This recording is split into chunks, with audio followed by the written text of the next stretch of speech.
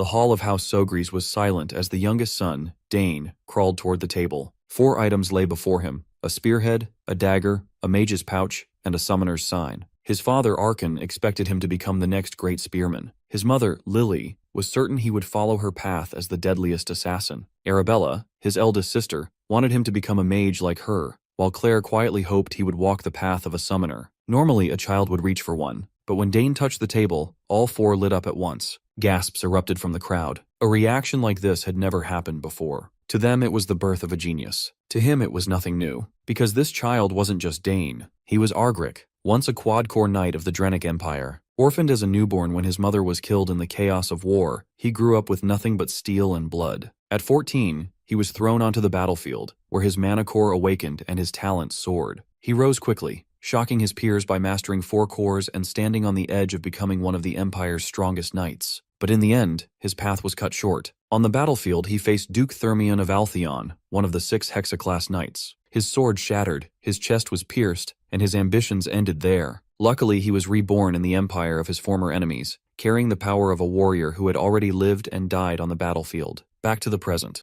Dane is just as bewildered by the situation. He recalls how he was a talented soldier in the battlefield, but in this life, he feels like he's on a whole other level. Little Arabella curiously asks her father what they should do since this has never happened before. But both their father and mother look just as lost, realizing that this means they need to teach him all 4 elements. Of course, this shocks the other 2 ladies, while Dane just smiles heartily in response. Time passes, and we find ourselves in the training hall, where we can hear weapons clashing. It turns out to be none other than Dane and his father. By the looks of it, our boy has grown a lot since we last saw him, which was only about 30 seconds ago, if I'm not mistaken. Arkan flashes a broad grin at his son for his good results, as Dane has perfectly polished the technique he taught him before. The boy thanks his father, and we learn that Dane has now turned 7. As they share a fun laugh, a man suddenly appears on the scene. Dane looks at him curiously, and we see that the man is presenting a spear. Seems like Arkan was clearly expecting the spear to arrive, and he promptly grabs it and offers it to Dane, telling him that this is his birthday gift. He explains that he was originally going to give it to him during the birthday banquet, but he wanted to give it to him before his mom's gift. Arkan further explains that he has been preparing this spear for 2 years, and that it was specially commissioned from a renowned craftsman in the capital. He then wishes him an early happy 7th birthday, and our boy eagerly drops his old stick and grabs the spear from his father, saying he'll use it because it's just so cool. He's really digging how the black handle and silver spearhead look together, and on top of that, it's surprisingly light. His father asks if he likes it, and he responds that he loves it. In fact, he's so excited that he starts fidgeting with it already. His father then asks if he knows the difference between a sword and a spear. Dane explains that with the spear's length, you can effectively keep opponents at a distance, and because of its small point of contact, it has a high attack efficiency. His father agrees, saying that's true, but warns him that as he gets stronger, it'll actually be harder to use than a sword. He points out the fundamental issue with spears. To attack, you need a minimum distance between you and your opponent, but he tells him not to worry about it too much since every weapon has its pros and cons. He explains that even swords, which are often called the perfect weapon, can be weak in certain situations. The son perks up at this, saying he'll keep that in mind. The father then starts spinning the spear in his hand and invites his son for a spar to show him something. Dane is absolutely boggled out of his mind to see the power radiating from his father. This is the first time he's witnessed the insane power flow of a hexaclass spearman, and the magic energy his dad is emitting is just overwhelming. After charging up, the father quickly thrusts the spear forward, and the space around the tip starts to distort. He explains that the reason for the distortion is that he released his magic power while thrusting the spear. This technique utilizes the trait of the core that focuses magic power in one place. The son mentions that he's heard about this from his sister, and explains that humans can exceed their physical abilities as the number of cores increases, meaning their limits can be pushed. He reflects on how, in his past, he had a quad core, and all this knowledge he has right now is from his previous life. Meanwhile, his father starts smiling broadly, thinking about how well his son has been studying, and reminds him that he now has 6 mana cores. Of course, our boy pretends to be shocked, but inside, he thinks about how, if he hadn't died, he could have achieved 6 cores as well. Then, his father encourages him to give his new spear a try. Dane looks a bit hesitant, but his father tells him to just relax his mind, forget his worries, and thrust the spear. The son agrees, and as he holds the spear, he reflects on how, in his past life, he had no interest in spears. After realizing his talent for swordsmanship, he had only used spears as a secondary option, but now, it's finally time for him to give it a try. After striking his stance, he closes his eyes, while his father reflects on how he's got a good form. He can't help but smile ear to ear because it took him 7 years to master this technique. But since his son is still so young, he wonders if he can even pull it off at all. But as soon as Dane thrusts the spear, reality shatters, completely subverting his father's expectations. He genuinely wasn't expecting this miracle to happen. He freaks out and begins to shout, asking his son how he knows so much. Once Dane finishes performing the technique, the man walks over to his son, laughing and saying he did an impressive job. Dane explains that at the moment he thrust the spear, he gathered magic power into one place and imbued it into the spearhead. When the magic power reached the spearhead, he cut off its flow. The father goes bonkers when he hears this and asks if he has formed a mana core. Dane replies yes, revealing that while he was reading a book about creating mana cores, he decided to try it out, and luckily, he was able to succeed. But of course he is lying, because the truth is that he formed it while practicing mana breathing. The father kneels down to get eye level with his son, unable to help but feel proud. He's sure that one day his son will become an extraordinary warrior. Dane just flashes a smile, while thinking in his head about all the surprises he has in store for the future that are sure to blow his father's mind. Meanwhile, the father wonders if his son will really become a mage, a spearman, an assassin, and a summoner all at once. As night falls, it's finally the start of Dane's 7th birthday. Guests are gathering in the castle, and the hall is filled with music and the clamor of laughter. Everyone is having the time of their lives. Duke Bout, the same guy who killed our boy in his past life, is also attending the party. Once he spots Arkan, he calls him over to catch up. Arkan addresses him with the title Duke, but Bout tells him to drop the formality and just talk like they usually do. As we know, Bout is from the greatest house of the Altheon Empire and the head of the Thermion Duchy. Arkan quickly dashes toward his friend and whispers that many people are watching them, so he needs to keep up the act of formality. The Duke tells him to do as he pleases and asks where his son is. That's when Arkan calls out to Dane and tells him to say hello to Duke Thermion. As soon as he hears the mention of Duke Thermion, Dane's mind flashes back into the past where he had the last encounter with this man. Once our boy finally appears before the Duke, he introduces himself as Dane Sugres and bows his head, saying it's an honor to meet him. The Duke laughs, impressed by the kid's manners, and asks his father if Dane is also learning to use a spear, to which Arkan replies that he is. At that moment, a little lady approaches Duke Boot from behind, and when Dane's eyes land on her, he is startled for a moment. The girl greets Count Sogres promptly, bowing her head to show her proper manners. She introduces herself as Layla Thermion, the youngest daughter of the Thermion Duchy. After this acquaintance, the celebration continued onward. The guests enjoyed the music and the beautiful evening. But this could not be said for Arkan Sogres and Bout Thermion, all because Baroness Thermion was still ill. And despite Bout's best efforts to find a cure or method to cure her, nothing worked. Arkan hoped that this was all just a temporary ordeal and his friend's wife would get better soon. But still, Bout warned him that if he suddenly disappeared, it would mean that his wife felt worse, and he used a teleportation scroll to return to the capital. Anyway, today is a party for Dane, who had just disappeared somewhere. To Bout, he seemed quite the witty child, and he wanted to talk to him a little more. Arkan didn't know where his son was either, and noticed that Miss Layla had disappeared with him. Finding them turned out to be quite easy. The two went for a walk together. They probably didn't like this boring party like dozens of others. But what the two were talking about was a mystery to their parents. In private, Layla was very talkative, and to be honest, she didn't like to follow her father to all these noble parties. But this time she was glad she had come. Layla had heard a lot about how handsome Dane was, but now he looked even better in the moonlight, and she liked this place. Dane was glad to hear that she liked it here. Unlike the capital, the Sogres family's territory was a nice and quiet place. That's why Layla envied him. At her house, there's always something going on. Nobles come every day with business and offers to her father. Sometimes even the imperial family shows up. And the most annoying thing is that every time someone comes, she has to dress in formal dress and go out to greet them.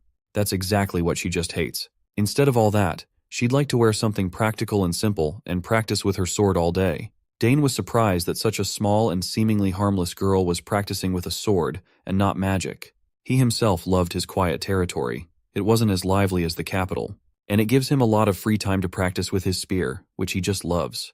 Layla was surprised at first that he was using a spear, but then she remembered his father's nickname and everything fell into place. She had heard many times from her father how incredible Blue Whirlwind was.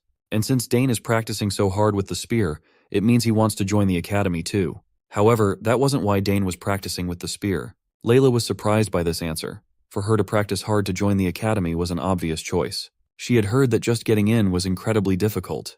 Well, Dane didn't really doubt that he would get in, and he was only practicing because he wanted to be even better after he entered the academy. Layla couldn't believe his confidence.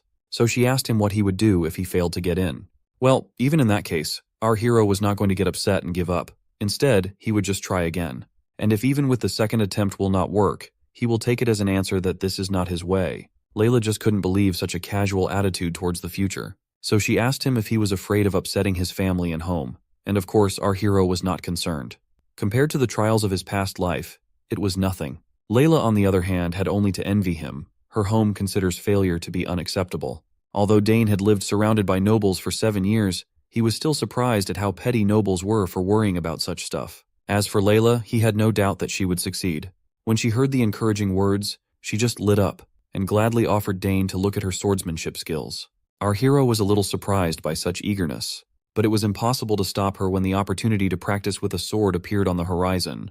Layla immediately asked where the training ground was, and Dane had to accompany her, hoping that nothing would happen there. On the training ground, Layla did not hold back and made move after move like an experienced swordsman.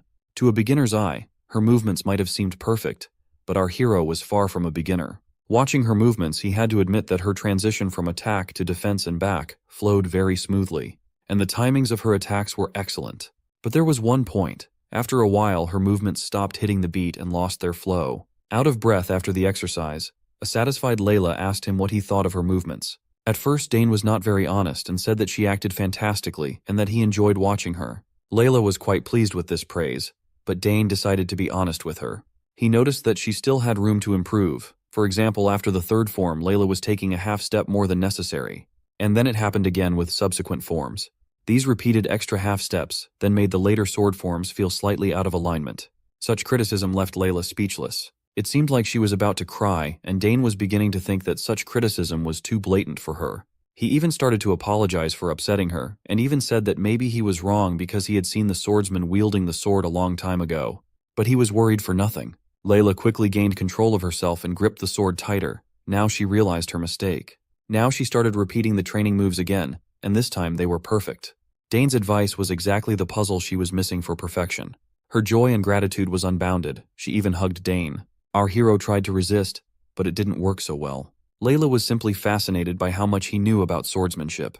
In an instant, he noticed what she had been doing wrong all this time, and what her teachers hadn't told her. She promised she would remember his help. Eventually, she let Dane go, nearly suffocating him in her arms.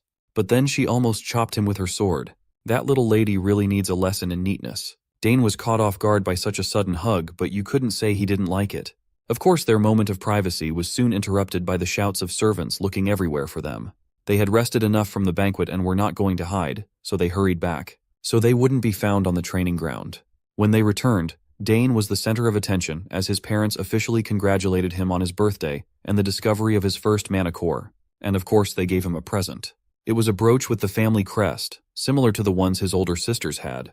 His mother advised him to treasure the gift, for this brooch would now serve as a proof of his status and honor. After his parents, all the guests joined in the congratulations. Dane had now officially and truly earned the name Sogres, and no one present doubted that he would grow up to be a fine man like his father. Dane's parents were very happy, and so was little Dane himself, for it was the first time in his 2 lives that he had received such warm congratulations from so many people. Suddenly, the whole room shook. The guests started screaming and panicking, thinking it was either an earthquake or an enemy invasion. Dane also began to worry, but his father quickly reassured him that there was nothing to be frightened of. Arkan Sogres knew very well what was going on. Even though he had hoped that today would be a calm day, apparently his daughter didn't listen to him. Dane really didn't know that. Lightning bolts appeared near the very ceiling of the hall, and in a second, a portal appeared above the frightened guests. There was no end to the guests' bewilderment when a small figure flew out of that portal, who apparently laughed at the laws of physics, and landed on the floor without any trouble at all. It was Dane's older sister Arabella, and in her opinion, she wasn't late at all. The guests still couldn't lift their jaws from the floor, surprised that such a young lady could already use teleportation magic. Normally, to open even a small gate, one had to reach at least 5 chains. Dane did not admire her power at all, but rather was annoyed at how loud and flashy she was. But as soon as the guests calmed down a bit, a huge monster appeared in the sky. A large wyvern with a rider. It seems that this time Lady Claire frightened the guests. She was in a bad mood though. She was only 1 step too late to get ahead of her sister. As she entered, the guests around her started talking about how they had heard she was a brilliant summoner, but no one expected her to control a wyvern at only age of 16. Finally, they were home again. and together they stood before their parents and brother to wish a happy birthday to their little favorite brother Dane.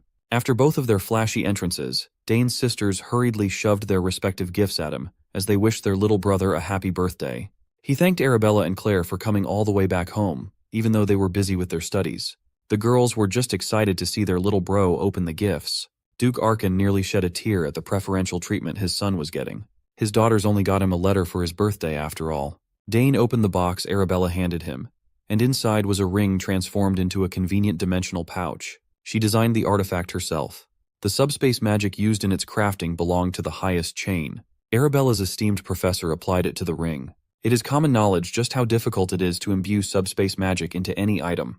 Arabella took the ring and adoringly took her brother's hand to put it on. She must have spent a lot of time designing an artifact capable of withstanding a whole subspace. She also applied Dane's genetic code to the ring, so no one else would be able to use it except her little bro. It's a one-of-a-kind item. Mommy Lily examined the ring and saw a small wave of mana running around the artifact, which meant it was made using the highest grade of magic stones. Arabella explained that all Dane had to do was imbue a bit of mana into the ring, and the subspace would be established.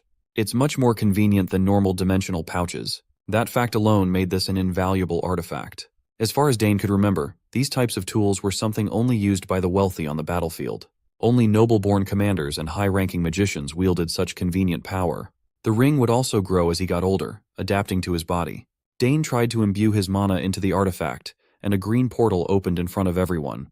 Duke Arkan was stunned to see his son do it so effortlessly. Claire, Duke Bout-Thermion, and Layla were flabbergasted at the radiant display of magic. Dane managed to open a subspace faster than Arabella had done years ago. He was a genius, there's no doubt about it. It would be a groundbreaking feat if he managed to cultivate both a mana core and a mage's circle at the same time. After the display of magic, Claire came up to her little bro and handed him her gift.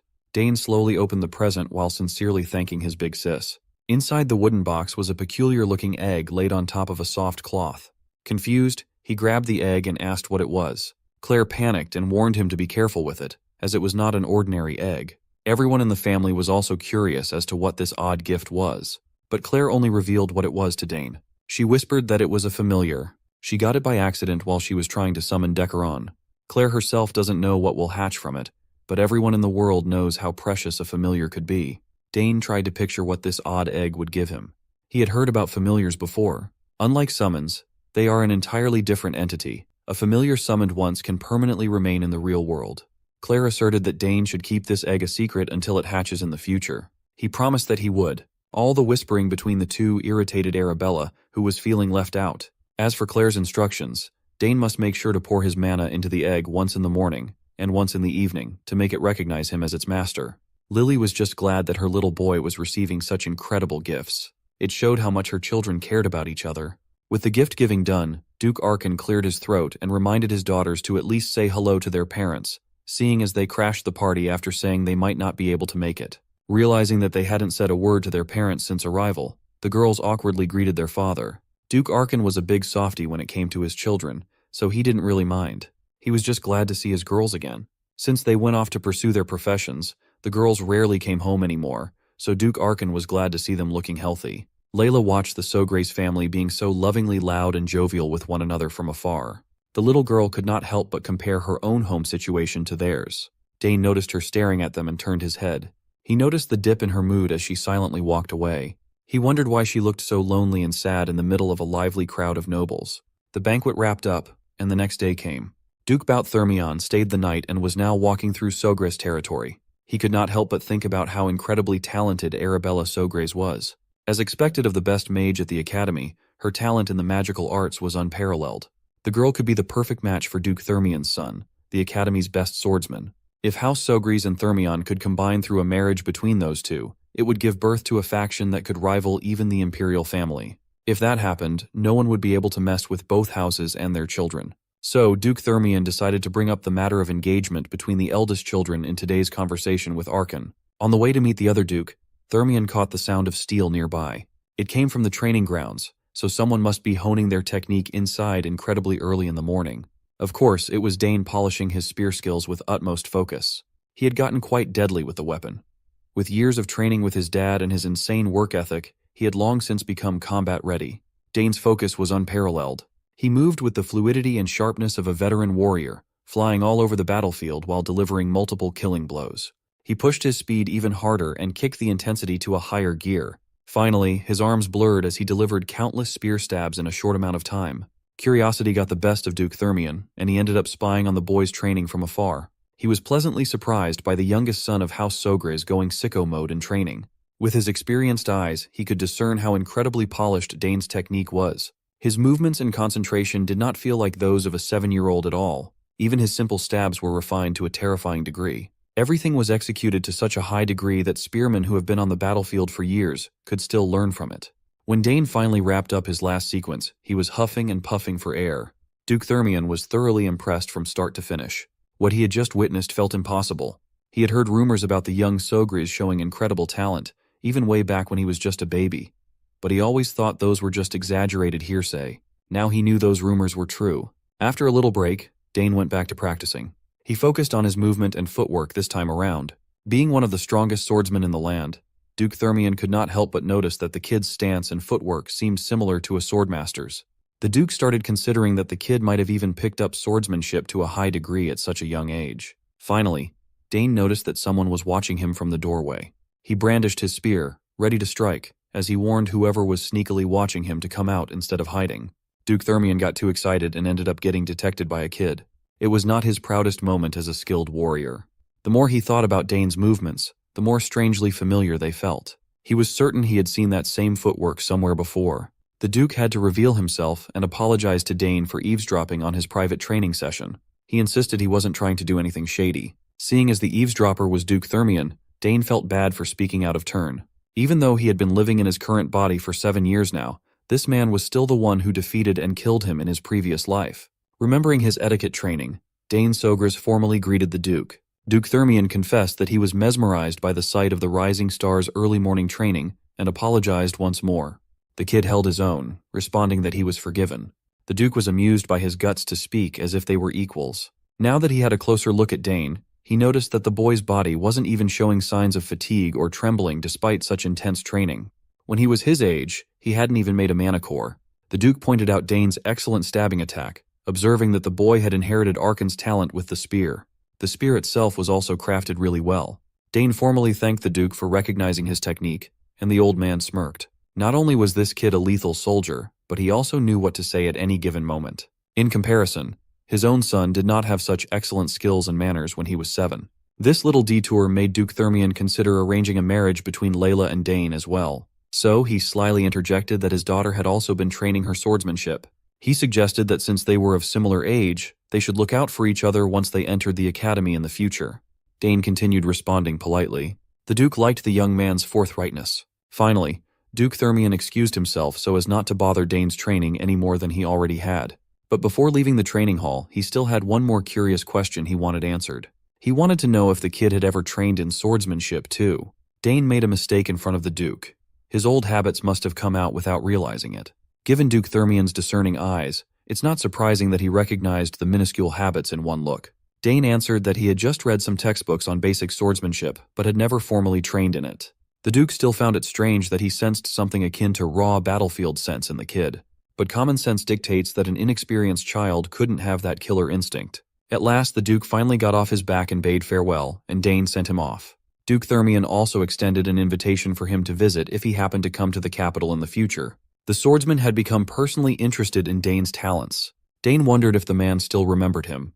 Just thinking about defeating someone who ended his life before was already getting his blood pumping. If he laid a solid foundation and prepared step by step, he was certain he could surpass the Duke. It's one of his goals to defeat the mighty Bout Thermion in this life. Continuing with his training, Dane lost track of time, and Hernan, the attendant, had to fetch him. He was always watching the kid from the shadows, always ready to attend to his needs. With Hernan's faint presence, Dane reckoned that this guy could be talented enough to learn assassination and stealth skills. Today, everyone had been very busy preparing for the second banquet. Some of the nobles had already begun to arrive. In their location, gathering more than 30 noble families to arrive on the exact date was difficult. As for Dane's sisters, they had already opened a teleporter gate and went back to the academy together. It couldn't be helped as they had midterm exams soon. For now, it was about time for Dane to clean up and dress up too. He made a mental note to take a closer look at the gifts his sisters gave him last night. After his intense training, Dane was tended to and dressed up. He entered the family hall with his mom and dad and mingled with various nobles. Dane had to put his etiquette training into practice the whole night as he schmoozed with high society. He was paraded around as the birthday boy. Everyone's attention was fixed on him. Finally, he managed to get out of the banquet hall and breathe.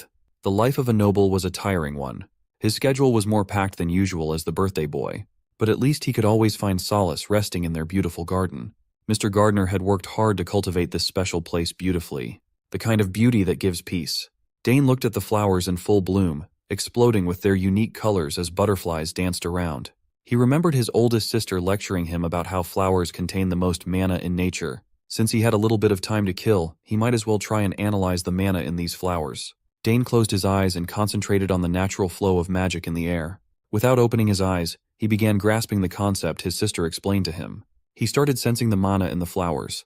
He had been training in multiple fields all at once but had not seen any noticeable development in mage magic and summoning magic. He was having a hard time picking and choosing what fields to devote his time to. Having too many talents could be troublesome at times like this.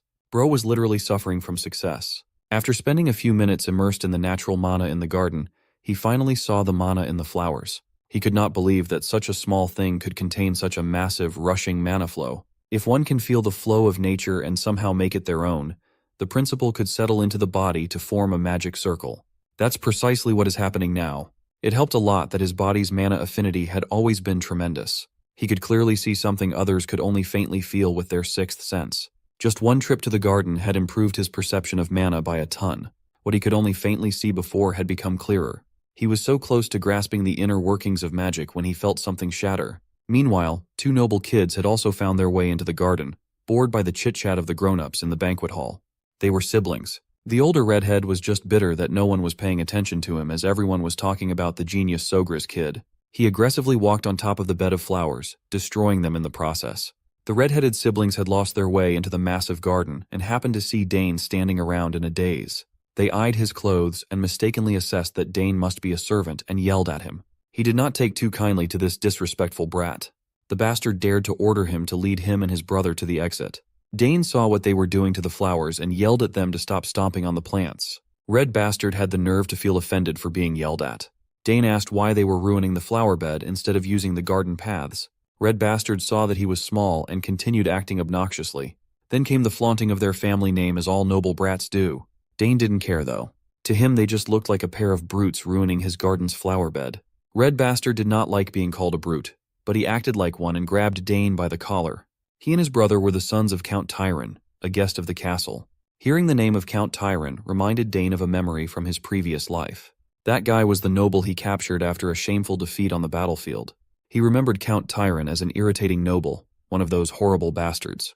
Based on the behavior of the brute in front of him right now, the phrase, like father, like son, seemed perfect. Red Bastard continued flexing his family name, boasting that they were famous in the capital. He even bragged that his house could make Dane disappear without a trace, so he had better watch his mouth.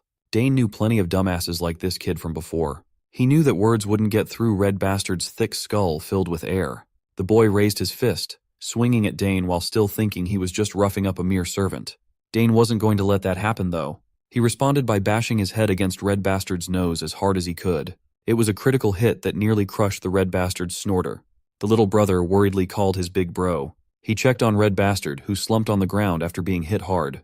Wiping his nose, he saw blood and started freaking out as though he had never bled before. When he saw the red in his hand, Red Bastard's blood boiled, and he threatened to kill Dane. Finding the threat amusing, our boy stood on business and dared the brat to go ahead and try. Red Bastard wanted to pay back blood with blood. His little brother had some sense in him and wanted to stop his big bro, but Red Bastard was way too arrogant to be stopped. The brute launched a punch forward, and Dane nonchalantly dodged by, jumping back. It was a mismatch through and through. Dane was way too slippery for an amateur. While he let the Red Bastard tire out, he observed that the brat's footwork was too sloppy, as if he had never held a weapon in his life. Dane considered that the bastard might be a mage or a summoner. The barrage of punches continued, none of them even coming close to hitting a single strand of Dane's hair. Red Bastard's nose continued to bleed as his patience ran thin. Dane continued playing with his enemy using his superior footwork, and an idea came to his mind. Maybe he could harness the flow of magic he saw on the flower earlier and incorporate his will into it. If he succeeded, he should be able to compress that force into a physical form. He might as well use this opportunity to test it out in combat. The bastard's little brother watched on the sidelines with his mouth wide open. Dane planted his feet on the ground and started accumulating magic in his hands. He visualized a ball of raw mana and sent it hurtling toward the brat's stomach. The force was powerful enough to send Red Bastard painfully crashing onto the grass, making a mess of the concrete on the way. He screamed in agony, his body and ego bruised.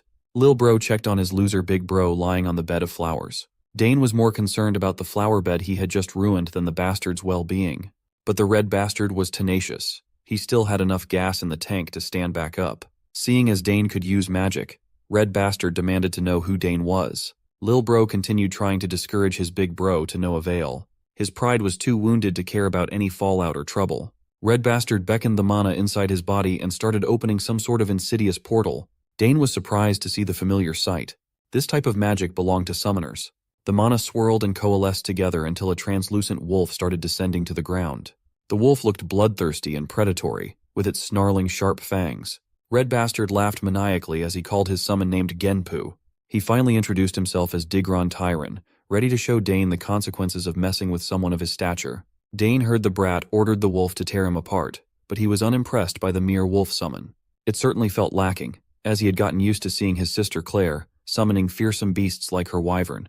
Digron stood far away as Genpu lunged at the unmoving Dane. He just looked at the wolf in the eye and did not budge. Genpu must have sensed that he would suffer a horrible fate if he dared to go through with the attack. So, the wolf turned its tail and did a 180 spin. Its aura visibly changed as though the aggression against Dane had totally dissipated. The Tyron brothers were dumbfounded. Digron's pride, his summon, had seemingly turned against him. Right now, the big puppy was behaving as though he was subservient to Dane. Digron yelled at his summon to rip Dane's throat and end his life, but the orders fell on deaf ears. In response, the puppy started happily wagging its tail toward Dane. Sensing no ill will from the summoned beast, Dane gave the good boy some gentle pets. Even he had no clue how this turn of events happened. Now that he thought about it, even Claire's summons had always been friendly to him. Even the wyvern played with him sometimes. At that time, he simply thought that it was due to his blood ties with his sister. But in a situation like this, where there was no familiar relation, the summoned beast still behaved in a friendly manner. This could mean that he had an abnormally high favorability to all kinds of summoned beasts, or Genpu's favorability toward his bastard summoner had hit rock bottom. Digron could not understand what was happening. He had never heard of a summon betraying their master. Dane was just winning on every front, and he continued taunting Digron to come at him. Lil Bro was practically begging his big bro to stop embarrassing himself and accept the L to no avail. Digron's pathetic ass still wanted to fight, but Lil Bro really needed this fight to be over. The poor kid, caught up by his brother's foolishness, had peed his shorts in fear. Lil Bro cried, and Digron cursed him out for being an embarrassment. Dane added salt to the wound in their pride by pointing out the bathhouse in the basement of the main castle. Digron used his little brother's accident to get out of Dodge. As if he hadn't made enough of a fool of himself already, he ordered Dane to stay in the garden. Dane just stared at the pathetic loser with disgust. Digron did not even take his summon with him. Our boy continued hanging out in the garden, experimenting with his new understanding of mana. He tried to practice a trick that Claire taught him before. He identified what was left of the faint link between that bastard Digron and Genpu. He cut that thing off and carefully overwrote the link with his own magic. In doing so, the wolf and he became officially connected. A kid who hadn't done anything close to a proper summoning managed to pull off the intricate trick by just leveraging his high favorability with summoned beasts. Now, he had officially succeeded as a summoner. While he was basking in the glory of his success, Dane heard a familiarly annoying voice seemingly looking for him. Digron Tyron, the bratty bastard, actually called his daddy and snitched that he was bullied by some kid in the garden and pointed Dane out. The coward plugged his nose holes to stop the bleeding while bitching to his dad about being knocked around by Dane and canceling the link with his summon. Big boy Mogard Tyron stepped forward and introduced himself as the head of the Tyron Count family, one of the capital's great nobles, with gusto. He asked if Dane really messed up his son's face and forcefully stole his summon. Our boy was not one to back out in front of a pig, so he stood on business and owned what he did. He noticed that Mogard Tyron looked a lot fatter now than when he captured the pig as a prisoner. Peace times must be treating him really well, even though he was a disgrace on the battlefield.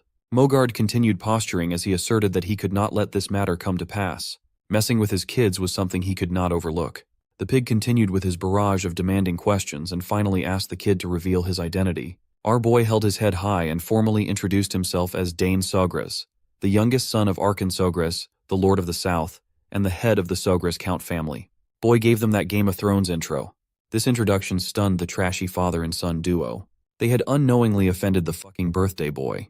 They didn't know that they were messing with the famed rising star of the South. The Duke is quite bewildered by this unexpected encounter with the youngest son of House of Sogres. Speaking of great noble houses, he recalls how he was taken prisoner by that guy Argrick and had no significant contribution in the war, leaving every great noble laughing at him. Right now, he sees this as a perfect opportunity to maneuver the situation in his favor, intending to ruin the Count Sogres' name and use that as a pretext to demand mining rights. The nobles who once looked down on him will soon be bowing before him. With that in mind, the big-brain fatty turns to our boy, asking if he's the birthday boy Dane. My guy just shakes his head in response and confirms it positively. The fatty is barely holding on to his frustration, because he definitely did not come here to celebrate the birthday of some brat. He then points at his shitty son, Digron, and asks Dane how he plans to repay the humiliation he caused his son. Not only did Dane injure his son, who is a guest invited by Sogres, but he also stole their summon, which is a grave crime. The shitty son also agrees with his equally shitty father, telling Dane that this is his last day. The fatty then also threatens our boy, stating that he's going to speak with Count Sogres personally and hold him accountable for his actions. Dane just acknowledges what the fatty is saying and further states that before heading toward his father, he wants his son to apologize first. Of course, the chubster starts fuming out of his mind, asking what the hell he's talking about, while his son grits his teeth in anger as well. But Dane makes it clear that while it's true he hit his son and hurt him, it was all in self-defense against a threat to his life. Plus, he emphasizes that he didn't steal their summon. Genpu chose to follow him. The trash son quickly pipes up, claiming that there's no way Genpu would do that, and tells his father that Dane is lying. That's when the father takes a moment to reflect. He recalls hearing that the second daughter of House Sogres is a genius summoner, so he's sure there's a good chance that girl taught Dane how to forcibly cut off a link between familiar and master. The chubster keeps going back and forth with our boy, while Dane can't help but feel like this is such a drag. Eventually, Mogard decides to simmer down, because after yapping for so long, his jaw is literally hurting. He tells Dane that he won't scold him any longer, and decides they should go see what Count Sogres has to say about the situation. With the speak of the devil, the Count himself arrives on the scene, accompanied by Duke Thermion.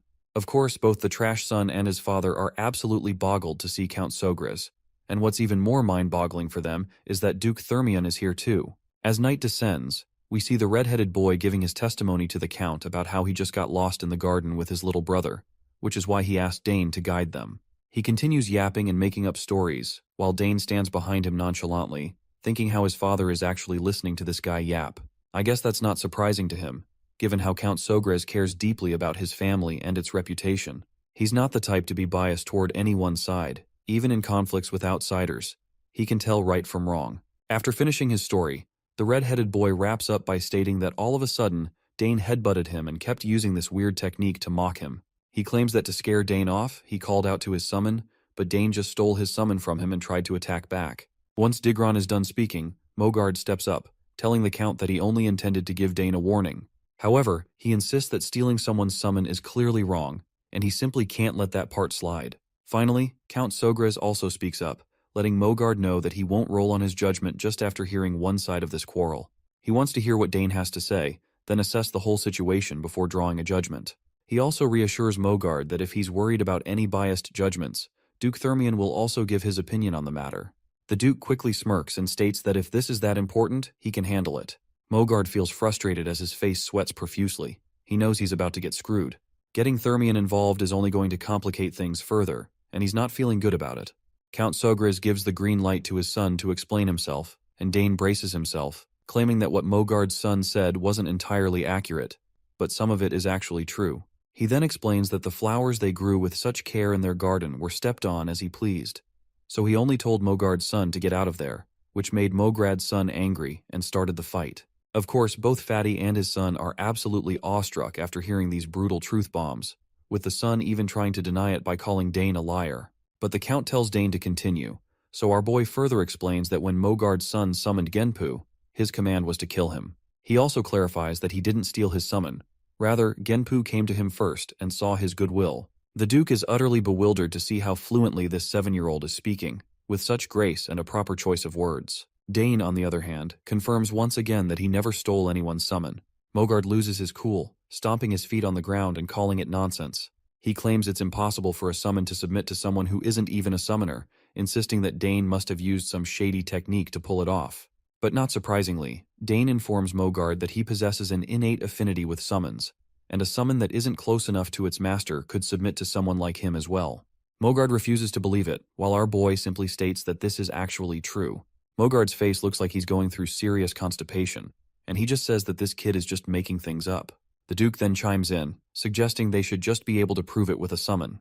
Count Sogres turns to his son, asking if he can prove it, to which Dane agrees. Meanwhile, Mogard shoots a death glare at his son for putting him in this hot mess, while the bratty son feels sure he's about to get screwed by his father, as he has no idea what he'll do if he fails to summon Genpu. Once the bratty son tries to summon Genpu, he utterly fails, prompting his father to yell at him, just as expected.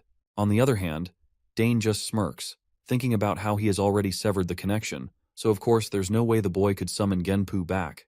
Dane then decides to demonstrate himself by summoning Genpu, but adds that in order to do that, he needs a sign that Mogard's son possesses. The bratty son gets angry, questioning the audacity of Dane demanding his sign.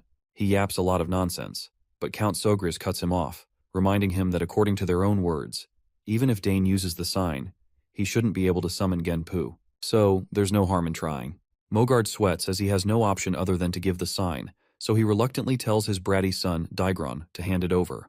The redhead nearly teeters on the brink of tears, but his father just tells him to hurry up. Once Dane has the sign in his hand, he starts his mojo, and he also reveals to us that since a summon sign has a summoner's unique code name engraved on it, no one else is usually able to use it.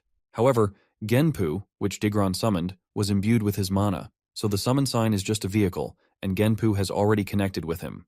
As soon as he calls out to Genpu, the monster appears and starts licking his cheeks. The Count and the Duke are both in awe, while Mogard and Digron tremble after getting exposed for lying. The Duke finds it amazing and wonders if Dane was not also learning spearmanship. His father confirms this, but admits he isn't entirely sure about his son's abilities either. The Chubster, on the other hand, realizes he's screwed, as his entire plan has backfired. The Count then turns to him, asking if he acknowledges that Dane is telling the truth. The fatty quickly tries to play it cool, laughing it off while admitting that they perhaps mistook Dane for stealing their summon. He also concedes that his son wasn't truly trying to kill Dane, and he asks his bratty son if that's right. Digron trembles but nods along with his father, saying he was just trying to scare Dane off. But our boy is furious to see these bastards trying to weasel out of accountability so easily. Before the two seniors can roll their final verdict on the matter, a lady strolls into the scene, startling everyone present, especially Dane, who is wide-eyed to see Layla. As soon as she saunters into the scene, she claims that what Digron is saying is not true. Her father quickly asks what brings her here, and she responds that she happened to hear his voice while taking a walk. Before continuing the conversation, she promptly greets the fatty and Count Sogres. The fatty stutters in surprise as he tries to reciprocate with her gesture, clearly taken aback by the unexpected encounter with the Duke's daughter. Count Sogres then quickly gets to the point and asks her about her claim that Digron was lying. She confidently confirms this, saying she indeed overheard their conversation earlier during her stroll. Digron starts to lose his cool at the thought of her having heard everything, because that is definitely not good news for him. She then goes on to explain all the juicy details, and my guy can't help but smirk at this unexpected twist that somehow turned in his favor. A while later, the fatty tells his trashy son to hurry up and apologize to Count Sogres. The son quickly mumbles, saying he was wrong, but the Count tells him to apologize to Dane instead, not him. The Chubster quickly shoves his son towards Dane, telling him to apologize quickly. The bratty son looks uncomfortable and hesitates before stuttering out a weak, half-hearted sorry. Dane, however, is far from satisfied. He can tell the apology is insincere, just some obligatory gesture because his lie got caught after a third-party witness stepped in. Dane doesn't really want to accept this lame apology, but thinking back to his past experiences, he decides to be the bigger person. Instead of being stubborn, he decides shows some generosity. With that in mind, Dane accepts the bratty son's apology, and the kid lights up with happiness, eagerly thanking our boy for letting him slide. Meanwhile, the fatty father also lets out a sigh of relief, realizing how close he was to losing everything. On the other hand, the Duke, who might just be Dane's future father-in-law, can't help but to think how he already knew Dane was a special kid. After all, he could have easily been stubborn about the whole thing, considering the opposing party was clearly in the wrong from the start. Finally, the Count makes it clear that since Dane accepted the apology, there won't be any further arguing about the incident. However, he emphasizes that he had no intention of letting this slide, especially since Digron attacked Dane in order to kill him. The fatty father starts sweating bullets after seeing the Count so fired up about the situation. As he tries to speak up, the Count tells him to shut his yap and orders him to take his family and leave the castle immediately. The news shakes the fatty's world to its core, If he's thrown out now, his reputation will be shattered, and he's desperate to remain in the castle no matter what it takes. He desperately grabs the Count's hand and starts begging for forgiveness, claiming he'll do anything Sogris asks of him, but he just wants him to forgive him this one time. But the Count quickly yanks his hand away, making it clear he has no need for the fatty. He tells him that soldiers will be arriving shortly to officially escort him out.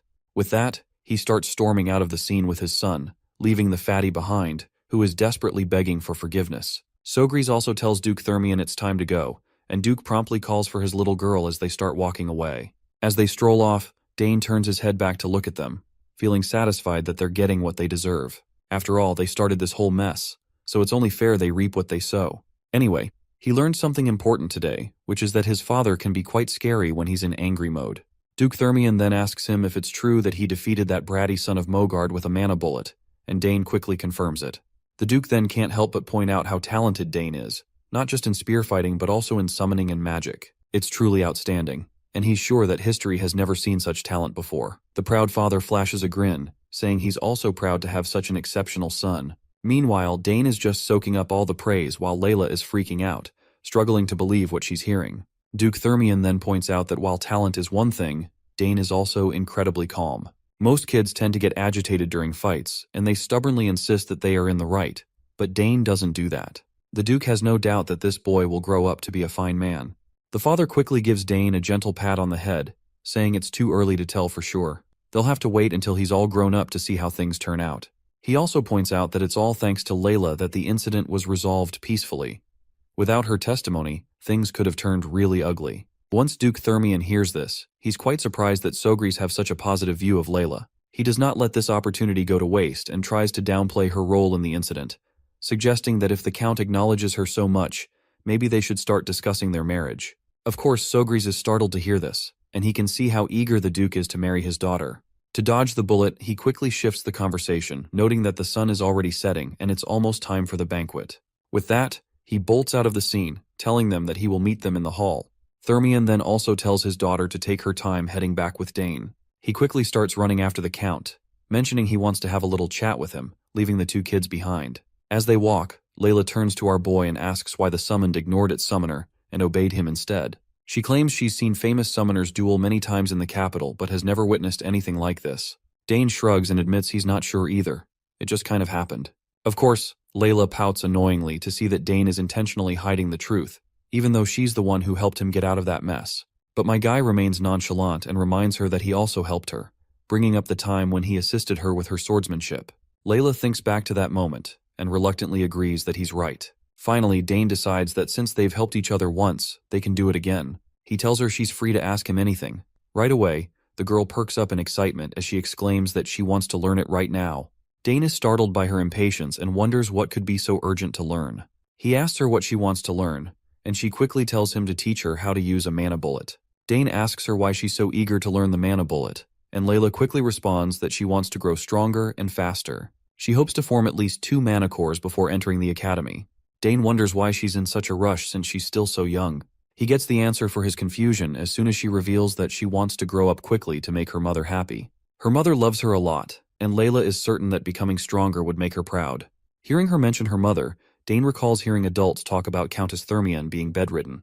With that in mind, I guess he has no choice but to help her. Layla bursts into a happy little dance and declares she's ready to start training tomorrow, though she would not mind starting training from tonight as well, especially since she is not sure how long she is going to stay here in the mansion. Dane just shakes his head and tells her she can start whenever she wants. He assures her that once she understands the flow of magic, learning the mana bullet won't be too difficult. Layla then eagerly asks what he'll want in return for teaching her. Dane falls silent, which makes it pretty clear that the request he has in his mind won't be as easy as just showing someone how to use magic bullets. The scene then transitions back to the banquet hall, where guests are whispering and murmuring among themselves about that fat father Tyron. They've heard that Count Tyron got kicked out of the castle, and they're all wondering what he did to deserve that. Some guests mention that Tyron's eldest son caused some kind of incident by picking a fight with the young Master Dane and ended up getting taught a lesson. They chuckle among themselves, amused at the thought of the fat cat coming here only to be humiliated and embarrassed. Word has also spread that young Master Dane is an outstanding summoner. One guest wonders if that means the Sogris house will now be a prestigious summoner house. However, another chimes in, saying that's not all. Young Master Dane can also use magic, which is something they're having a hard time believing. We then see this big mustachioed man introducing himself to Dane as Baron Opent. He asks our boy if he happens to know anything about the Opent territory in the east. Dane humbly bows his head in respect and replies that he's heard the territory is famously known for its grilled trout and sapphires. The man laughs heartily while admitting that Dane is absolutely right. He goes on to say that the Opent house's trout and sapphires are the best on the continent. He then shoves his daughter forward, saying he almost forgot to introduce her. The girl steps forward and introduces herself as Sylvia Opent and politely greets him. Dane is startled to see her and nervously reciprocates with her gestures and gives his own name. I have no clue why he is so nervous around her, but it looks like we are about to soon find out. She dashes toward him with a mischievous look on her face and whispers that she's heard he's the one inheriting House Sogre's in the future. Dane fumbles out an unsure response, and Sylvia enthusiastically tells him to stop feigning ignorance. She claims that she has heard he's talented in many ways, and bluntly tells him that she will be under his care from now on, especially since there's a possibility they might become family in the future. And there it is. Dane's nervousness around her makes total sense now. This girl is just too direct, and she didn't even hesitate for a second. Right at that moment, Layla joins the scene while Sylvia is still in the middle of shaking hands with Dane. Not surprisingly, Sylvia gets startled to see a potential rival, while Layla is practically throwing daggers towards our boy with her sharp eyes and demanding to know who this lady is. Sylvia recognizes Layla right away and greets her warmly, introducing herself as the eldest daughter of Baron Opent. Layla tries to reciprocate with a gesture, but the anger on her face makes it clear she's far from happy, even though she says it's nice to meet Sylvia. The two ladies exchange smiles that are practically dripping with killing intent. Watching them reminds Dane of a memory, and he can tell that both girls are absolutely ready to throw down. Eventually, Layla grabs his hand and states that she's borrowing him for now since they already had an appointment. She shoots him a death glare as she asks if he remembers their plans. Of course, poor Dane has no clue what she's talking about, but he agrees anyway, apologizing to Sylvia and promising they'll talk again later. Sylvia forces a smile and tells him that they'll definitely talk later. As Layla leads Dane away, Sylvia can't help but feel annoyed how this girl just took him right from her hands. Layla, on the other hand, still hasn't simmered down either. She's absolutely annoyed at the audacity of that girl trying to take Dane from her. Dane finds himself startled under Layla's piercing gaze. He can't help but lament that the darling daughter of the Duke, who holds the second most power in the capital after the Emperor, is no match for the young lady of the Eastern Baron. So it's no surprise that Sylvia just gave up like that. Once Dane and Layla are outside, she starts grilling him about his connection to Sylvia. She wonders if there's a chance he might get engaged to her, but my guy quickly dismisses any such relationship, insisting they were just greeting each other. Layla lights up at the thought, and even Dane can see her mood shift instantly. After walking for a short while, they finally arrive at the secret spot only Dane knows about. He's confident that they won't be bothered by anyone here.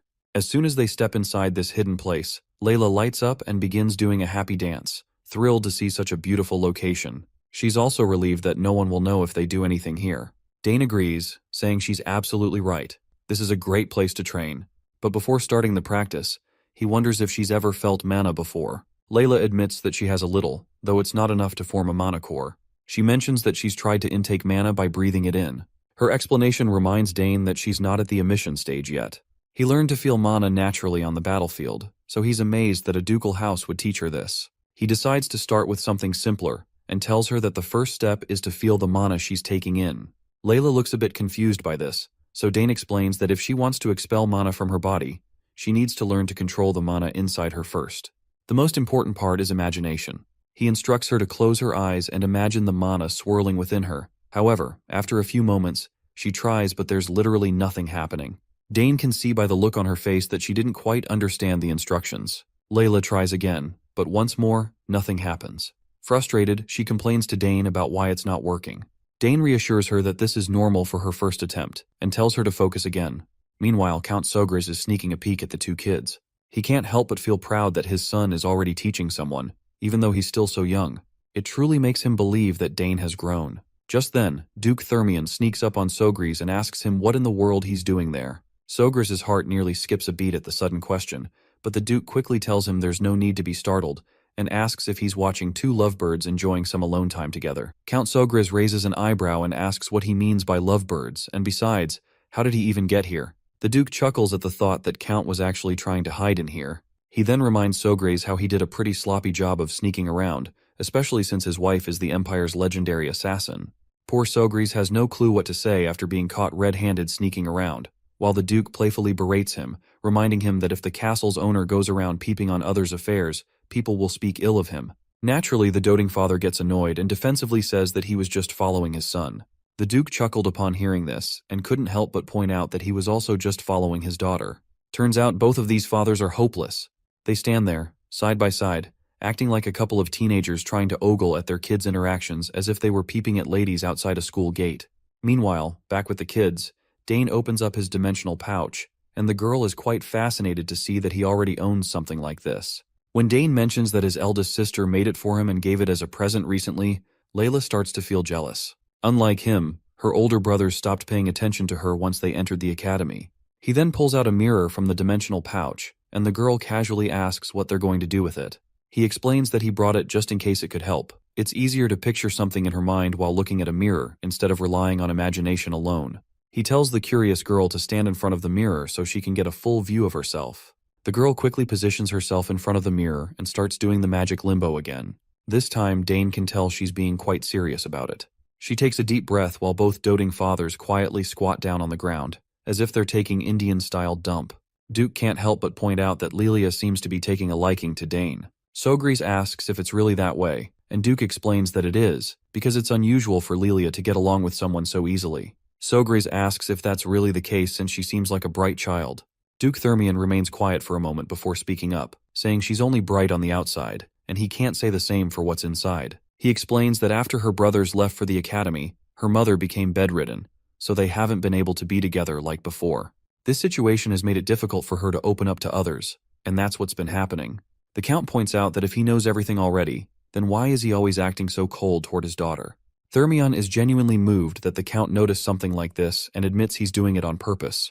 He explains that when he raised his sons, he showered them with attention, and they grew up spoiled rotten. But Sogris reminds him not to assume that Lilia will turn out the same way. She'll be hurt if she finds out, and now it makes sense why she asked Dane for help instead of her father. Thermion then points a finger at his friend, teasing him about still nagging like the old days, but the Count quickly asks when he ever did that, especially since what he said is the truth. Duke changes the subject, asking when he plans to send his son to the capital. He suggests that if he's sending him over, Ducal House will wholeheartedly open his doors and let him stay in the Ducal Castle. Sogris goes quiet and glances back at his kid, and after seeing him happy, he just says that he'll do as Dane wishes. He's free to choose his path, just like his older sisters. We also notice Miss Sogris watching both doting fathers, clearly embarrassed by how shamelessly they're peeking around.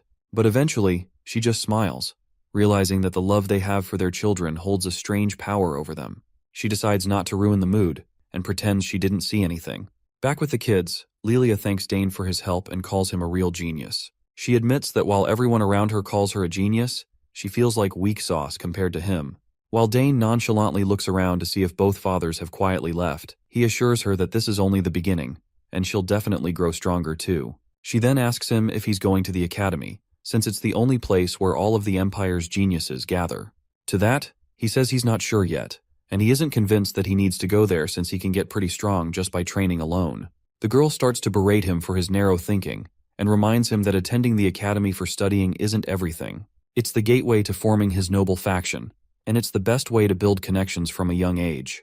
Dane is amazed that she's actually pretty smart for a 7-year-old, and understands how the real world works. He finally responds to her argument, saying he already knows about that, but he's just not interested in going to the academy yet.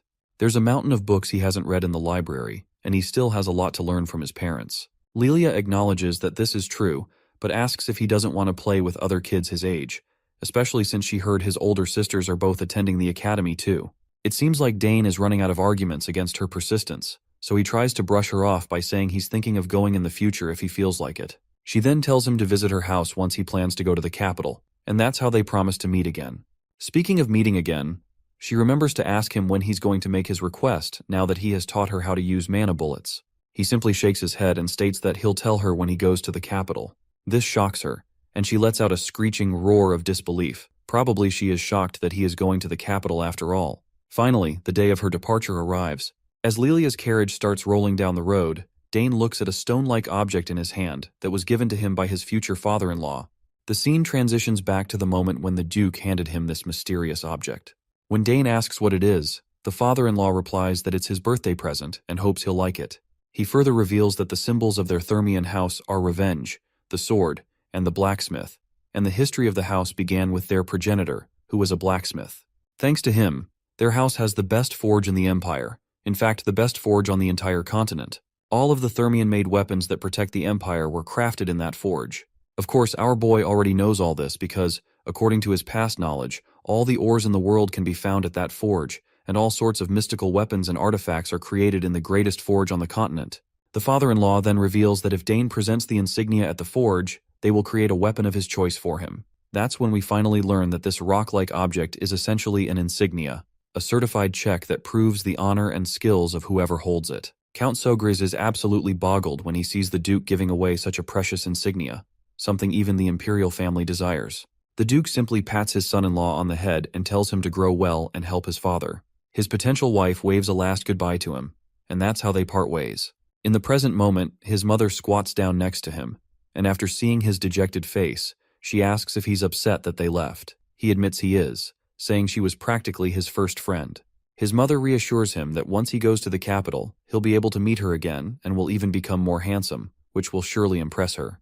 Well, I guess his mother is right, since he can't stay here forever, and he will have plenty of opportunities to see her again in the future. So he wishes her well until they meet again. Meanwhile, as the Duke travels in his carriage, his mind is still occupied with thoughts of Dane. He finds it strange that every time he looks at him, he is reminded of that warrior, Argyric, who showed the ability of a triple-class warrior at a young age. He's sure that if Argyric were still alive, he could have become one of the Hexa-class knights of the Drenic Empire. That's why he hopes to see Dane again when he has grown stronger. A few days later, we see our boy sitting alone before the egg. He's been feeding it mana every morning and evening and is now wondering if it's too early for it to hatch. This egg holds a mysterious familiar, and even if someone isn't a summoner, they can instill the egg with their mana and imprint themselves as the master before it hatches, allowing them to control a summon that usually only sticks around temporarily. He knows that the quality of his mana needs to match his familiar, and there are probably many tricky conditions that haven't been fulfilled yet. He's heard that some eggs never hatch because their conditions are never met, so he hopes that's not the case here. Even though he changes the flow and strength of his mana, there's still no reaction. After putting in a lot of effort once again, he puts the egg back, thinking that he's just being greedy by hoping he would succeed in one go. Suddenly the butler comes out at the gate, asking Dane if he's ready. At that very moment, the egg begins to react and starts making noises. Dane quickly rushes toward the egg, certain he just heard something. The butler also bursts into the room, asking about the noise. Dane tells him to wait a moment while he checks the egg first. However, once again, he finds himself disappointed, realizing he was just excited for nothing, because he can't feel anything different. The butler asks if the egg showed a reaction, to which Dane replies no, saying he probably just imagined it.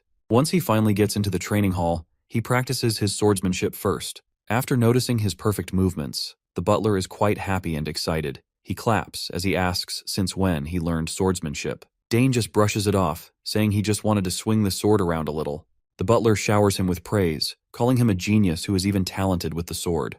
As he looks at the sword, Dane then reflects on how learning to use a new weapon, like the spear, was fun, but he also wanted to draw a sword. Sadly, he hadn't been able to hold a sword during all that time since his father always watched him so closely. Thankfully, he's glad he hasn't lost his touch with it. The butler quickly dashes off to grab some snacks, and brings back an entire tray of delicacies, telling Dane to munch on something before diving back into his training. Meanwhile, we zoom in on Count Sogris, who's staring out the window, lost in thought. He's been feeling a bit worn out by throwing this banquet every year, but at least he's learned through this banquet that a lot of nobles are paying attention to the South. Most of them are eager to forge a good relationship with him, which is a nice change. Ever since the war wrapped up, the South has been sitting pretty with its great climate and all the luxury that nobles just can't resist, so maybe their interest should have been obvious from the start. Still, even with all this interest, it pales in comparison to the attention Dane is getting. You see, the conflicts with the eldest son of Count Tyron were beyond Sogris's expectations, but Dane handled the situation maturely. He calmly and logically laid everything out in front of the adults, which was super impressive, and he even confidently proved his talent. He can't help but think that his son is just a bit too mature for his age. Sometimes he wishes Dane would act a little more like the other kids and let loose a bit. As the clock ticks closer to the training hour, he knows it's time to head to the training hall. He pulls out the legendary spear, Dragontail, and decides to have Dane swing it around a bit today. But as soon as he steps onto the grounds with the spear in hand, he freezes when he spots Dane swinging his sword instead. Now he's curious about why the sword. His mind thinks back and he's convinced that damn Duke must have said something to him. Otherwise, there's no way Dane would be wielding a sword after all that spear training. He just stands there, watching his son pull off all these cool stunts with the sword. Seriously, Dane looks like he knows what he's doing. The strength he's displaying is something even seasoned sword fighters would have a hard time matching. It makes his father wonder since when did he learn all this. But one thing is for sure that Dane is definitely talented with a sword too. He finally calls out to his son, asking just when he learned all those impressive moves.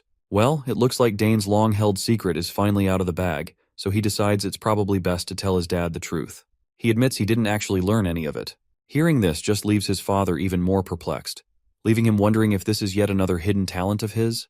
He starts to think out loud about how Dane already knows spearmanship, magic, assassination, summoning, and now swordsmanship too. He adds that if he were someone else, he wouldn't believe a child could show talent in all these fields. Then he asks Dane if he's curious about the world beyond their walls. Dane looks a bit confused, not really sure what his dad is getting at.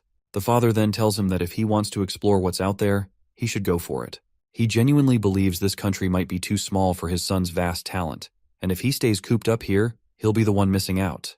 Dane feels a wave of sadness wash over him as he realizes his father has come to terms with the fact that he can't hold on to him forever. So, he finally says he'd be glad to learn about the world outside. His dad smiles at this and quickly gets to the point, telling him that it's finally time to prepare his son to go out into the real world. He admits it's a bit bittersweet to see his son go, but he knows he has to respect Dane's desires. Then, he presents the spear to him, saying he brought something extra special today. It doesn't take long for Dane to realize what it is, and his dad clears up any lingering doubts by reminding him that this is Dragontail, the spear that reacted to him on his first birthday. He extends his hand, encouraging Dane to take it. The moment Dane picks up the spear, it starts to react, and he can feel an incredible surge of power coursing through the weapon. His dad chuckles, saying it's reacting way stronger than when he was just 1 year old, and honestly, who could blame him for that? He then proudly tells his son that he plans to make him master the spear before he heads out, so he better be ready. He promises Dane that one day, Dragontail will be his, but first, he needs to grow strong enough to wield it with pride.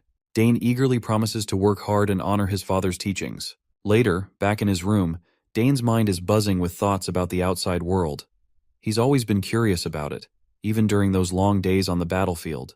As a soldier, all he really knew was war, setting up camp, cleaning his weapons, eating bland food, and gearing up for the next battle. The only way out was for the war to end, or for him to die in battle, and honestly, it felt like those were his only options. But now, with the chance to live a normal life ahead of him, he can hardly imagine what life outside the battlefield could be like. Still, as Dane, he knows he has to embrace this opportunity. He has no clue how his talents will be used, how the world will accept him, or what he can achieve out there. But for the first time, he has the chance to travel, explore, and accomplish anything he sets his mind to. At first, all he wanted was to stay and enjoy the warmth of this place. But thanks to his dad's question, his thoughts have shifted, and he's finally made up his mind to venture outside, and he's feeling pretty excited about it. Just as he is thinking about this, his mother pops into his room, which leaves him startled for a moment. He asks her when she entered the room, and this crazy assassin lady reminds him that he was so deep in thought that he didn't even hear her knock.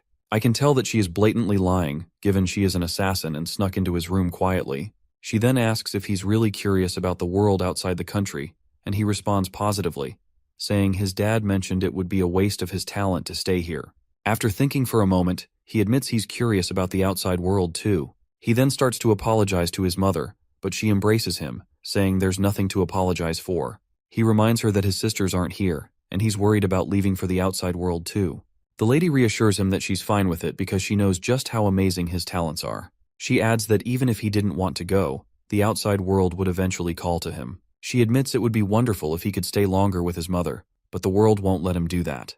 So she encourages him to go and chase after what he wants to do. He promises that even if he leaves home, he'll return often to tell her everything he sees in the world. The mother thanks him and says it looks like she finally needs to teach him before sending him out into the world, just like his father is about to teach him. As he wonders aloud what kind of teaching she is talking about, the mother excitedly babbles about teaching him everything related to assassination. She goes on and on about all the skills and knowledge she has, and Dane can't help but think this is going to lead to some seriously exhausting days before he even steps outside. All in all, she tells him she'll be teaching him a ton of things, and he assures her he'll do his best to learn. As he looks at her, he can't help but think about how he'll get special lessons from his mother, filled with love. Many years have passed, and the scene then transitions to the southern region of the Altheon Empire, Sogris County, a place known for its warm climate and abundant natural resources. This place has become a cornerstone of the empire, helping them stay strong during the war. Thanks to Count Sogris's magnanimous rule, it's a region filled with peace and warmth. Finally, with the war coming to an end, the few small rebel forces have all been captured, bringing about an era of lasting peace for everyone. On a bright day, people are buzzing with chatter about how young Master Dane visited one of the shops recently. They can't stop talking about how the shopkeeper's eldest daughter literally fainted when she saw him. The ladies gossip among themselves, saying he's becoming more handsome by the day, and they wish they could catch a glimpse of his face at least once. There's even a rumor floating around that he's still single, which gives them a glimmer of hope. But one friend quickly reminds them that he's only 14 and tells her friend to stop drooling over an underage boy. One of the ladies then mentions that there are rumors Dane doesn't seem like a 14-year-old at all. He's already as tall as Count Sogris. Some even say he could easily be mistaken for a 20-year-old. Alright, enough of the gossip, and let's see for ourselves how our boy has grown. For that, we transition to the outskirts of Sogris County, an area infused with ancient magic, known as the Forest of the Last Days. Here, Dane is on a special mission assigned by his mother, Lily Sogris. We catch a glimpse of him holding a spear in one hand, and in the other, some kind of cloth, probably a map or something else. I'm not really sure. Whatever it is, he's already figured out his course. With just 3 hours left before sunset, he knows he needs to get out of the forest before the sun goes down. He begins his journey, jumping through the forest with the agility of a ninja. The most important thing in this mission is not getting caught by his enemies. During this time, Dane needs to dodge the traps and nests set up by his mother and escape from the forest, which is filled with all sorts of other dangers. After leaping around for a while, he finally lands back on the ground. He takes a deep breath, soaking in the air and energy of his surroundings, holding it for a moment before letting it out again. Once he prioritizes stealth and assimilates with the surroundings, he starts to notice hidden traps revealing themselves. Right now, he spots these thin, nearly transparent strings crisscrossing the area. He knows that all the traps will activate as soon as he touches these strings. It's a basic mechanism, but that's also what makes it the most dangerous. But thankfully for him, this one looks easy to disarm. The rat-like monsters quickly pop up in the clearing, and as soon as they see Dane standing there, they don't waste a single moment before lunging at him to attack. It turns out this is a whole pack, and he definitely wasn't expecting them to show up here. What's even more concerning is that the entire pack is charging at him at a pretty scary speed. Before they hit the strings and trigger the traps, he needs to deal with them quickly, but then he hesitates, because touching the trap accidentally could be even more dangerous. Still, there's no time to waste, and he needs to get out of here. He starts dashing away, and as soon as the rats trigger the traps, sharp needles spring from all directions, catching those unfortunate rats that fell for the setup. It seems like luring the rats into the trap was part of his plan all along, and he's relieved they fell for it, saving him the trouble of dealing with them directly. But then he spots one particular rat that is not dead yet. After closing the distance, the monster leaps right at him. Dane continued going toe-to-toe with the remaining Russelt beast. He struggled with the vermin's speed as it almost caught up to his own. The overgrown rat hit the brakes and pivoted for another attack. This time, it used its long-range weapon, spitting out a bizarre substance from its mouth. Dane carefully assessed the situation as the substance homed in on him. He did not know what it was, but the substance certainly felt dangerous. He spun his spear and dispelled the attack effectively. The young man gritted his teeth as he knew that he couldn't afford to waste any more time fighting this chunky rat. Defending would only cost him precious time, so it was time to turn the tables and attack. A blue aura started coalescing around his body as he locked in on his target. With a viciously swift chain of moves, Dane displayed his impressive spearman technique. He moved his body freely in the air while flawlessly tracking the enemy's position. It resulted in the Russelt's head being sliced in half with a clean cut. Dane did not even bother looking back at the result of his attack. He just bolted out of there and continued his mission. By sundown, he had reached the end point of the trial. He was thoroughly exhausted, huffing and puffing for air as he tried his best not to throw up. At least he had finally escaped the forest and all its horrors. Suddenly, he felt a ferocious presence coming out of the woods and worried that his struggle wasn't done yet. He hurriedly stood up and regretted letting his guard down to rest. Just when he was about to confront the presence, he stopped in his tracks. It was just his mother, Lily. She had intentionally leaked her presence to test how Dane would react, and he passed. Also, his total runtime traversing the forest was 3 hours and 30 minutes, even faster than Lily's record. She had been watching him the whole time. A mother can't just leave her child alone in such a dangerous place after all. Lily knew better than anyone just how talented her son really was. But as a mother, it's a little different. And through this trial that Dane practically aced, Lily could not find a single fault in his survival skills and adaptability. She grabbed Dane's cheeks lovingly and asserted that he might get scouted as an assassin at the rate of his improvement. To commemorate his successful run, Lily took out her prized possession as the Empire's greatest assassin, her dagger. She reckoned that the weapon would fit her son better now. From now on, Dane would own the Nighthorn. Lily gladly passed the legendary weapon to her boy, as she wouldn't be using it anyway. Nighthorn was created from the mysterious ethereal ore, an ore that could take the elements of any object. If he wished, he could use it to store all the poisons in the world. In doing so, he could mix and absorb poison for his own use. Dane sincerely thanked his mother for such a precious inheritance, and swore to treat Nighthorn well. This also marked the end of his assassin training from his mom. Just as they were preparing to head out and go back home, the mother and son duo heard a guttural scream nearby. It seemed to have come from the depths of the forest, so they decided to check it out. We jumped forward to a few days later, inside the walls of the Sogres County Annex Tower. In one of the guest rooms, a man woke up coughing and screaming in horror. He had long, flowing white hair and a beard, and he seemed utterly confused. The mysterious man struggled to catch his breath after waking up from his slumber. He finally looked around the lavish room and wondered where he was. The last thing he remembered was eating a mushroom in that damned forest. The door creaked open, and out came Dane carrying some water. He warned the man not to move too much, as he was still undergoing detoxification. Dane explained that the old man must have mistakenly eaten a poisonous red-nosed mushroom. Fortunately, Dane and Lily had found and saved him in time. The old man recalled seeing those red-nosed mushrooms. He didn't think they would be so deadly. If Dane and Lily had arrived even a little later, the old man would have been a rotting corpse by now. Dane handed the man a cup of water, knowing how parched he must be. The young man carefully observed the strange old head.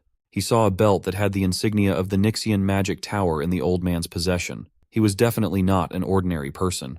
If it wasn't for Nighthorn absorbing the poison raging in his body, the old man would have died. Now that the old head had calmed down a little, he asked Dane where they were, and the young man honestly stated that they were in Sogres County's Annex Tower. The old man must have gotten lost in the southern region. He was poisoned by those damned mushrooms and walked all the way south. Dane advised that he should take it easy for now and wait for the Count to come and see him soon. The young man also introduced himself as the youngest son of Count Sogres, Dane Sogres. Old Head lit up with interest as he knew of Arabella Sogres, the genius being eyed by every magic tower in the Empire. Dane also explained that they found the old man in the forest in the middle of his training with his mom. The old man almost spat out the water he was drinking after hearing that. That crazy forest gave him hell. Even as an 8-chain mage, he lost his way, and the flow of his mana reversed while casting a spell, wrecking his whole body. The entire forest held ancient mana all over the place, and then there were those undetectable traps scattered throughout the area. The forest belonged to the Sogres house. Naturally, it would be a dangerous place for anyone who wasn't a member of the family. Also, due to the presence of ancient magic, the flow of mana was different from that of modern mages. It was truly the worst place for a modern mage to be. The old man finally realized that he really would have died if it wasn't for Dane. He also realized that the boy in front of him might be a generational talent if he was already strong enough to freely train in that hellish place. Dane even made the antidote that he urgently needed to escape death. By his looks, this young man seemed to be somewhere in his teens.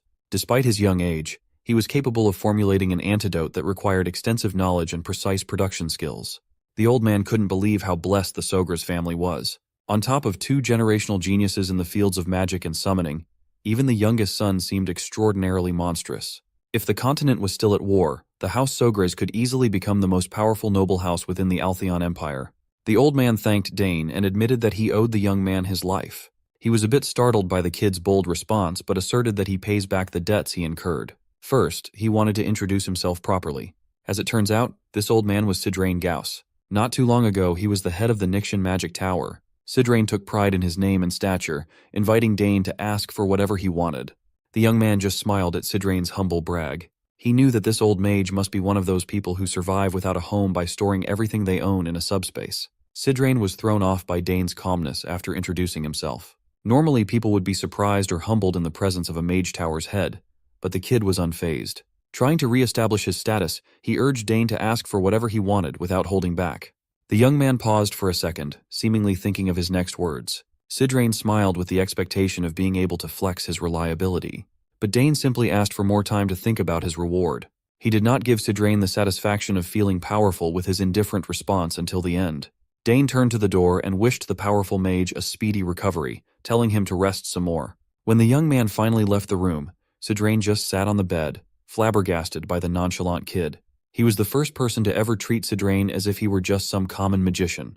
Old Sidrain was thinking of taking his leave after staying for a day or two, but that wouldn't be the case now. He had just found an interesting kid in the south, and he wanted to know more about Dane. Dane casually explained to Herman who Sidrain was, and the attendant excitedly explained that 8-chain mages are at the top of the food chain, the elite of the elite. That meant that an influential figure was currently indebted to Dane. You see, magic towers function as independent territories on this continent, more like sovereign nations. That meant Sidrain was an immensely influential person. Still, it's a mystery why the head of a magic tower was wandering the forest in the first place. But that was no ordinary forest. Mages consider it a forbidden area, dubbing it the Forest of the Last Days. Just from the name alone, it's evident that it's not the type of place ordinary people should take on. Dane looked at the sword in his hand and tasked Herman with getting him a new one.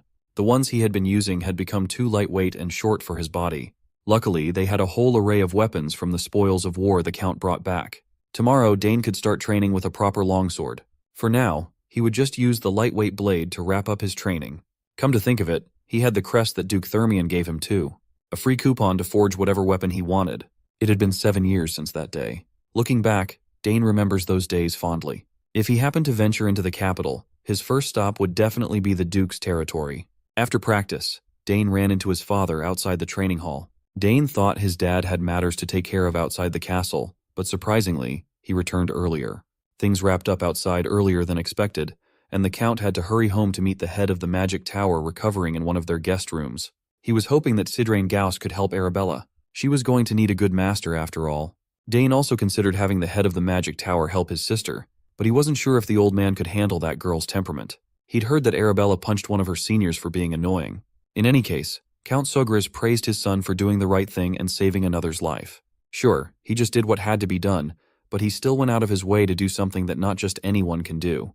Dane had really grown up to be an amazing young man. As the years go by, it's getting more and more difficult for Count Sogris to even catch a glimpse of his daughter's faces. Arabella had finished her extended semester and was now choosing a magic tower to join, while Claire had been appointed as an assistant professor. It's the cost of having extraordinary children. Sure, Claire and Arabella were outstanding in their own right, but the Count also had high expectations for his only son. He often wonders how the world would handle a man of so many talents.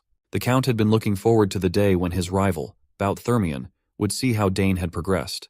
It had been years since he was reincarnated as the son of the Sogres house, but the thought of crossing blades with Duke Thermion still fills him with determination. In any case, he also wonders how Layla is faring in the capital. Her last letter came maybe a year ago. Dane's looking forward to seeing what she's up to when he swings by the capital. A few days later, Sidrain complained about going stir-crazy from staying in the guest room. He still hadn't fully recovered yet. The doctor advised him not to venture too far out and forbade him from using magic. His magic reflux had not been purified yet, and the poison that seeped into his body had yet to be fully nullified. He would have to rest and recover for a bit longer. Sidrain didn't have much of a choice. It had been a while since he was unable to use magic, so this situation would be a change of pace. But he couldn't stand being cooped up in the room all day. So, he went out of the room even though he didn't know his way around the annex. The doctor worries that the old man might stir up trouble, and he'll be the one suffering. In the few days that Sidrain had stayed in the guest room, the housekeepers started spreading rumors about the old bat. They say that mages are either geniuses or nutcases. Some of the maids had seen Sidrain go up and down every single floor of the annex dozens of times, and now he was just looking at the flowers in the garden for hours on end. The maids heard that the old man was supposed to be an incredibly powerful mage, but all they'd seen was a crazy old nutcase. They worry for their lady Arabella. Sidrain had been completely enamored by the beautifully crafted garden of the estate. He would never have guessed that they were arranged to possess such extraordinary magic. Dane came up to the old man. He had looked everywhere, only to find Sidrain in the garden. Sidrain wasn't too keen on being confined in a foreign place until his full recovery, but everyone just wanted what was best for him. In any case, the area was certainly a fine place to rest and recover. He could see why so many nobles come south once the vacation season starts. Dane loved the south, so it's a shame that he would have to leave soon. Curious, Sidrain asked the young man where he was going. Dane casually answered that he'd be heading to the capital soon. Sidrain assumed that the kid must be going to the academy. Both of his sisters were prominent figures in that prestigious place, after all. While the daughters of the Sogres house were famous for having sublime levels of talent, Sidrain was more curious about Dane's. So, he imbued mana in his eyes and decided to take a look for himself. Inside the young man's body was a roaring wave of pure power raging on. Sidrain's eyes went wide as he had never seen mana so thick. The density of the boy's power was unheard of. If geniuses in his age group could be considered a stream, then Dane was a raging rapid clearing everything that stood in his way. Normally, the sheer amount of magic in such a young body would be so unstable that it would be on the constant brink of bursting out. But that was not the case here. Dane finally called out the old man for assessing his magic without permission. He called it rude. Sidrain awkwardly stopped his prodding and praised the young man for noticing. He apologized and admitted that he might have been thoughtless. Inside, Sidrain was still trying to make sense of how Dane could contain such wild power inside him. In his years of being an archmage, the young man was a unique case. Confused by the old man's reaction to what he saw, Dane wondered what was up. Sidrain was so focused on the quantity and density of Dane's mana that he only realized now that the kid didn't have a magic circle. With his raging mana, a magic circle should be easy to form. The old man's face twisted in horror when he realized what travesty must have happened to the young man. Sidrain peered into Dane's heart and saw 2 mana cores. Of course, it was an unbelievable feat to develop 2 mana cores at his young age, but the old mage looked furious that he went that route. He reckoned that possessing such a crazy density of mana and using it to just wield a spear was lunacy. Sidrain believed that Dane using his mana to form cores instead of circles was blasphemy. The young man practically turned his back on the greatest talent that the archmage had ever seen. Confused by the old man's rant, he asked if he could just use both mana cores and magic circles. That only served to infuriate the old fart even further. He held his head in frustration at the wasted potential. He doesn't even know where to start explaining the gravity of the hole that Dane dug for himself. Sidrain asked the young man if he knew the reason why the lifespan of magic swordsmen was so short. It's because they possess both mana cores and circles simultaneously. However, those 2 concepts constantly interfere with one another. When they clash, problems arise. It had become an untold law of sorts. The mana compressed in the core would be transmitted to the circle. So, a circle that cannot handle the raging power would burst to pieces.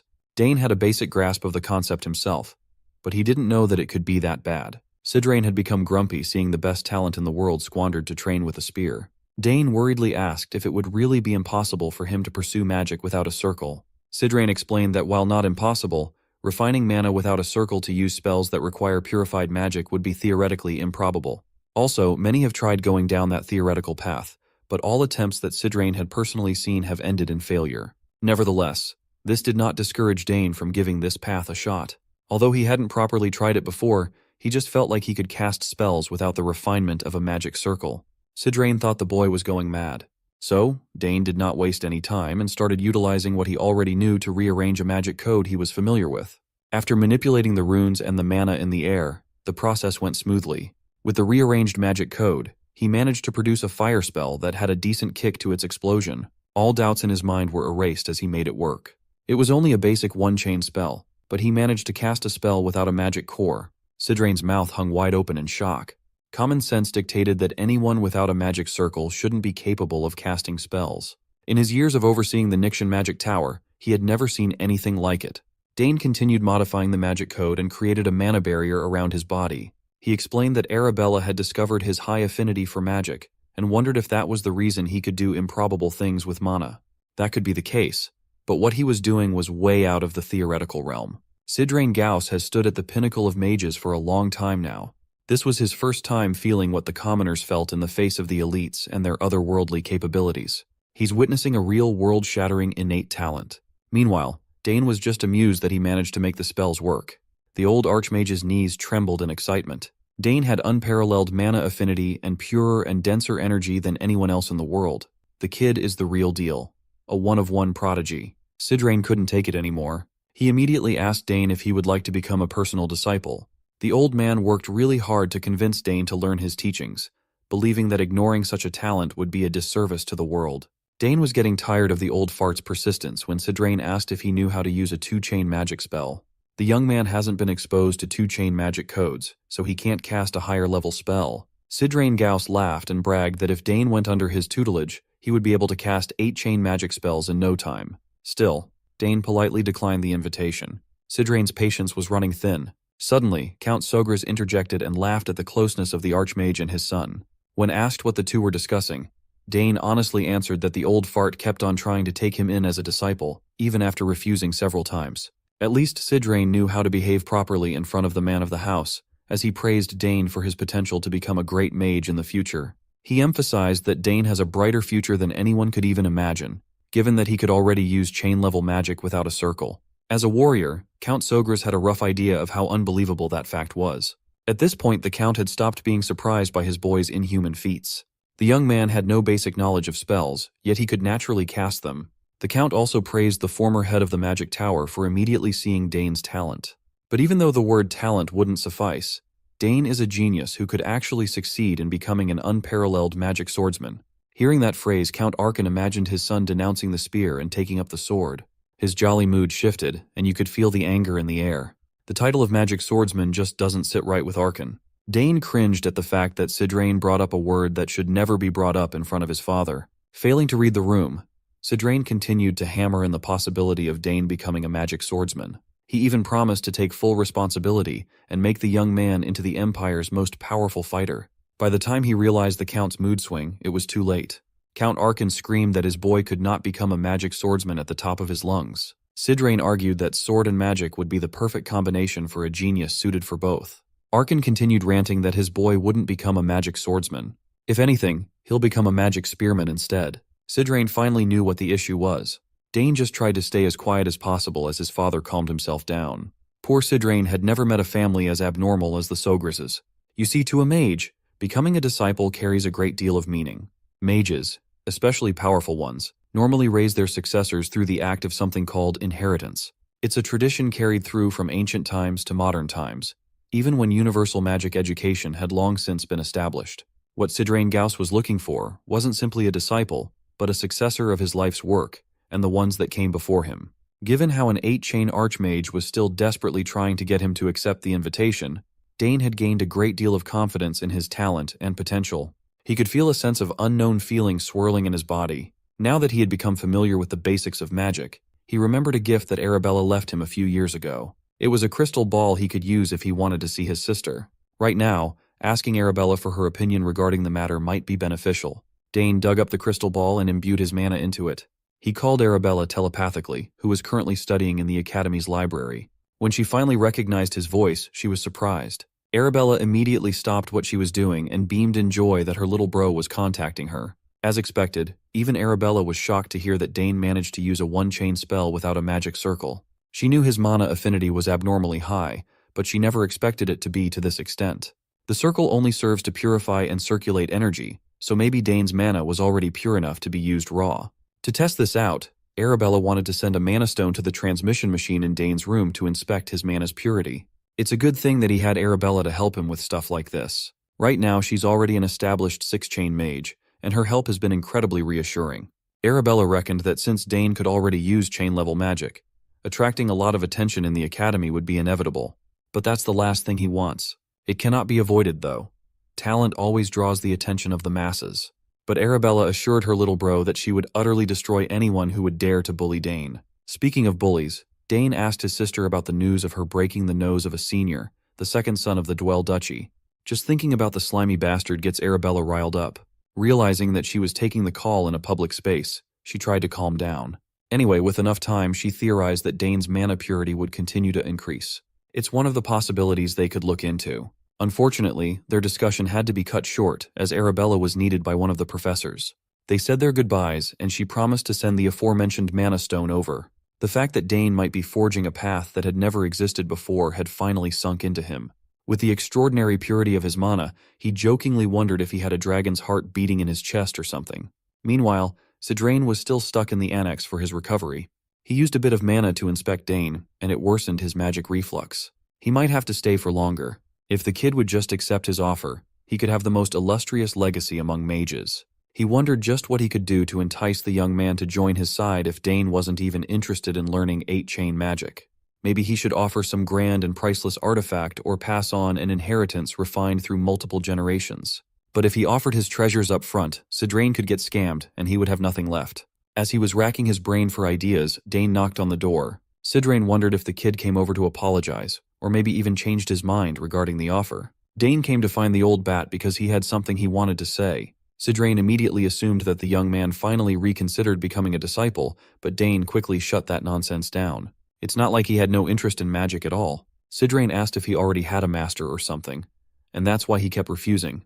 But that's not the case either. Thinking that he was just being played, Sidrain asked why the young man what he wanted to talk about. It's simple, actually. Dane didn't know the rearrangement code for two-chain magic yet. Learning from his sister would be difficult as she's far away. In the end, the best method would be to learn under Sidrain, a literal archmage. The old bat still owes him for the rescue, so refusing his request offhand won't be possible. Dane admitted to the old man that he does not want to only walk the path of a mage. He's not just going to become a magic spearman either. He wanted to become a magic spearman assassin summoner. As far as Sidrain knows, something as crazy as that doesn't even exist. Hell, Dane would even add swordsman to that title too. The absurdity of the young man's aspirations thoroughly frustrated Sidrain. To achieve that mouthful of a title, Dane had to draw the line and refuse to become the old magic tower head's disciple. Based on the young man's determination, Sidrain could see that Dane was already set in his way. Then, an idea came to mind. The old mage stood up and asked if Dane would be interested in a letter of recommendation. Since he was aiming to enter the academy, getting a letter of recommendation from the former head of Nixian Magic Tower would be a massive boost to his reputation. Dane thought about it briefly and reckoned that it wasn't a bad offer by any means. So, he accepted the letter of recommendation, and while they were at it, he wanted to make another request. Sidrain quietly laughed to himself, thinking that the young man had finally come around. He can finally start securing his grip on an unparalleled genius. Seeing as the old man was feeling generous, Dane asked if he could learn the rearrangement code for two-chain magic. That won't be a big deal for someone like Sidrain. He knew the rearrangement code for all two-chain magic in existence after all. Dane is still young. Giving him a letter of recommendation for the academy and some two-chain magic codes wasn't a big deal. Although he wasn't in his best condition right now, Sidrain could start their lessons immediately.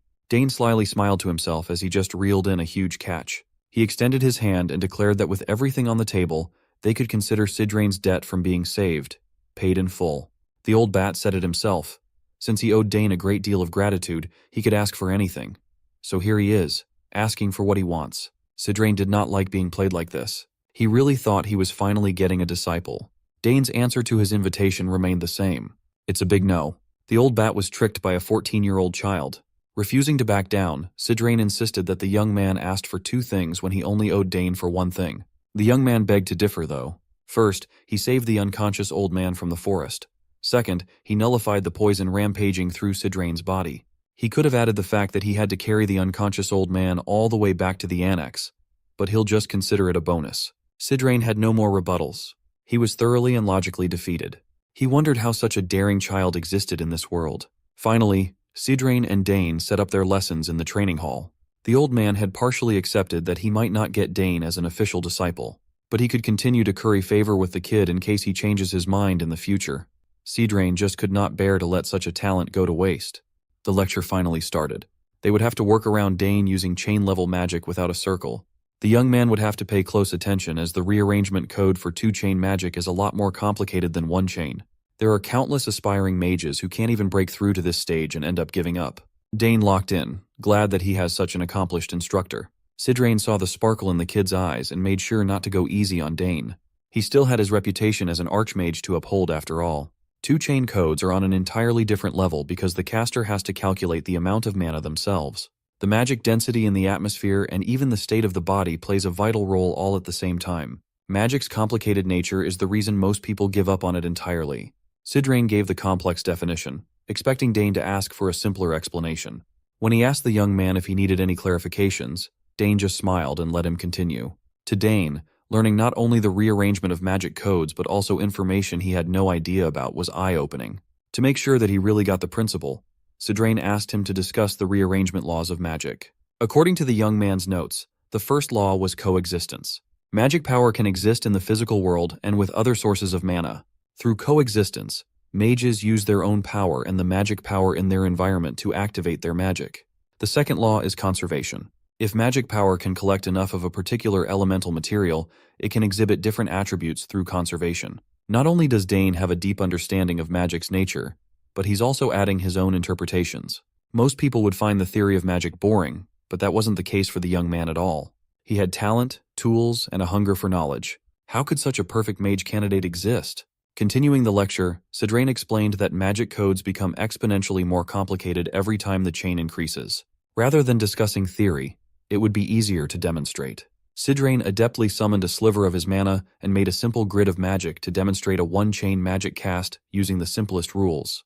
However, the complexity rises from 2 chain onwards. He transformed the sliver of mana into a swirling mess of runes and power, showing the rearrangement code for 2 chain magic. Dane concentrated on the brilliant display and focused on how complicated the knots were. Sidrain manipulated his code and formed the 2 chain fire magic, Fire Arrow. When it comes to magic codes, using them repeatedly is the key to mastery. The old man reckoned that Dane was finally recognizing how complex magic can be. According to his estimation, most people would take at least a year to jump from 1 chain to 2 chain codes. No matter how brilliant anyone is, the human mind can only understand a portion of the code at once. Sidrain noted that he'd be able to observe Dane's progress for about a week, as he drip-fed him the technique of mastering 2 chain codes. But Dane wanted to give it a shot already. Sidrain didn't see the harm in it, expecting the boy to fail miserably. But when Dane started calling his mana out of his body to create the first code, he felt like he was witnessing a master at work. The young man locked in and used his hands to manipulate the pure mana swirling in the air. He ultimately formed the same grid that Sidrain demonstrated as the primary form of 1 chain codes. Based on the lines at a set length and width with fearsome accuracy, the old man was thoroughly impressed. Dane could have stopped there, and he would be considered an indisputable genius. But where's the fun in that? He went further and deconstructed the mana grid to slowly form a swirling mess of mana in the air. Sidrain was stunned to see a perfect replication of the rearrangement code for 2 chain magic he had just demonstrated once. When asked how he managed to do it so fast, he simply answered that he copied through observation and memorization of rules and patterns. He pictured every factor in his mind while forming the magic code, and it came surprisingly easy to him. Sidrain just kept getting wowed time and time again. Even though he, as a magic genius, took a while to get to 2 chain, a boy without a magic circle easily made it in just a few minutes.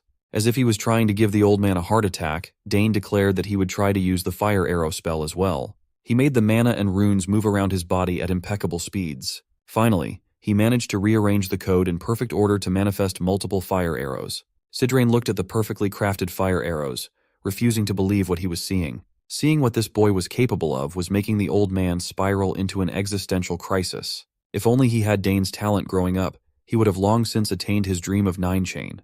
Dane freely controlled the fire arrows, making them fly all over the training hall as the old archmage tried to compose himself. Even Dane was surprised that everything came naturally to him in one go. One thing was certain. The world would flip out when they saw a mage without a circle performing magic miracles. Sidrain knew that Dane's talent would need to be hidden before all sorts of people tried to approach him with impure intentions. Also, he was still not giving up on making the kid his disciple. Since Dane picked up the first code so easily, they could just keep going and learn even more codes. Sidrain reckoned that he might have to be careful about what he included in Dane's letter of recommendation to the academy. At the end of the day, Dane lay in his bed, reflecting on his magic lesson. He resolved himself to properly learn both theory and practice.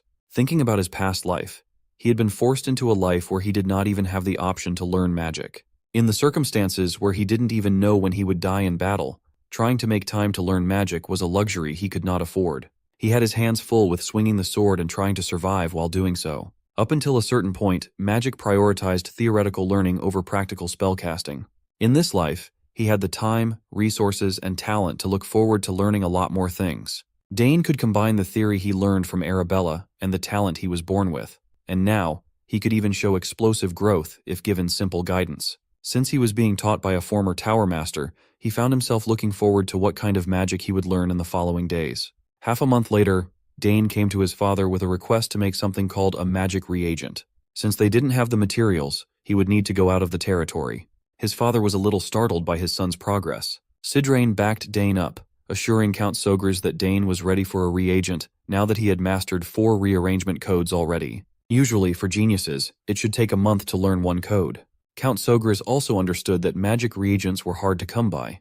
Dane only learned about them while reading books in the family's magic library. Sidrain had long since accepted that the kid was just built different. He was even elated that Dane was interested in something as boring as magic reagents. Finally, the Count agreed to the plan, believing that this would be a great experience for his son. Since he was going outside, Dane would be able to see their territory for himself, too. He smiled and thanked his father for trusting him to venture out. Dane set off on a short journey to the outer regions of Sogres territory. Alongside him were Sidrain and Herman. Even on the outskirts, the people of Sogres County still looked at and talked about him with veneration. Dane returned their welcoming sentiments with kindness and a smile. Through this journey, Sidrain gauged that Count Sogres must be a kind lord to his subjects based on how happy the people were. The South really does have a lot to offer. They have delicious snacks, great weather, and good people too. It's a sight that's extremely rare to see in the capital. That's why Dane loved this territory so much. Their small caravan had been traveling around the outskirts for a while, trying to reach the magic supply shop. Dane had never been to the shop before, so he called on Herman to lead the way. The three sped up and quickly reached their destination. The shopkeeper of the magic shop was shocked to see the famous young master Dane enter her humble business. She complimented him on his silver hair and stunning emerald eyes, and Dane thanked her. Not many people from the fiefs come to her shop to buy magic supplies lately. Fortunately, she's been getting by thanks to a lot of foreigners interested in magic. The shopkeeper also recognized Sidrain, the former lord of the magic tower, and expressed how grateful she was to have him in her shop. The old man was in a good mood now that someone finally recognized him. She invited the duo to browse her wares freely and told them to call her if they needed help with anything. Since it was Dane's first time in a magic shop, Sidrain urged him to look around as much as he wanted while the old man talked to the shopkeeper. With a cursory glance, Dane could already see a lot of cool stuff on display. They had potions, gems, charms, and everything magical, though he found it a little strange that he was feeling some sort of déjà vu. Moreover, he discovered that touching the wares showed him their magic reaction. He just chalked it up to his high affinity and continued browsing. Suddenly, a faint ringing sound echoed in his ears, seemingly demanding his attention. He could feel a particularly strong reaction from one side of the shop. Just as he approached that section, the owner informed him that everything on that side was just decorative items. Sidrain called Dane over to take a look at some potion ingredients together. The old man had already picked a few raw materials, such as moonroot, which could be used in at least 50 different potions. The owner assured them that her ingredients were personally processed to the highest quality. Meanwhile, Dane was too mystified by the strange ringing. As he walked deeper into the pile of decorations, he felt a strange power calling to him. He turned to see a piece of stone that was emitting pure mana. It must also have been the source of the ringing. Dane hurriedly approached the stone as though his body was moving on its own. Herman, seeing his young master behaving oddly, ran over with concern. To him, his young master was simply staring at a plain rock stuck in the wall as decoration. Dane wasn't entirely sure what was happening, but the stone was undoubtedly calling to him. He took it out of the wall and held it in his hands. As he suspected, imbuing the stone with more magic made the reaction even stronger. There was a possibility the object was uniquely reacting to his magic. Meanwhile, old Sidrain was still picking up raw ingredients left and right. Dane went over and asked the store owner what the story was behind the stone he had just plucked out of the wall. As the owner had said earlier, it was just decoration. But what kind of decoration has a magic reaction that is stronger than anything else in the shop? Sidrain asked if the owner had been cheated with the rock or something, and she admitted that a few years back, a peddler gave her a big package as payment. When she excitedly opened it, she found the plain stone inside. She held on to hope and had a mage appraise the stone, but it was confirmed to be just an ordinary rock. Based on Dane's interaction with the object, it was clearly not a normal rock. The owner urged the young master to focus on her other products and a few special magical artifacts instead of wasting his time on a rock. She tried to sell him a lot of valuable magical artifacts of all kinds. But Dane was still transfixed by the strange stone in his hand. It was the only thing he wanted. She showed him a name scroll card that automatically reads and stores all kinds of information to be cataloged. In the end, Dane bought the scroll card and the useless stone. He was sure this wasn't an object he could just leave behind. Even Sidrain was confused about what was going on in the young man's mind. On the ride back, the old bat curiously asked if Dane had an interest in decorative art, or if he really believed there was something special about the stone. When he explained that the slab was reacting to his magic, Sidrain kept an open mind. Although he didn't see anything special, his curiosity was definitely piqued. Since there were too many people on the streets, the small caravan hurried back to the castle. Sidrain set up an invaluable experimentation tool to help Dane figure out what the stone really was. He was confident he could appraise the stone accurately. Still, a mage had already appraised it and found nothing remarkable. Sidrain arrogantly declared that no mage appraiser was better than his tool. He had put all his funds into this state-of-the-art device for appraisals. He was confident it could analyze anything placed on top of it. Both of them were pretty eager to see what was up with the seemingly ordinary slab of stone. Sidrain placed the object on the platform and tasked Dane with imbuing his magic into the slab to stimulate a reaction. When Dane did just that, the stone immediately began radiating a richly dense amount of magic power. It lit up in the middle of the appraisal tool, its radiance swirling and forming something complex. Sidrain carefully monitored the explosion of light, keeping his eyes on the stone slab.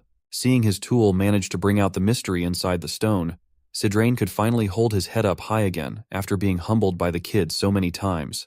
The mana coming from the slab danced around the room, forming runes in the air.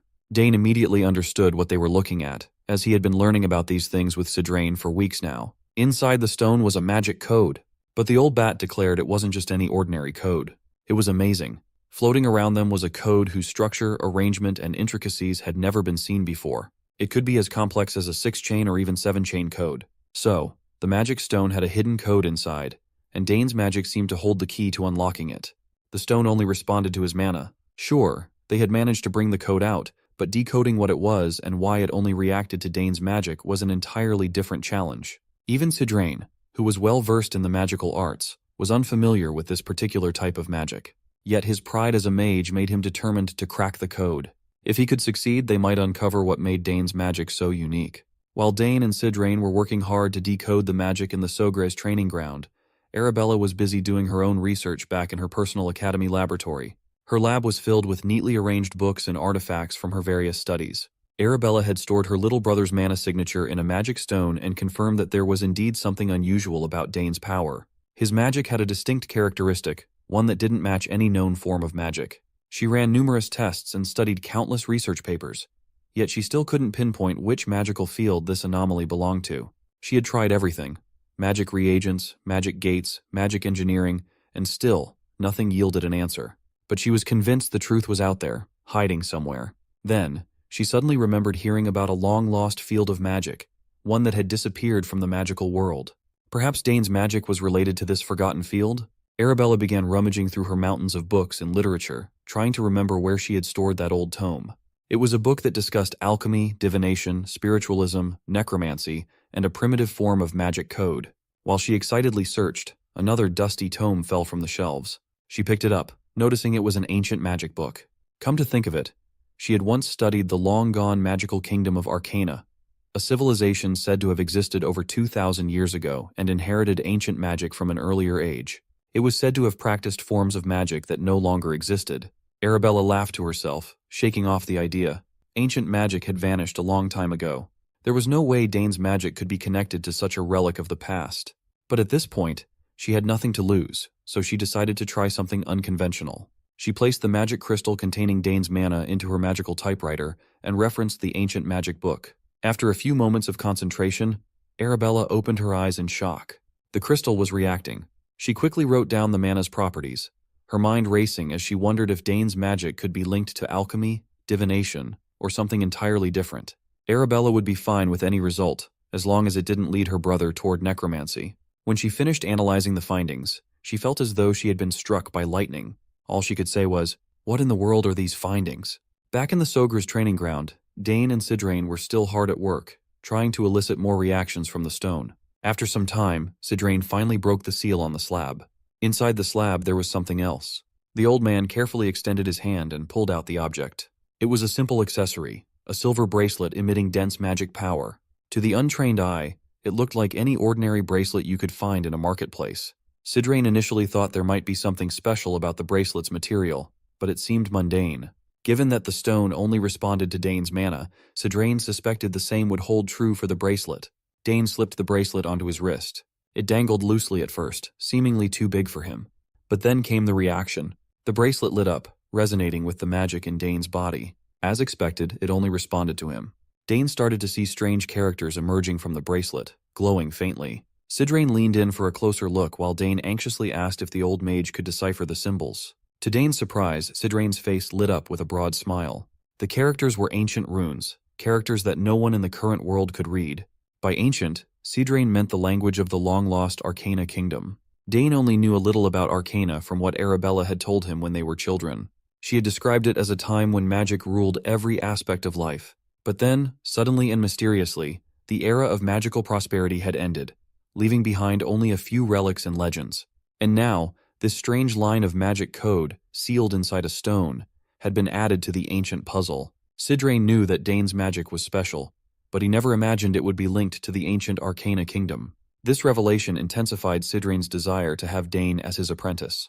After all, the Forest of the Last Days, which had defeated even Sidrain, was rumored to be imbued with remnants of Arcana's disruptive magic. Dane's connection to this ancient power now made sense. Unfortunately, all they had at the moment were those few lines of indecipherable runes. Sidrain urged Dane to take his time and dig deeper into this mystery, but warned him to keep it a secret for now. Suddenly, their moment of quiet study was shattered.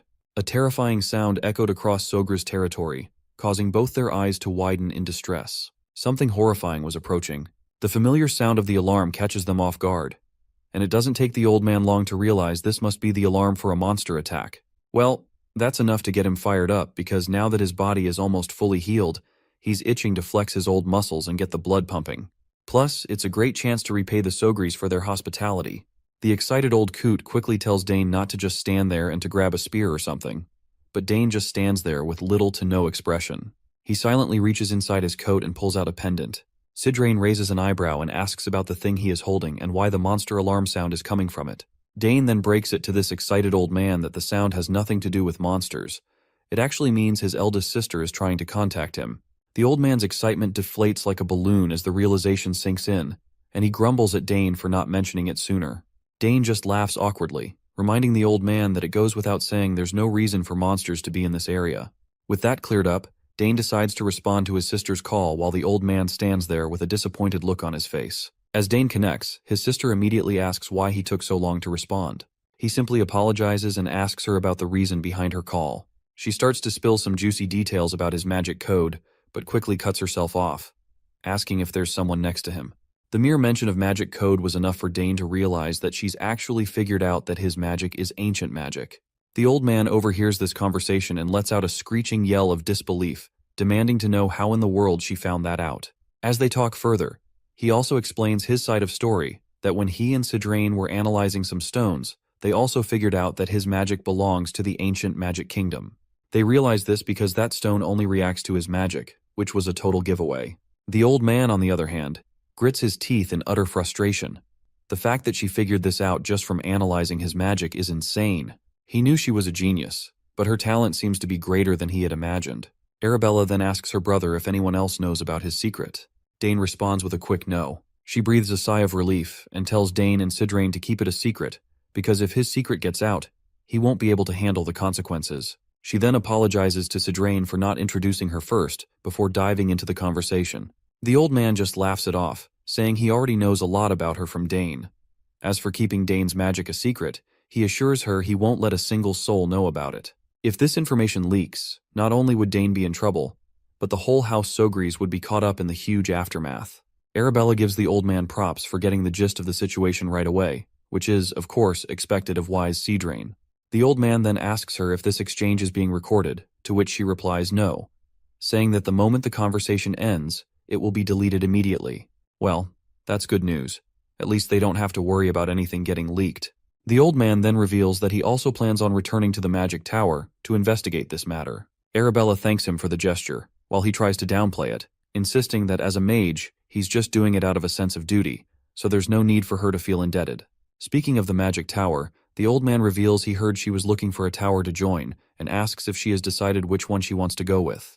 Arabella quickly realizes he's hinting at her joining his tower, so she tries to sidestep the question, saying she's not considering the Nixon Magic Tower because it doesn't specialize in the field she's interested in. Of course, this leaves the old man annoyed once again.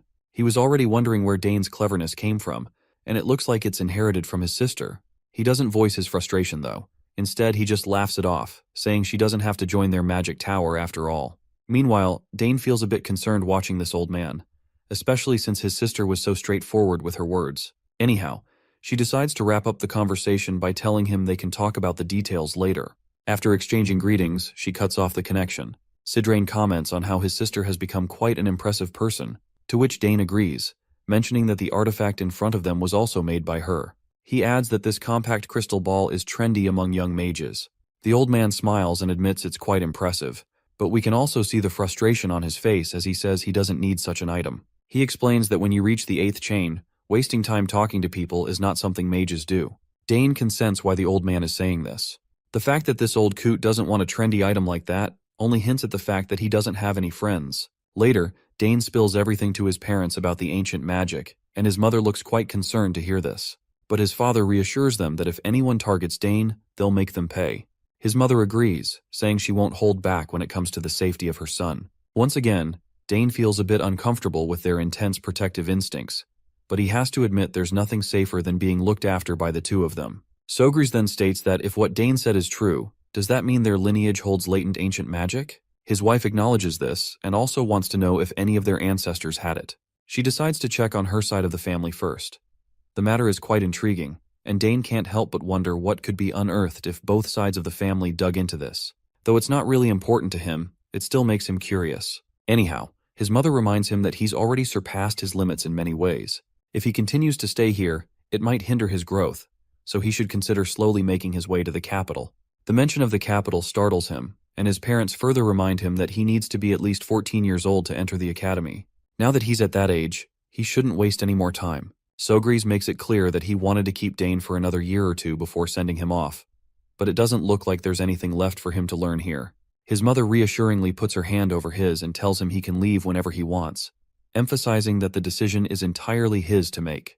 Dane is surprised to see this because he wasn't expecting them to have already come to terms with the fact that he needs to leave this place. His father is confident that his son will make him proud and encourages him to go and indulge in his talents to his heart's content. Dane smiles at this, saying he understands what they're both saying, and he promises to prepare for entering the academy.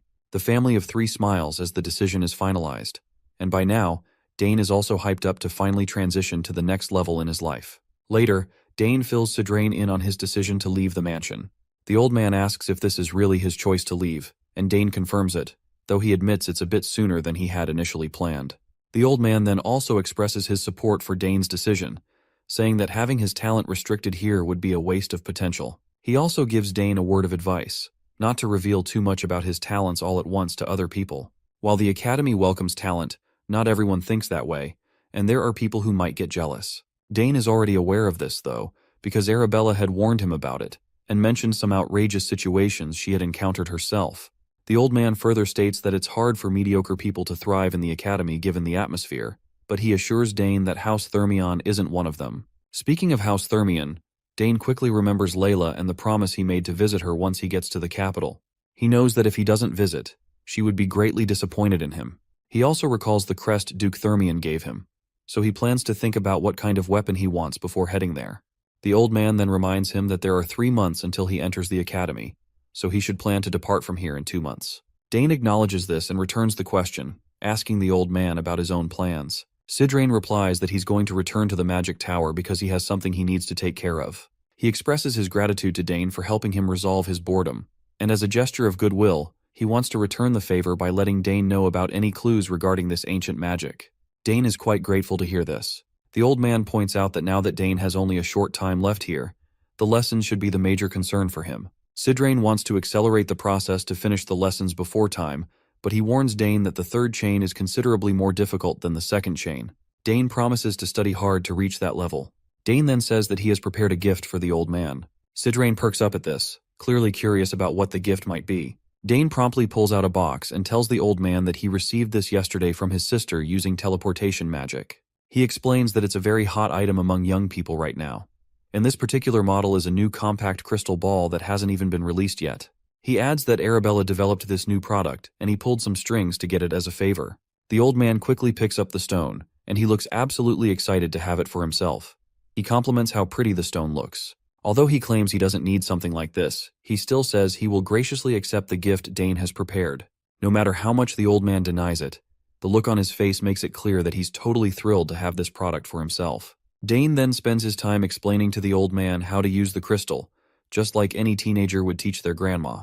As night descends and he gets back into his room, he reflects on how he has a lot to do in the little 2 months he has left. He reveals to us that his main interest lies in summoning, so he decides to make it his goal to officially take classes in summoning, get issued a summoning sign, and have a chance to take the qualification exam. Since Claire is an assistant professor, he's hopeful he might see her often when he's attending classes. Speaking of summoning, he remembers that he nearly forgot to imbue magic into his familiar, so he promptly grabs the egg and transfers some of his magic into it. You see, for 7 years straight, Dane has diligently imbued magic into the egg every morning and night, but there's still no response. However, since the magic he's imbuing isn't going anywhere else and is being absorbed by the familiar, he's sure that the egg will hatch someday. The next scene transitions to the academy, where students are chatting about the enrollment exams, which come in the form of 2 tests. One is a common exam, while the second is a specialization exam. The common exam is a type of prep exam focused on insights into the Empire's culture, history, and more, but Dane should have no problem with it.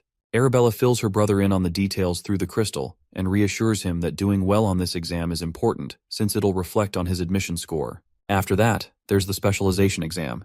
As the name suggests, you have to pick a major and take a test, and the content is up to the professor. But Arabella is confident that this part will be a piece of cake for him too. Dane remembers that Arabella passed that test pretty easily, and she just smiles, saying, "Yep, it was a piece of cake for me." She then reveals that once he picks a major, he can't change it, so he has to choose carefully from the start. She mentions that she would really appreciate him if he chose magic.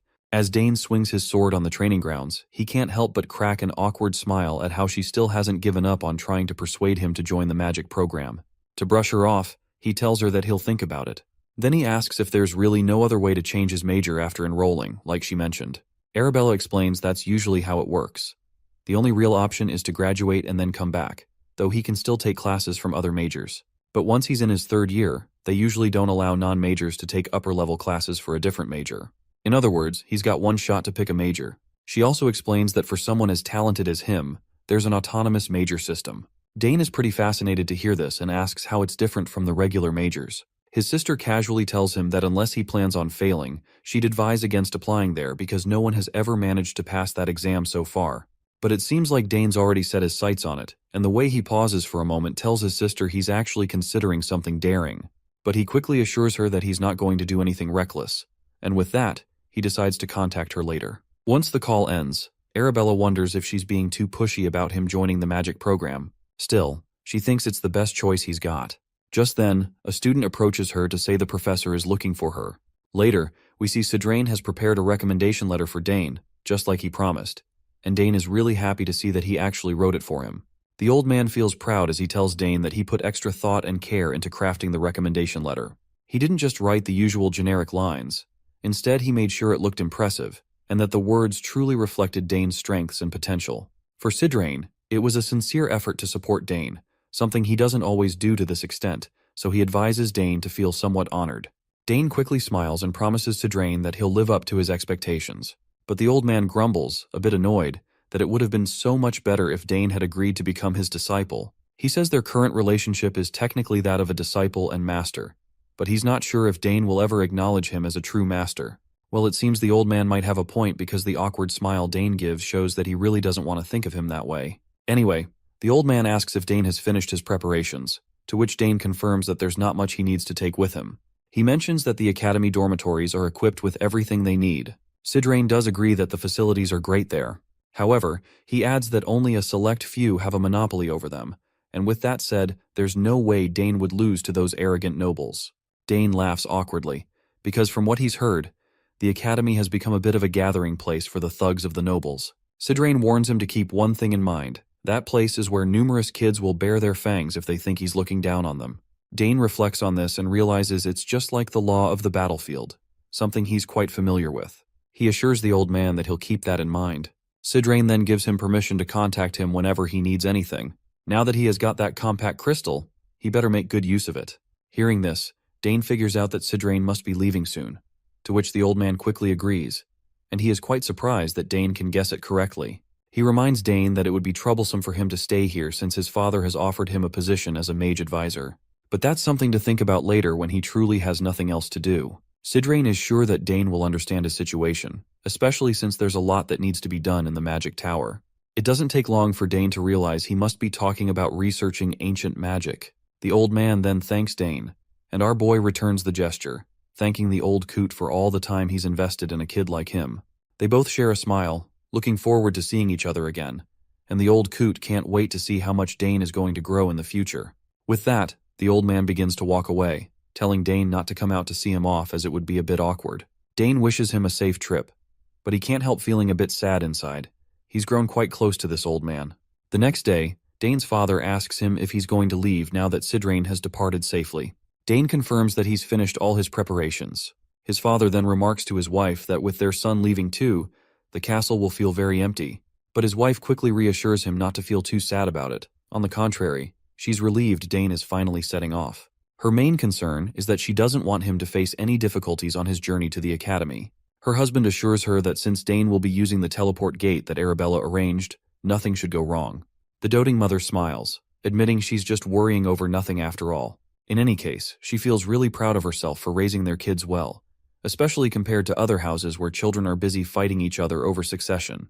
The father comments that the day will come for the Sogre's house as well, and they'll have to make a decision. But he believes that no matter which of the siblings steps up, anyone would be suitable for succession. Right at that moment, Dane walks into the room, and his parents greet him pleasantly. His father asks if he's ready to leave, while his mother asks if he's taking Nighthorn and the mark she gave him. Dane smiles back at them with a bright smile, confirming that he has them both. His mother then reminds him to take the mark to the place she told him about and show it to them whenever he thinks he needs help getting out of trouble. Dane acknowledges this, saying he'll keep it in mind, though he's curious about those people, wondering if they're her former colleagues or friends, to which his mother says they're indeed some of her closest colleagues. She mentions that it's been quite a while since she last saw them, but she's sure they'd be more than willing to help. As soon as Count Sogres hears the conversation between mother and son, his face tenses, looking almost like he's going through serious constipation. He's worried that if Dane follows his mother's advice, he might end up on the path of a full-fledged assassin. So he quickly speaks up, telling his son to find Duke Thermion as soon as he arrives in the capital. The Duke will help him until he enters the academy. At this, Dane's doting mother begins to shed tears, sorrowful to see how her son has grown up and is now leaving. Her husband gently reminds her that there's no need for tears and suggests she send him off with smiles and good wishes instead. Meanwhile, Dane steals his courage. Even though he'd planned to leave, he'd always felt a bit reluctant. But now it's finally time to set off. Herman then escorts him to the teleportation gate, while his father watches from a window. We also see a shady figure working under the Count Sogre's command. The Count tells his man, Gilad, to tail Dane as carefully as possible and make sure he reaches the teleport gate safely. Gilad acknowledges the order and gets moving. Meanwhile, in another room of the castle, Dane's doting mother has also summoned her familiar, known as Shadow. As expected, she gives him the same command as Sogres gave to his man, which is to ensure that Dane teleports safely. Shadow takes the order and immediately sets off. Once Dane arrives at the portal site, Herman is shocked to see the massive machine for the first time, and it's huge. Dane also acknowledges how truly magnificent it is. The butler comments on how Lady Arabella seems like an amazing person, to which Dane agrees, saying he can see why it took her a whole year to build this. Excitedly, the butler asks if just stepping onto the platform will activate the teleportation.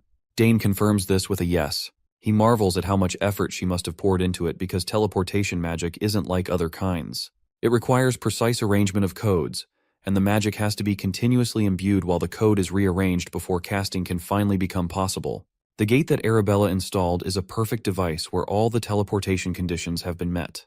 Herman then wishes him good luck and tells him to take care of himself. Dane reciprocates the gesture and starts walking toward the portal. As soon as he steps inside, he decides to pour magic into the gate to activate it, just as his sister suggested.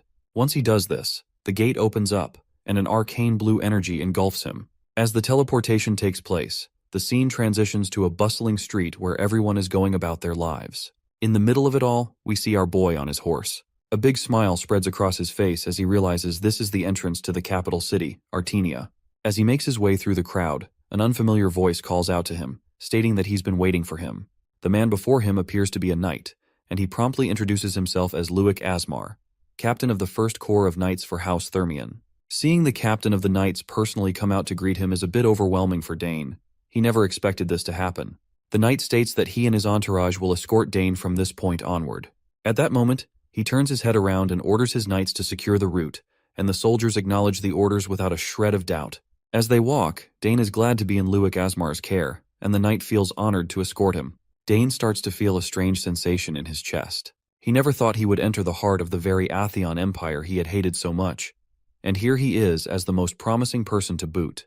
As they move deeper into the town, Dane hears peddlers trying to sell their goods, and he's quite surprised to see that this place actually has everything. He hadn't expected the capital to be this bustling.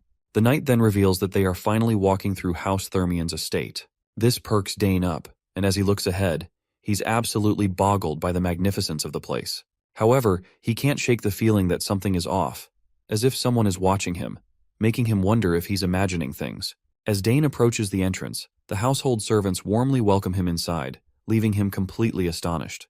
They stand in a flawless lineup, their etiquette and adherence to their roles perfect and natural.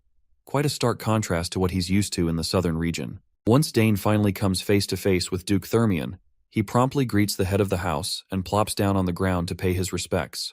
Thermion accepts the greeting warmly and invites him inside, eager to hear all the juicy details about his tiring journey. Once inside, Thermion comments on how much Dane has changed since the last time he saw him 7 years ago. He's sure that even kids 1 or 2 years older than Dane wouldn't compare to the riz and aura he has, and he's certain that Count Sogris must be a proud father. He further states that while this place might not measure up to Count Sogris's castles, he tells Dane to enjoy his stay until the Academy's entrance exam. He also promises to assign a servant to Dane, who would fulfill any wish he desires. Dane thanks him and promptly asks about Layla, wondering what she's been up to and how she's doing. Thermion says she's good for the most part, but asks if Dane has had any disagreements with her recently. Dane inquires what he means by that, and Thermion explains that these days, whenever Dane's name comes up, Layla always seems a bit unpleasant. Dane quickly states that he doesn't remember having any disagreements with Layla. Thermion takes this into account and assumes it might be due to the pressure she's feeling from the entrance exam, but he's confident that someone like Layla will easily pass it. Meanwhile, Dane wonders what could have caused her to act so strangely and thinks maybe it's just a phase related to puberty. Thermion then decides to give Dane some time to rest, suggesting they can catch up later, but he hints that Dane should be gentle. Dane, of course, doesn't understand what that's supposed to mean, but Thermion quickly assures him that he'll find out soon enough. Once the servant escorts Dane to his room, he looks around and thinks about how he'll be staying here for a week until the entrance exam. However, he notices that the room is a bit extravagant for a guest room. He simply throws his bag down and decides to unpack before finding the training grounds. At that moment, we catch a glimpse of Our Lady entering the room uninvited, and she decides to take him to the training ground. As soon as this voice falls into Dane's ears, it doesn't take Dane long to recognize who is behind him, and as soon as he turns around, he sees Layla. She looks like she's grown a lot since the last time he saw her, and her growth in some areas is definitely noticeable. She looks annoyed and asks why he took so long to get here, clearly frustrated that he made her wait all these days. Dane can't help but burst into happiness when he sees her and jumps right in, asking how she's been. Layla shoots back that she's been doing super well.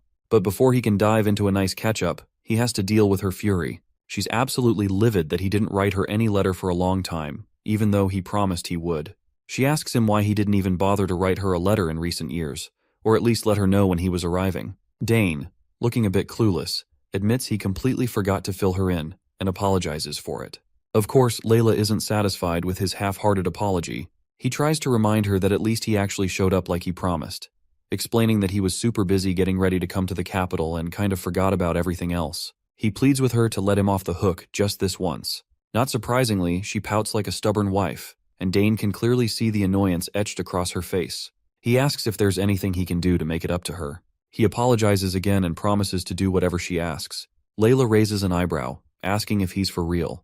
Dane just gives her an awkward smile and decides to agree to whatever she says to deflect some of her anger. Finally, he asks her what he could do to make it up to her. She thinks for a moment and then suggests they have a little spar. Dane is startled by the unexpected request. Definitely not something he saw coming, but he goes along with it anyway. Meanwhile, Layla snickers, clearly feeling proud of herself. She asks if he's sure he won't regret it because she's way stronger now and isn't that whiny kid who used to learn how to release mana from him. Dane is taken aback by her newfound confidence. It really makes him think that she must have grown a lot over the past 7 years to feel this self-assured. Speaking of improvements, he remembers she mentioned winning a competition in one of her letters. Layla is surprised he remembers that and explains she won the Dronzer Cup hosted by the royal family. As far as he recalls, it was a tournament for kids under 15. She confirms this, saying the competition was fierce, and if he had participated, she's sure they would have made it to the finals together. He reassures her that they can totally make up for that now. She then asks if he is sure that he wants to spar, since the entrance exam is near, and if he gets hurt, it might be troublesome for him. Dane shrugs it off, saying she does not have to worry about that. But still though, in his mind, he wonders why they would be getting hurt in the first place. With that settled, she decides to have the sparring match tomorrow, since it's already too late for today. When the next day arrives, we find them outside ready for the spar. She asks if he has a weapon for practice because she definitely doesn't want to hear that he's still using a bladeless weapon. He reminds her that it's just going to be a light match, so it's normal to use practice weapons. After all, no matter how much she's trained as a warrior, she can't handle every situation. He asks her what she would do if she ended up getting hurt while sparring. She confidently tells him not to worry, because they have the best healer in the Empire right here in residence. But Dane raises a valid point, asking what if something serious happens before the healer can do anything. Layla stutters for a moment, trying to come up with a response. He tells her that if she wants to use a blade weapon, she should be prepared mentally for it. She wonders why he's making things so complicated when it's just going to be a little spar. Eventually she relents and agrees to use practice weapons. She instructs one of the servants to bring over some practice weapons. While the servant is fetching them, Dane looks at her and feels genuinely glad to see how confident she is. Just like the rumors say, it won't be long before she reaches the status of her two older brothers, who are both active knights. There's even a good chance that House Thermion might see its first female head of the family soon. Dane wonders if teaching her how to release mana was a huge turning point in her growth. It looks like this is true. As we peek into Layla's thoughts, we discover that she feels grateful to him. Thanks to his guidance, she learned the basics of wielding magic much faster than others her age, and she has even formed 2 mana cores now. She has waited so long for this day, and if she were to win, she wonders if Dane would feel down about it.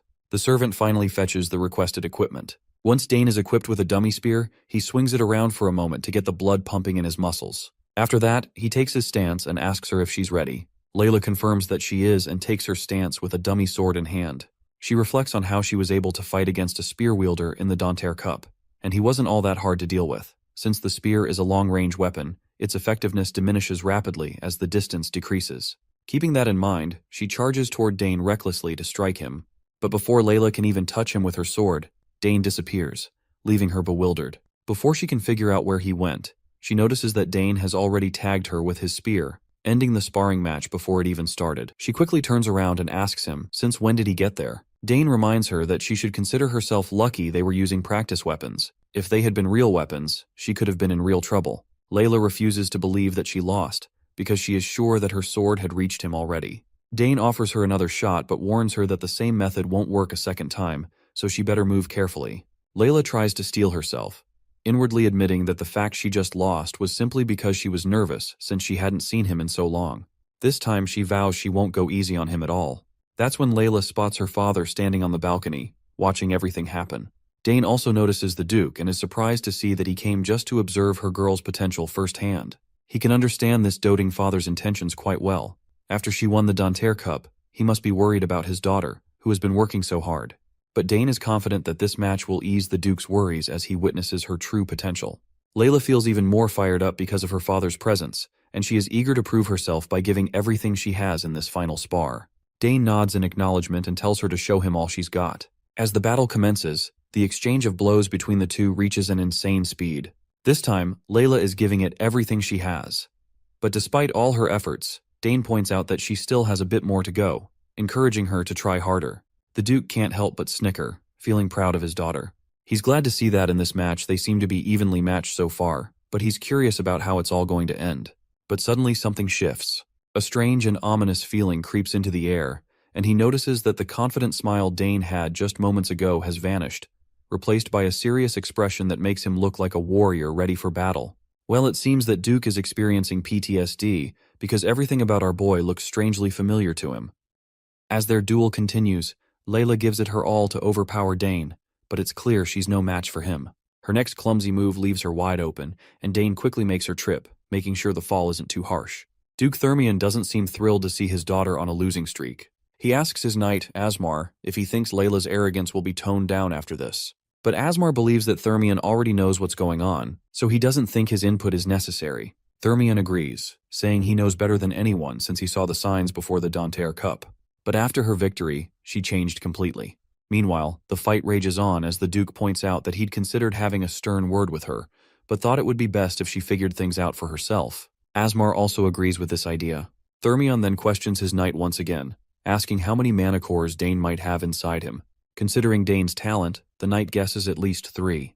But Thermion disagrees right away, thinking it's probably 2, with a very slim chance of it being 3. Asmar inquires the reason behind the Duke's words.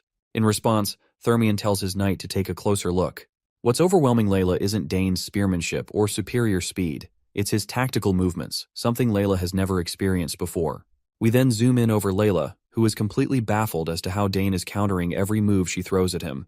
In order to clarify, Dane points out that her sluggish movements are making it easy for him to predict her actions. All her attacks are too predictable, giving him the upper hand. Meanwhile, Thermion asks Asmar if he can't see the spirit of a seasoned swordsman in Dane. The knight agrees immediately, but admits he's curious about how Dane, at his age, could possibly have this much experience. Thermion confesses he's just as clueless. He then reflects on how Layla's greatest growth came 7 years ago, after they returned from the Southern Inspection Tour. Meeting Dane back then had a profound impact on her, and he's certain that this time will be no different. Asmar acknowledges this and admits he's also surprised by this boy. The young lady may be the winner of the Danter Cup, but she's outmatched by Dane by a wide margin. It certainly seems like Count Sogras must have trained him harshly. However, Duke Thermion doesn't think of it that way. On the contrary, he believes Sogras isn't the type to train someone harshly. And besides, Dane doesn't seem like someone who would need such training in the first place. Asmar isn't entirely sure where the Duke is going with this, so Thermion makes it plain. He states that this boy is no ordinary person. He's someone with overwhelming talent, a true genius. He further speculates that Dane likely didn't participate in the Danter Cup simply because he wasn't interested. While Asmar outwardly agrees with his senior's assessment, but inwardly, he finds the idea ridiculous. The Danter Cup is something every boy and girl in the Empire aspires to win. Why wouldn't Dane be interested in it? Thermion continues, reminding his knight that no one of Dane's age has skills remotely on his level. Just as the Duke says this, his daughter buckles over her knees in exhaustion. Watching her, Thermion reflects that these battles might be exactly what she needs to humble her personality a little. He hopes that Layla realizes her shortcomings from this sparring session. If she can let go of her arrogance and focus on becoming more skilled with the sword, she'll be able to completely surpass her brothers. Now let's switch to Layla's perspective, where she's facing one humiliating defeat after another. She's finally starting to realize that Dane isn't just a tough opponent. He's on a whole different level. She always knew their talents were different, but to discover that the gap between them is this vast is a jaw-dropping moment for her. Seeing that she's exhausted, Dane decides to call it a day. It seems Dane was simply doing what Duke Thermion had hoped, playing along to remind Layla that she's not the best. As they walk, she's visibly annoyed and lashes out at him, demanding to know how on earth he trained to get this good. In response, Dane casually replies that he just practiced diligently. What a savage. His nonchalant answer completely rattles Layla, who can't help but feel frustrated. She thinks he's trying to undermine all the effort she's put into her own training, as if to say she hasn't worked just as hard. Dane, ever the savage, replies again and tells Layla she just has to work harder. With that, he decides to leave. But Layla isn't one to back down. She makes it clear that she won't lose next time. Dane, already looking forward to their next encounter, doesn't say much and leaves her to reflect on their dynamic. To Layla, Dane is the only person her age she truly admires, but at the same time, he's also someone she desperately wants to surpass. She wants to prove that she's not just a kid waiting to be taught. Yet, no matter how hard she tries, he always seems further out of reach. Still, she tells herself to wait and see. Next time, she's going to win. A few days pass, and we learn that the Imperial Academy's entrance exam is more than just a test. It's a full-blown festival. Talented individuals from all corners of the Empire flock to the capital, bringing their families and attendants along. This results in thousands of people pouring into the capital at once. This year, around 6,000 applicants signed up for the exam. There were no prerequisites other than paying the exam fee, making it accessible to anyone. However, the competition was fierce. Nearly 2/3 of the applicants didn't make it past the first test. Now, with the pre-selection over, 2,000 applicants remain, preparing for the next challenge in the form of the specialization exam. Inside the academy, the big shots gathered to discuss the influx of applicants. This year, over 2,000 students passed the first test, so things are bound to get busy. One of them asks how many will pass this time, and a lady responds confidently, 200 at most. They all speculate about the kind of students who will make it. The man leading the conversation is Professor Donavo, Dean of the Magic Department. The lady speaking is Ingrid, Dean of the Spearmanship Department. Donavo asks when the scores for the test will be released, admitting that he's curious to know who ranked first. Someone casually mentions that the top scorer in swordsmanship is likely to be the young lady from House Thermion. After all, she's the winner of the Danter Cup, and no one questions the outstanding way Duke Thermion has raised his children. The conversation continues with the Dean of the Summoning Department, Delphine, a sharp lady with glasses, and the professor sitting beside her is Esternade, the Dean of the Swordsmanship Department. While everyone throws around guesses about who is going to be the top student, Donavo sits quietly. That's when he cuts through the chatter, calling out everyone for their wild assumptions. He pulls out a letter that draws all eyes to him. When asked what it is, Donavo explains that it's a recommendation letter from Sidrain, and it even bears the Nixon Magic Tower's seal, imbued with mana. Everyone's jaws drop. Out of all the years, Sidrain has finally recommended someone he believes is worthy. The room is thick with disbelief. Even so, some insist there's no way this person could outperform the winner of the Danter Cup. Donavo, however, isn't done. He reminds everyone that Sidrain, who is famous for never taking on a disciple, has actually sent a recommendation letter. Not only that, but the child in question is just 14 years old and already a 3-chain mage. By now, everyone is dying to know who this prodigy might be. Donavo lets the suspense build before finally revealing the name, Dane Sogres of House Sogres. The room is stunned into silence. What makes this revelation even more staggering is the fact that there are already 2 geniuses from House Sogres enrolled in the academy, and now there's going to be a third. They are sure that this is definitely going to grab everyone's eyeballs. Esternade remembers that the House of Sogres is renowned for its expertise in spearmanship, but a mage's recommendation letter doesn't really make sense. It seems Sogres is about to become famous for its magic instead. Lady Ingrid shares the same thoughts. She had assumed he would apply for spearmanship, so this is a surprising twist. Donavo, on the other hand, is excited to see him join the magic department. With his sister Arabella already there, he'll be a fantastic addition to make the department even better. After all, the Imperial Academy is best known for its magic. Suddenly, a lady rushes into the meeting to announce that the test results are in. A system window displaying the results pops up. It reveals that the swordsmanship department has admitted 1,367 students, the magic department 227, and the summoning department only 152. The numbers for the swordsmanship department are staggering, especially when compared to the other departments, leaving everyone present in awe. Esternade feels smug, pleased with the large number of candidates joining his department. He's confident that our boy must be one of them as well. Every professor quickly scans through the results, eager to see which department Dane has landed in. But to everyone's dismay, his name doesn't appear in any of the departments. An old man in the room asks the reporter if there are any applicants who aren't listed. The reporter lady quickly replies that there's one application for the autonomous major. The mention of the autonomous major leaves everyone looking as if they've just swallowed a rock. Then the reporter drops another bombshell. Apparently, Dane Sogres scored the highest in the first test among 6,000 applicants. Once again, this news leaves everyone in awe, and one of them screeches in disbelief at the top of their lungs. Later, we meet Dane. It's already been a month since he arrived at the academy. Time has flown by, and it feels like his sparring session with Layla was just yesterday. Yet, here they are, having already taken the first test and now waiting for the results. Thankfully, the test wasn't too hard. That's when Layla comes rushing to him, eager to share the result information that's on her mind. She can't wait to find out how he placed. Well, we already know he scored first, which is quite unsurprising for us, but it's a huge L for Layla, who is Dane's rival. She can't hide her frustration as she realizes she's been bested again. Dane, on the other hand, feels immensely satisfied seeing her face defeat once more. After all, he's determined to humble this feisty cat who thinks she's entitled to be the top student. Layla, still fuming, demands to know how he managed to study so well. Dane responds that he focused on past exam questions his sister had sent him. He adds that even with that, it was still a challenge, especially the military science section. Still, Dane had an advantage, especially since military science is something he's personally experienced on the battlefield in his previous life. Layla, however, can't wrap her head around why 14-year-olds are being tested on war strategy and military politics. Dane just rubs salt in her wounds by casually stating that he found it fun. This sets Layla off, leaving her with an even more dramatic reaction. She glares at him and questions if he's hit his head or something.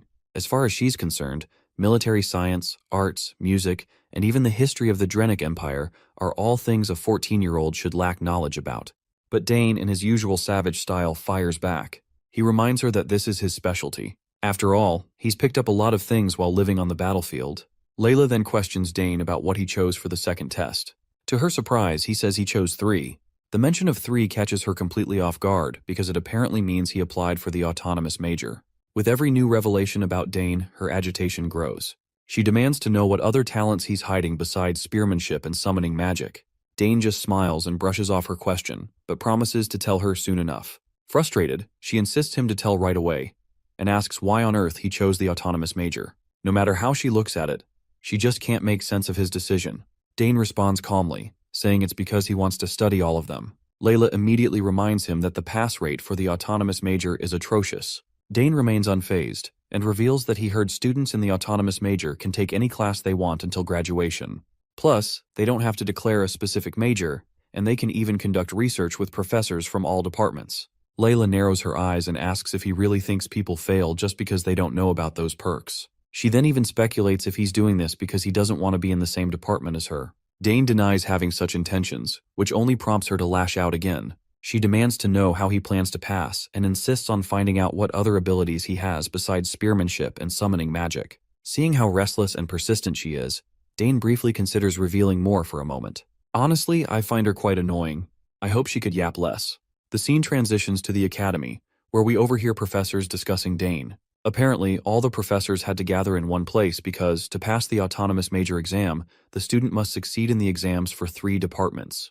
They're bewildered by the fact that Dane is actually planning to take on the autonomous major. Spearmanship, magic, and summoning. Each core and circle of study are practically opposites, making it almost impossible to pass all 3. Professor Delfineso notes that while there have been people who manage to pass 2 tests for the autonomous major, most don't even pass 1. Donavo agrees, adding that it's better to specialize, focus on the spear if it's spearmanship, or magic if it's magic. Applying for just one major is the safer and smarter choice. It's been 200 years since the autonomous major was created, and almost no one has ever managed to pass all its tests. Back then, when the major was first established, the requirements weren't as stringent. Hundreds of years ago, during times of conquest, the academy needed all the talent it could get. If someone showed potential, no matter the field, they were trained and utilized. But now, it's not like that anymore.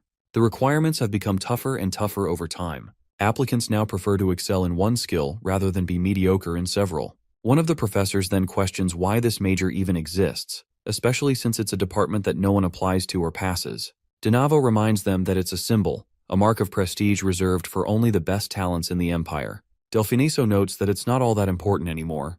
It has declined to the point where it practically exists in name only. Donavo adds that he looked into the records and discovered that in the past 1,000 years, only 2 people have ever passed. One dropped out, and the other was the previous emperor. Hearing this, Professor Ingrid remarks that unless someone is a true genius, even passing the autonomous major is impossible. Delfineso then points out that since Dane is the youngest child of the war hero Arkan Sogres, he's not from an ordinary house. She admits she's looking forward to seeing what he can do. The professors also entertain the possibility that Dane could just be an arrogant punk. If they go easy on him, there's a chance he might somehow pass. But with their positions as professors, they can't afford to half-ass it. Whatever the case, Donavo is intrigued. If Dane is a punk brimming with so much confidence that he'd dare to challenge a symbol of the academy, he wants to see it for himself. The time has finally come, and we find ourselves at the second exam location. As Dane stands before the professors, he introduces himself by name and states that he applied to the Imperial Academy's autonomous major program.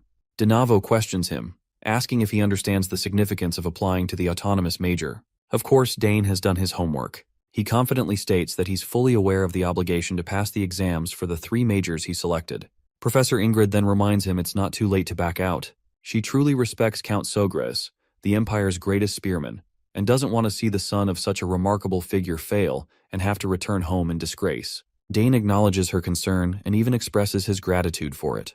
However, he firmly makes it clear that he came here with the determination to give it his all. The professors expected nothing less. After all, if Dane were someone who would give up after hearing a few words of discouragement, he wouldn't have applied in the first place. With that in mind, Donavo states that the exam will consist of 3 different tests related to the majors Dane has chosen. If he fails even one of them, it will be an automatic failure. Now that the rules are laid out, Donavo gestures to the head of the summoning department, Professor Delfineso, to start the test. Later, she stands right in front of Dane.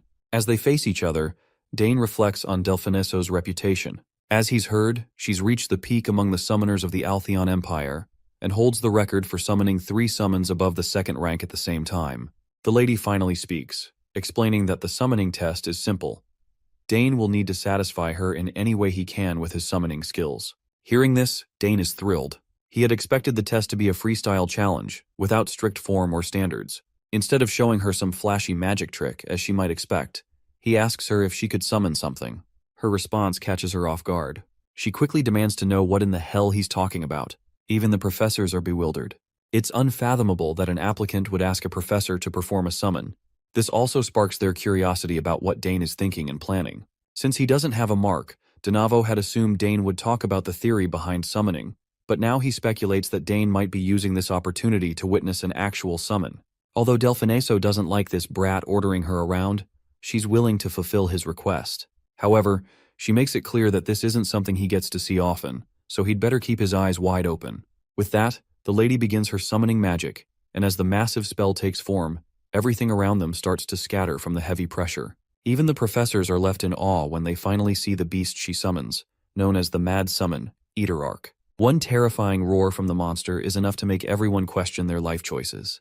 According to Dane, this creature is the most vicious among the 3rd-rank summons, and it's famous for attacking anyone it sees, other than its summoner. Dane honestly hadn't expected to witness something like this, considering this is just the entrance exam. But now it seems like things are going to get a bit more interesting. Now that she's done as he demanded, Delphiniso tells Dane to show her whatever it is he was planning to do. The spectators of the test are also in awe because even among the 4th-ranked creatures, Eterarch is the most vicious. Even if several dual-class knights attacked it at once, they'd have trouble defeating it. Even Professor Ingrid has no idea why Delphiniso summoned something as massive as this. Meanwhile, Dane simply continues to step forward toward the monster, which causes Delphiniso to panic. She quickly warns him to back off immediately because if he gets too close, it's clear the beast will attack. But Dane ignores the warning, and after getting dangerously close to the monster, he simply says he's just trying to prove his capabilities as a summoner. Delphiniso acknowledges this, but she didn't tell him he had to jump into the raging fire to prove himself. But Dane simply extends his hand, reassuring her that she doesn't have to worry about that. With one commanding gesture and a few words exchanged with the beast, this giant monster, which had once seemed so terrifying, suddenly bows down, behaving like a docile pet, and submits to Dane's command. This is an absolutely jaw-dropping moment for everyone, while Dane just keeps petting that terrifying creature like it's a stray cat. The owner of the monster, Delphiniso, reacts just like everyone else. You see, there's no way to tame the vicious Eterarch so easily. That's when she suddenly notices the mana thread connecting to Eterarch.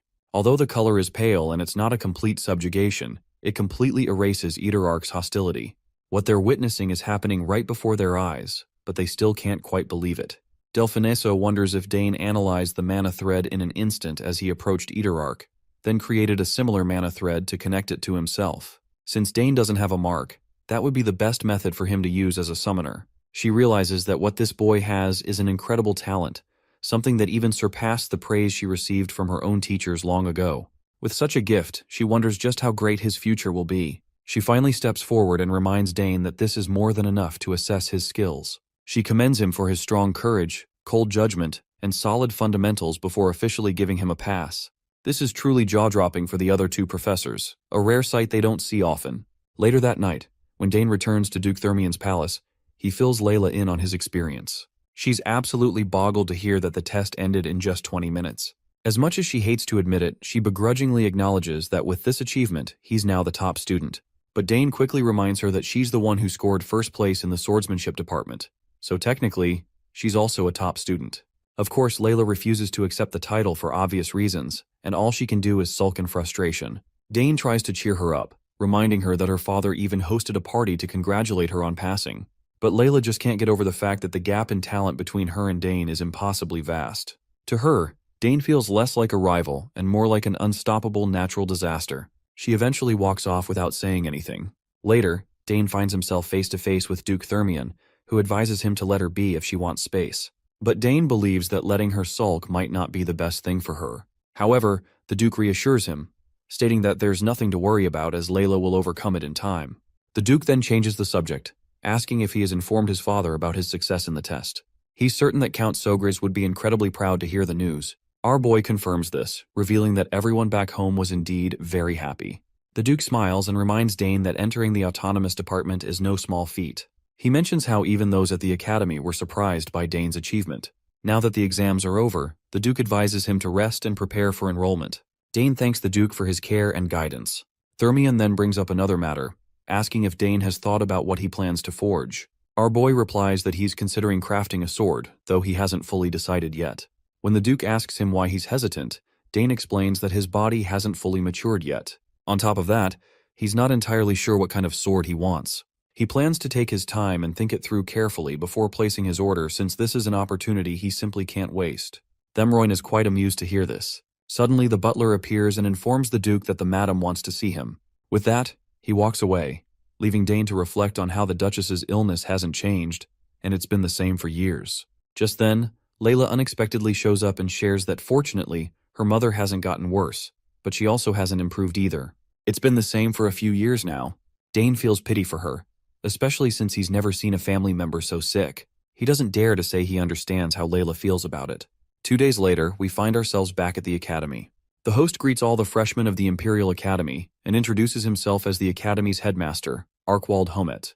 He praises the new students who have made it to this prestigious position after enduring fierce competition. He believes the future of the Empire is very bright and that everyone standing here is a talent of the Empire. Among the new students this year, there seem to be many particularly outstanding ones. But there is also an extraordinary student among those outstanding individuals, someone who passed the autonomous major exam. Including this newly qualified student, there are only 2 people who have passed it in the last 100 years. The student in question passed the autonomous major exam by receiving unanimous approval from the 3 deans of the magic, spearmanship, and summoning departments. Everyone goes absolutely wild upon hearing that someone passed the autonomous major test, something they could hardly fathom. The headmaster then calls the top student, Dane Sogras, to step forward. Dane walks towards the stage with full swag while the crowd goes wild, amazed that this young brat is the one who passed the autonomous major exam. Everyone in the crowd is talking about Dane and the Sogras family, and among them is Count Sogras himself, accompanied by other family members. Duke Thermion, standing nearby, is quite smitten as he compliments Sogras for raising such an extraordinary child. He feels disappointed in himself, thinking that he's achieved absolutely nothing after raising 2 sons. His daughter is entering the academy, but neither of his sons even bothers to show up. The eldest is off on a mission, and the second ran away. On the other hand, Sogras has everything turned around with his 2 daughters, and Thermion can't help but feel a bit envious. As he looks at his daughter, he feels quite dejected and sorrowful. He regrets that her mother couldn't be here to witness her special day. While Dane stands in the spotlight, all eyes glued to him, Delfiniso quickly asks Dane's sister if Dane had always gotten along with her summons from a young age. Her sister responds quickly and positively, as though the answer was obvious. Delfiniso had expected this response and is now even more certain that Dane has an innate friendliness, something he's likely had since birth. Delfiniso reflects on the situation, thinking that Dane is a rare case. He is far better than most summoners, despite lacking any visible sign of a summon. The sister then wonders aloud if Dane's high level of friendliness would allow him to summon creatures from beyond the horizon.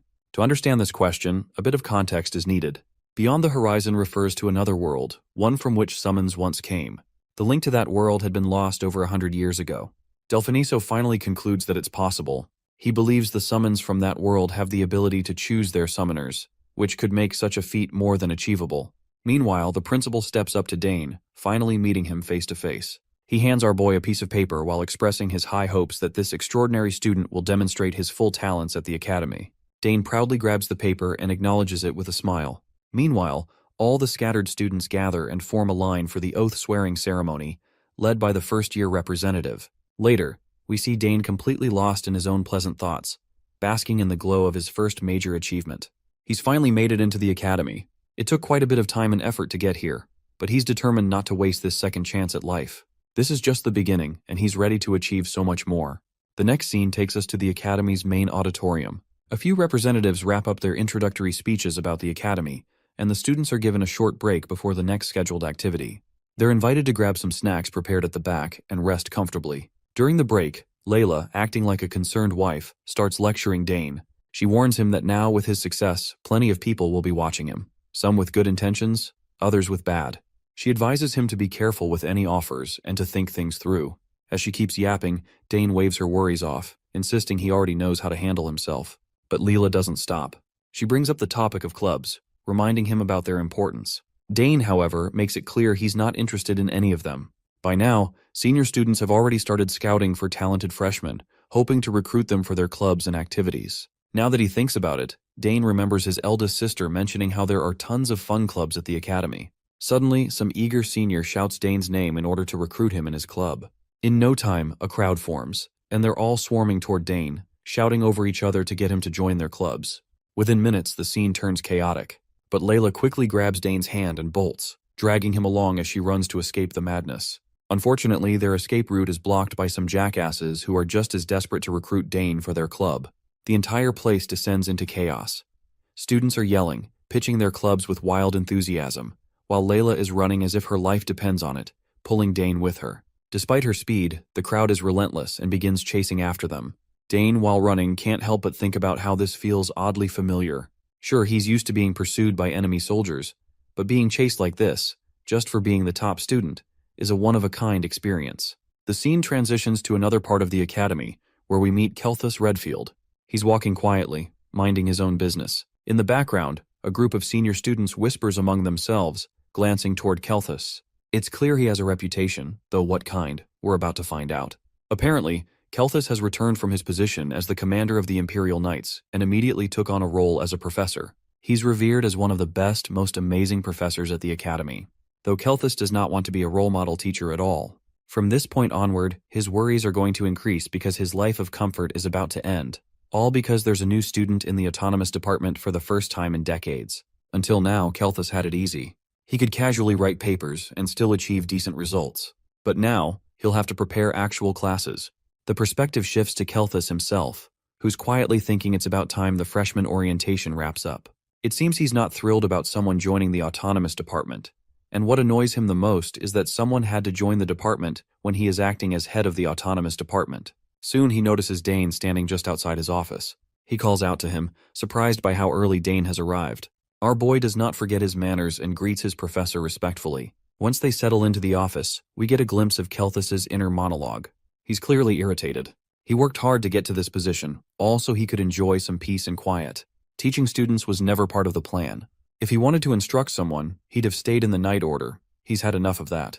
Anyway, now that there's no turning back, Kelthus turns to Dane and asks why he chose to apply to the autonomous department. To which, our boy simply responds that he simply does not want to be bound to a particular field. Kelthus follows up by another question, asks if he plans to choose a specific field later.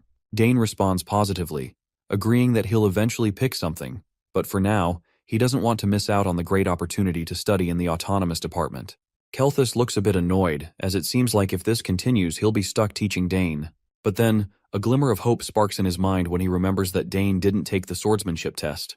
The fact that this student skipped the test means he's not confident in that area. Kelthus sees his chance and asks our boy if he knows anything about swordsmanship. Of course, this catches Dane off guard. The question is completely unexpected, and he's a bit puzzled. Kelthus quickly clarifies that he's not trying to insult him, but as a student in the autonomous department, and with him being the professor, he believes Dane should know something about swordsmanship. It's a strange request, and Dane can exactly tell that his teacher isn't exactly thrilled to see him here. So, Dane keeps it simple and straightforward, telling his teacher that he's not interested in swordsmanship. This is the moment Kelthus has been waiting for. He's quick to seize the opportunity, telling Dane that he wants to test his abilities. You see, Kelthus has the authority to evaluate Dane, and if our boy's swordsmanship is as poor as he suspects, this lousy professor can use it as an excuse to make him leave the department. Kelthus decides to head to the training grounds to test Dane's aptitude in swordsmanship. Once they arrive, the professor gestures toward the array of swords lining the walls and tells Dane to choose any weapon he likes. Our boy begins browsing through the staggering collection of blades. As he looks at the plethora of swords, he can't help but wonder how a training room like this even exists in a place meant for academics. And most of all, why is there so much weaponry when there haven't been any autonomous department students in decades? After a few moments, Dane shrugs and picks a sword at random. Kelthus is not sure about the sword he chose, but Dane responds affirmatively, showing no signs of second-guessing himself. With the weapon selected, Kelthus lays out the rules. It's pretty simple. If Dane can tag him even once, he passes. To make it easier for his student, Kelthus imposes a restriction on himself, which is that he won't move more than 2 steps during the bout. Dane agrees to the terms without hesitation, and the two of them take their positions, facing each other to start the round. Kelthus feels relieved as well as concerned. He's relieved that Dane accepted the conditions so readily, but at the same time it's unsettling. Dane didn't hesitate at all, almost as if he's confident he'll win. Once the match begins, Dane dashes straight toward Kelthus. He swings the blade in an attempt to tag his teacher, but Kelthus easily sidesteps out of the way. Though he dodged the strike with little effort, the professor can't help but notice something. Dane is fast. Faster than he expected. For a moment, he starts to believe that maybe this boy really is qualified to be an autonomous student. But there's no time to dwell on that thought. Dane presses on with relentless swings, each one more precise than the last. At one point, Kelthus finds himself mere inches away from being tagged, and the realization sends a chill down his spine. When Dane swings again, Kelthus is forced to draw his own sword to block the attack. If he'd moved even a fraction of a second slower, the match could have ended right there, and not in his favor. What's more surprising is Dane's swordsmanship. It's unconventional, almost wild, but undeniably effective. Kelthus is now convinced that this boy might actually know how to wield a sword. It's clear that this isn't just beginner's luck. Dane is unpredictable, and that makes him dangerous. After this rapid round, Dane steps back, breathing heavily. Kelthus watches him closely, and something about our boy's stance leaves him bewildered. It stirs a memory of a swordsman he once saw on the battlefield. What puzzles Kelthus the most is that Dane's posture isn't the polished, textbook-perfect stance of a Night Order soldier or a noble house swordsman. It's rough, unconventional, something born out of raw experience rather than formal training. But there's no time to dwell on it. Dane charges again, and their blades clash once more. The speed at which they're exchanging blows is astonishing. Their movements blur into silhouettes, the clashing steel ringing out in a wild symphony. Kelthus can't believe what he's seeing. None of this makes sense.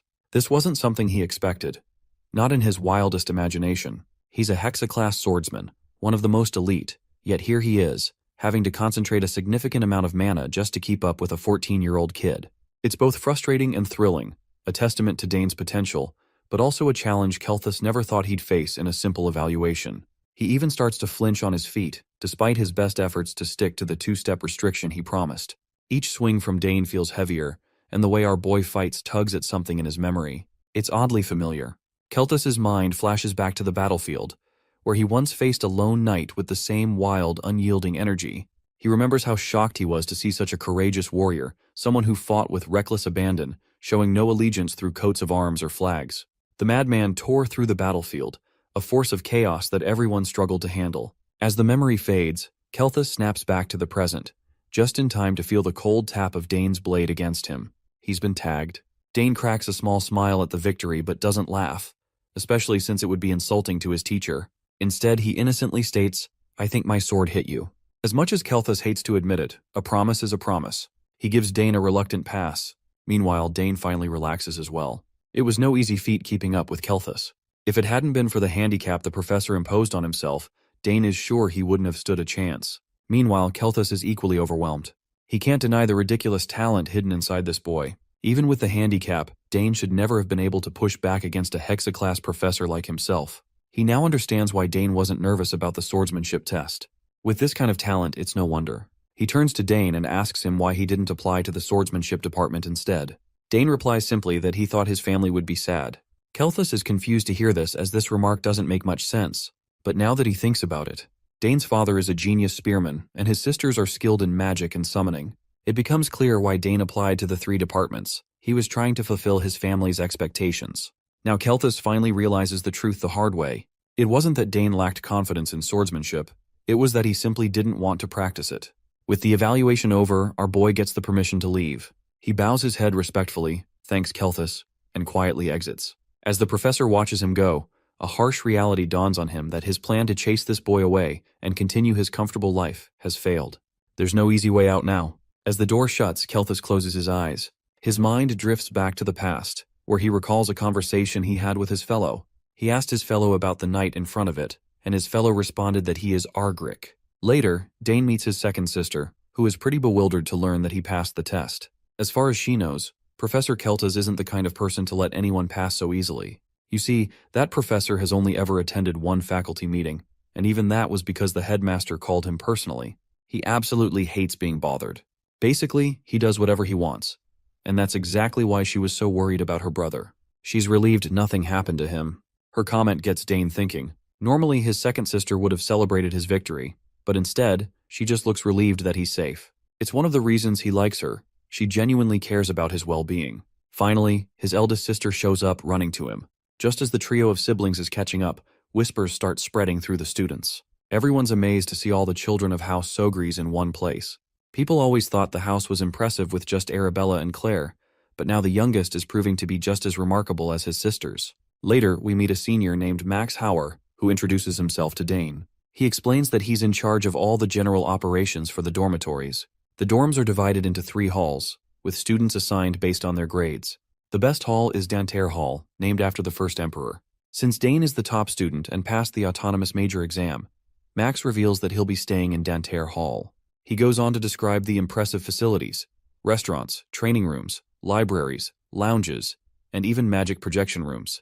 And then there's the mention of secret facilities. Dane has no idea what those are about, but he doesn't press the issue and just listens as Max continues to explain. The senior also explains that while Dane won't need to worry about this, there are cases where students have to leave Dantaire Hall if their grades drop. He adds that Arabella and Claire stayed in Dantaire Hall until they graduated, a feat in itself, and one more reason the Sogra's name carries so much weight. With everything laid out, Max hands Dane the key to his apartment, mentioning there's a spare. If Dane ever loses it, he can come back and get a replacement. The senior also warns his junior about the strange students around here. They're not bad, he says, but sometimes you'll find yourself wondering what's wrong with them. Max suggests he check out the details himself and assures him that if he has any questions, he can contact him through the crystal ball. With that, Dane heads off to his room. As he walks, he can't help but notice how lavish the place is. But there's something off about it too. He doesn't sense a single human presence. It's as if everyone just evaporated into thin air. Feeling uneasy, he decides to spread out his senses. Almost immediately, he picks up on a faint whiff of lubricating oil brushing against his nose and the barely audible squeaking of turning gears. From just that much information, it becomes clear to him that this is a trap, and he's already stepped right into it. But instead of panicking, my guy just smirks to see such a lousy attempt being made on him. The thugs who tried to make this are watching everything through this window. They got no clue why Dane has stopped moving, which makes them wonder if he has caught on that he has fallen for a trap. But the guy with glasses, Arnold, states that there is absolutely no way because, as he claims it, the Coloreds have been hunters for hundreds of years, so they are very good at setting traps. He is actually the eldest son of the Colored barony, Arnold Colored, third-year student of the shooting department. One of the students fears that it might be a dangerous prank, but Arnold assures his timid friend that he removed all the danger already. This is the first time he is going to have such a hazing, so he is excited. But some of these guys are not sure if picking on someone from House Sogries is a good idea. Arnold just reminds them that they all have gone through tremendous hazings, so he just looks forward to this one, and he is sure that Dane is going to end up a complete mess. One of the female students, Priscilla Nerial, a fourth-year student in the theology department from House Nerial, raises a concern. Since he's the top student and autonomous, she worries this hazing won't be like previous ones. Not to mention both of his sisters are geniuses, and if he's an autonomous student, he'll be an even greater genius. Some are even doubtful about whether the traps they've set will work. But Arnold is certain Dane couldn't have sensed the traps. He made sure to paint the traps to hide them, and even lubricated them to prevent any mechanical sounds. Finally, Dane begins to move forward, which fills these idiots with absolute joy. Since my guy knows where all the traps are set, he intentionally triggers the first one. A water balloon descends, but Dane, who already expected this to fall, obliterates it with a mana bullet. Then comes the next trap, a smelly one with a truly horrendous odor. Arnold is losing his mind, unable to believe Dane has found all the traps. He insists it's just a coincidence.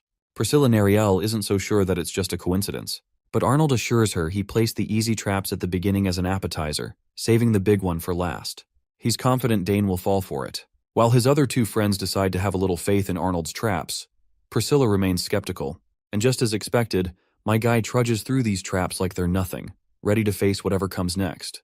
After visually pinpointing the positions of every trap laid on the hallway, Dane Sogries braced himself with a smile and charged forth. Setting off the first one, multiple boxing gloves launched from various angles.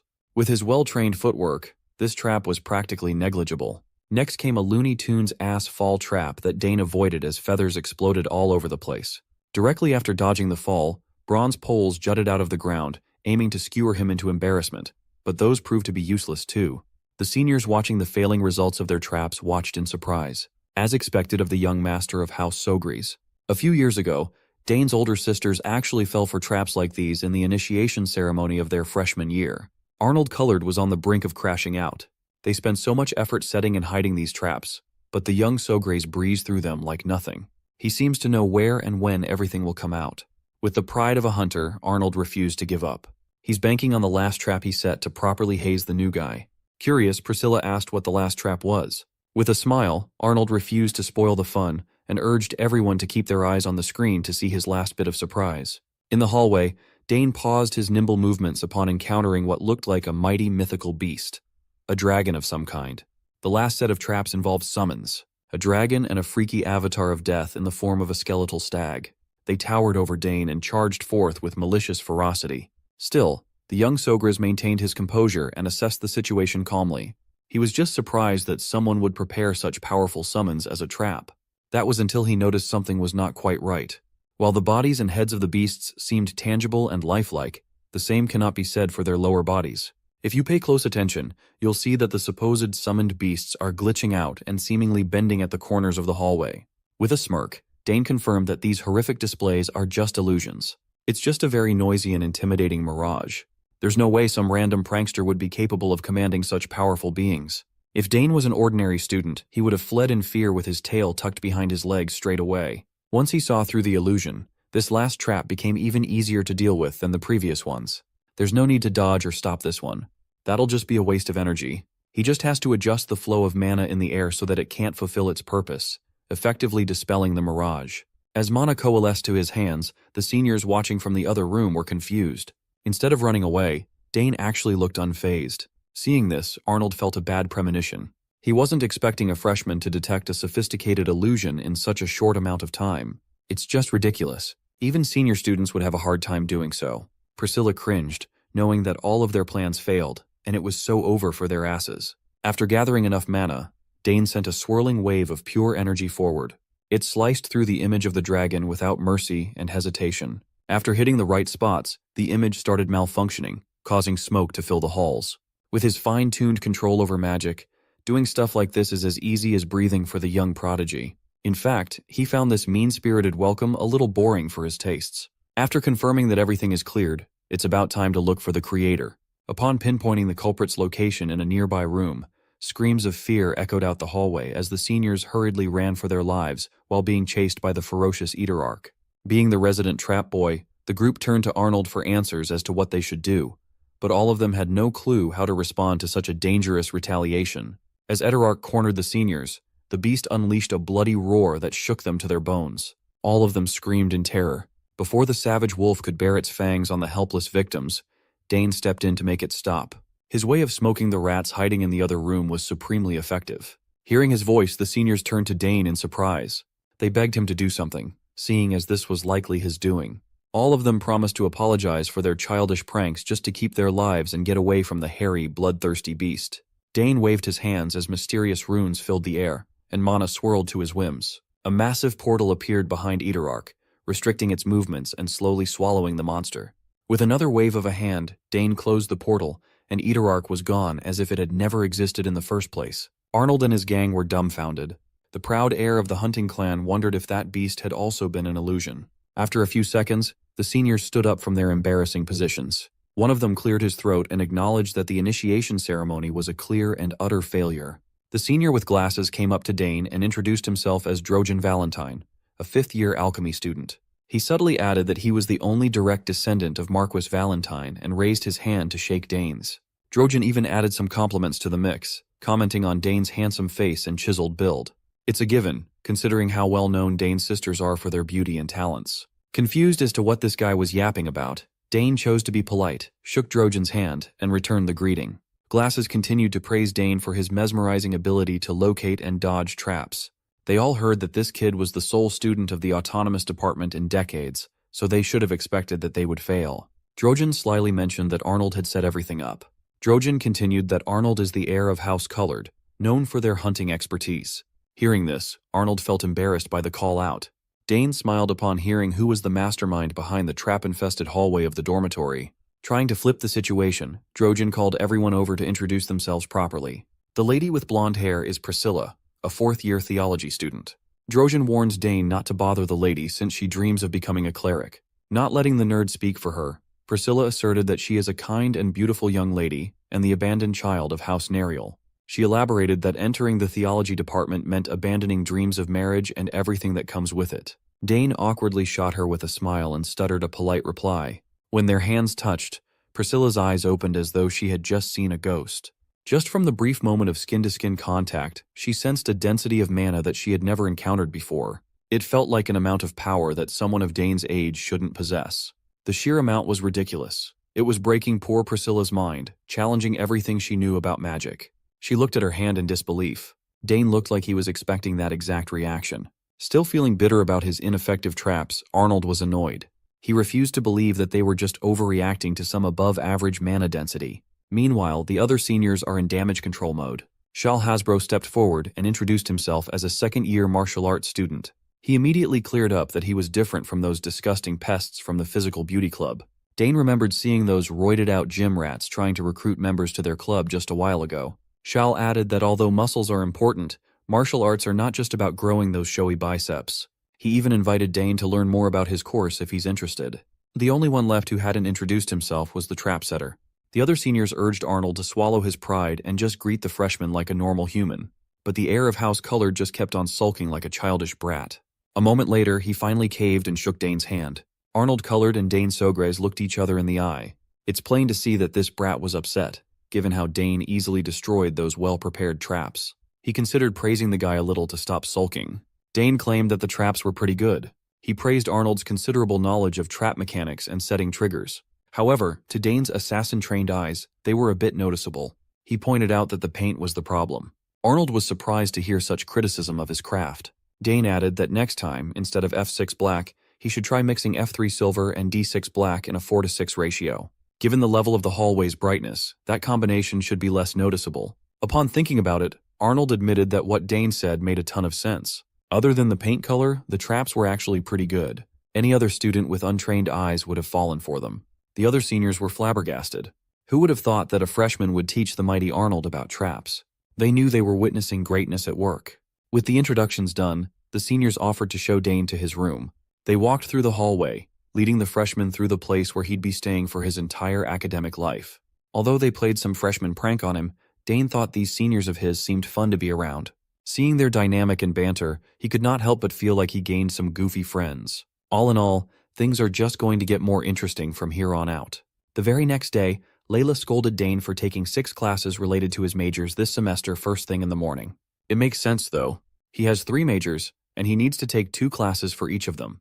There are also liberal arts classes filling his schedule to the brim. At this rate, he might not even have time to sleep. Usually the first years take 4 classes at maximum load. Layla urged Dane to think carefully and consider canceling some of the classes on his docket by the end of the day. Dane assured her that he'll be all right. He even went all in and applied for 2 liberal classes and added military science to the mix. Bro is in hard mode. Layla could not relate at all. Military science scarred her from the first portion of the entrance exam. She lost a lot of points because of that pesky part. But as expected of the academy's top student, Dane liked military science. Finally, the duo bid farewell and agreed to see each other in the swordsmanship class later. For her first period, Layla is headed for a liberal arts class. She took the Understanding Cosmetics and Skin course. Even though she's the fiercest swordsman of her generation, Layla is still a young lady. Dane arrived at his first period, and his classmates buzzed with curiosity about the top students in their batch. They were all confused as to why he would take this subject as his liberal arts class. Most of them were planning on approaching him after class to talk, but they were afraid that he would be cold and distant. None of them were even bothering to conceal their whispers. The first period is Introduction to Military Science. From what Dane had read yesterday, there were some things he already knew, and some things that were at direct odds with the reality of war. Theory and practice aren't always matched after all. If they were, no countries would lose in war. The sheer fact that military science is still taught in an era of peace just shows how important theory and fundamentals are. When the professor entered the classroom and walked to the lectern, every student stood up in respect. The burly professor didn't like that and urged everyone to quickly sit back down.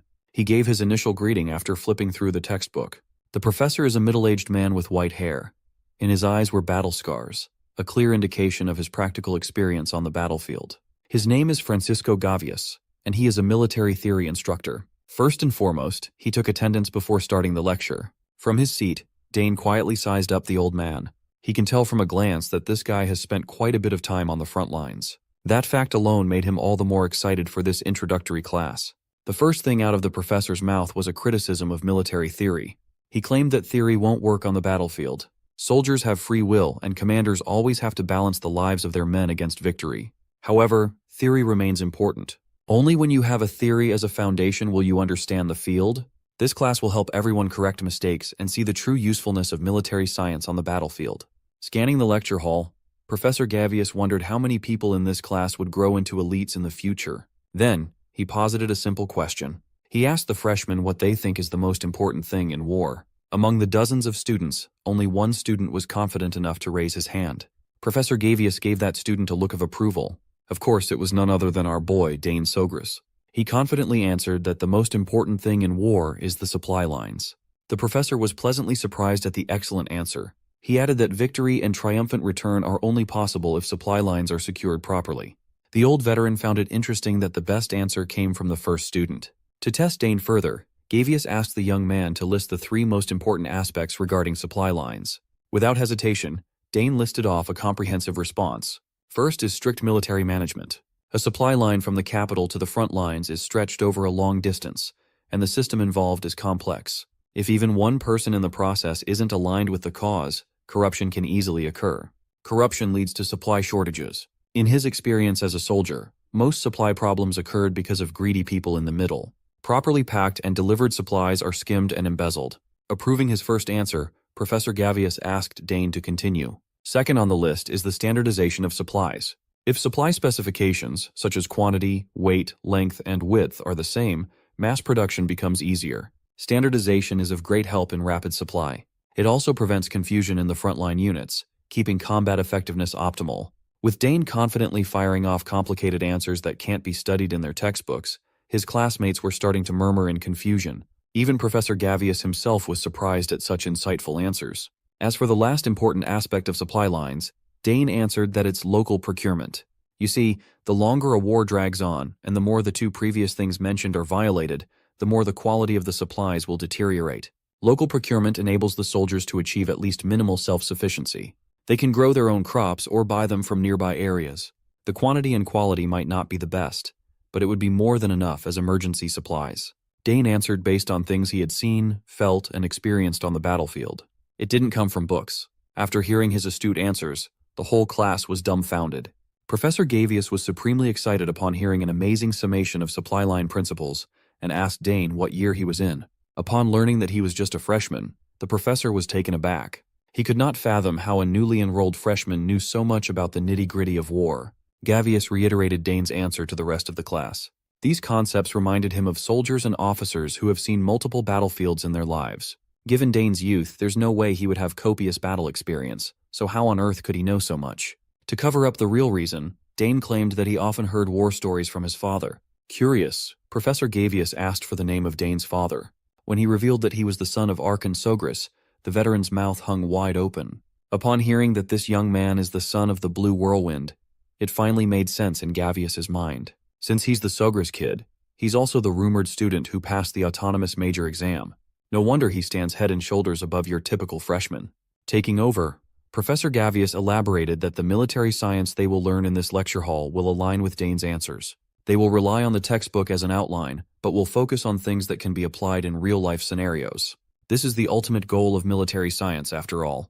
Professor Gavious was extremely pleased that a really good seedling came in this time around. After the first period, students exited their lecture halls and flooded the academy's halls. Dane can be seen running away from the classroom, exasperated as he almost got suckered into graduate school on his first day as a first year. After the class, the professor called him back to offer a path to go deeper into his study of military science. Recommending graduate school to a freshman is crazy. Thankfully, Dane's second sister had already given him advice regarding situations like this one. Claire asserted that if someone offered him a place in the Imperial Graduate School, he should just escape and run away without doing anything else. By the looks of it, Professor Gavious is not the type who'll give up right away. Setting that problem aside for now, Dane pulled out his map and charted a path to his next class. It's his first day, so he's still unfamiliar with the lay of the land. It doesn't help that the academy's too large. He agreed to meet Layla at Central Fountain Square, which is quite a bit of distance from where he's standing. After scanning the map, he finally found the spot. By the looks of it, going through the Misty Garden seems to be the fastest way to reach his destination. After walking for a few minutes, Dane reached the so-called Misty Garden. They say that if the weather was even slightly cloudy, the garden would be swallowed by a thick layer of fog. This fog makes it very easy to lose your sense of direction inside the garden. As a result, most students avoid the large garden if they can help it. Furthermore, the mystery of Misty Garden has been linked to some scary ghost stories. Dane looked around him and was pleasantly surprised that the area looked a lot nicer than his eldest sister described. Since the weather is nice, he should be safe to take the shortest path and get to the other side quickly, right? While he was cheerfully traversing the garden, Dane suddenly heard an ear-piercing scream, crying for help. Looking in the direction where the pleading voice was coming from, Dane deliberated what he should do. Pinpointing the exact origin of the voice calling for help, he determined that it came from beyond the greenery. Dane sped off. His mother always said that if he finds someone in need, he should help without hesitation. Mind you, this boy's mother is an assassin. Since there's still quite a bit of time before his next class, he should be able to squeeze in a rescue mission in between. With Dane's outstanding speed and keen perception, he quickly found the lost student. It was a young man carrying a heavy backpack. He thanked Dane for responding to his calls for help. He thought he'd be stranded. Thankfully, he wasn't hurt. He's just exhausted after walking in circles for a long time. The dude introduced himself as Ernest Dillon, a first-year exploration student. Dane found it quite a bit ironic that an exploration student got stranded inside the campus. Ernest admitted that he might have gotten a bit too excited exploring the academy. excited enough to get lost and run out of stamina. As far as he could recall, the Dillon barony is a noble house from the west, and its crest features a boat and a sailor. Ernest was impressed that Dane was aware of his family. You see, they are a house famous for exploration. For generations, Ernest's ancestors have explored the vastness of the seas and braved their way to unknown lands. Looking at the young Dillon, he doesn't look like he's cut out for such grand adventures, given how scrawny he is. The fact that Dane recognized his family made Ernest proud. He politely asked Dane his name, and the young genius gladly introduced his name. Upon learning that he was the first autonomous department student in 50 years, Ernest nearly passed out in shock. His eyes lit up with interest as he praised his luck for meeting such an extraordinary individual. Dane's awkward laugh was halted when he noticed something around Ernest's neck. The kid asserted that he wasn't hurt anywhere, but there were clear signs of wounds and scars around his body. There were bruises and scars around his neck and hands. From what Dane can gather, they are very different from injuries one can sustain from exploration.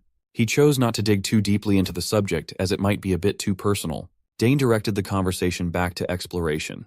Ernest enthusiastically explained that he's an absolute junkie when it comes to exploring everything new that he encounters. People, things, places, you name it, and he'll be down to go deep.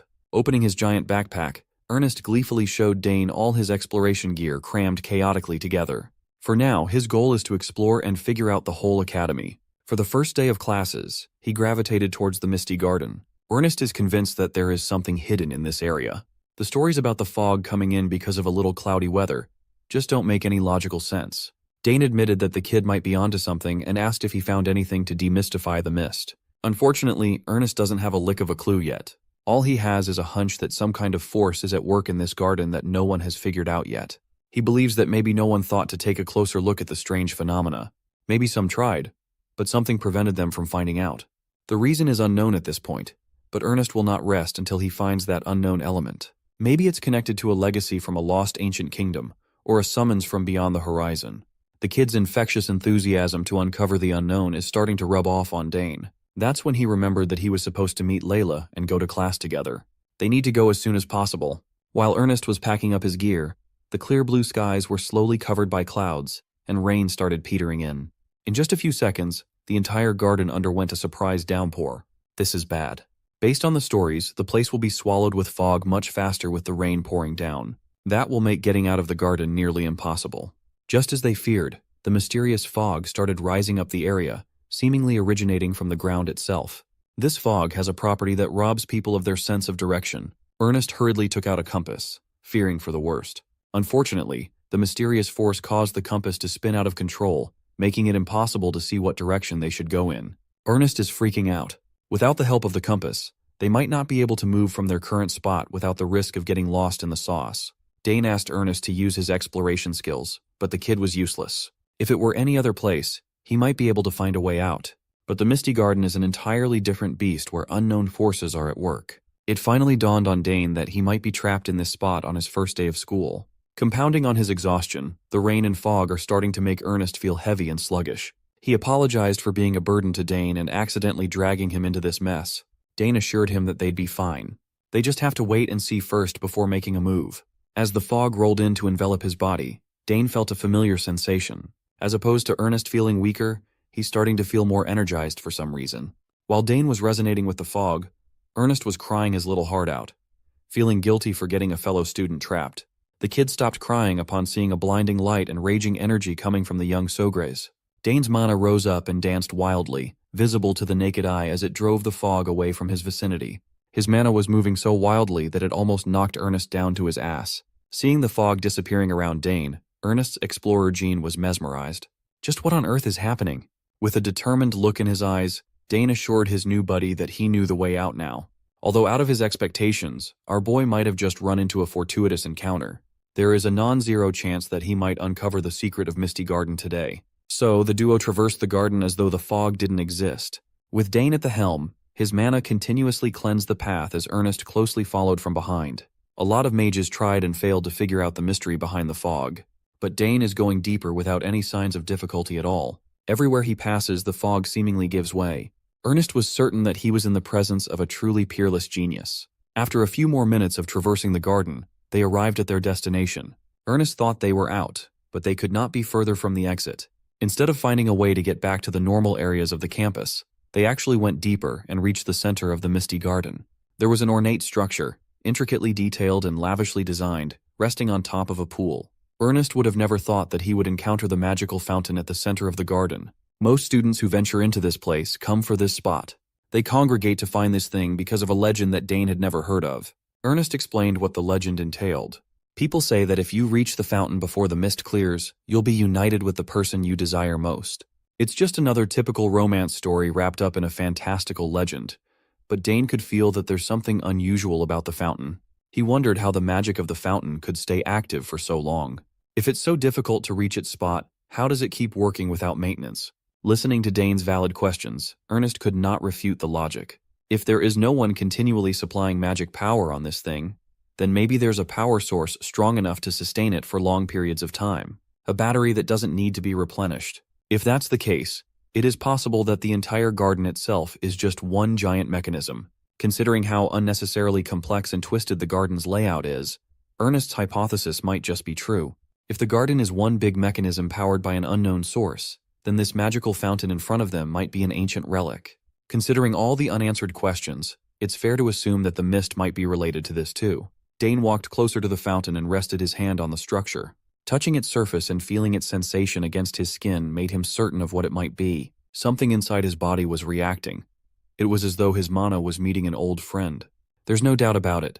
This fountain is exuding ancient magic. Injecting his man onto the structure, unknown symbols and runes surfaced. Upon seeing the symbols, Ernest jumped in surprise. He recognized them as the ancient Secret language. Initially, he was not sure, given how blurry it was. But now that Dane touched it, the symbols grew clearer. This is the language used in the lost ancient kingdom of Secret. Given his background, studying ancient languages like this is essential for explorers of the Dylan family. After all, it would be frustrating to go all out on reaching an ancient ruin only to be stun-locked because you can't read what's written in ancient texts. Of course, Ernest has yet to master every language out there, but he vividly recalls learning the Secret language with his father from a very young age. Taking out his notes and pen, Ernest stepped up to the plate to try and decode the ancient symbols inscribed on the fountain's structure. Dane gave way. It looks like the kid's explorer instincts are really kicking in, so it's better to let him do his thing.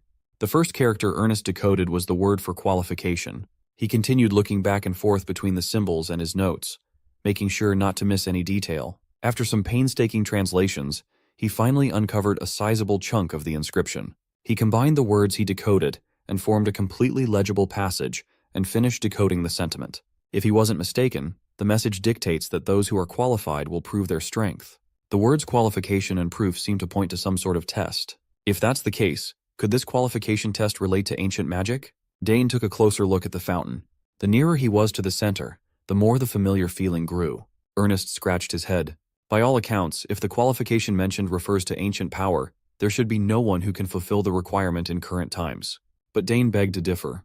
Waving his hand once more, his pure mana gathered at his wrist, swirling in a dazzling gleam. Confused, Ernest asked what he was doing. Dane's focus was directed at his finely tuned control over the mana in the air. As far as he knows, runes hold power just in their shapes alone. If he uses the bracelet that he and Old Man Sidrain discovered, the ancient magical fountain might just react. As expected, the runes on the bracelet resonated with the symbols inscribed on the structure. The strange symbols appearing on the bracelet's surface were indecipherable, but just seeing a reaction made Dane smile in anticipation. With blind confidence, he inched closer to the fountain and reached his hand out to touch the Secret symbols. Much to his surprise, the structure seemingly beamed to life.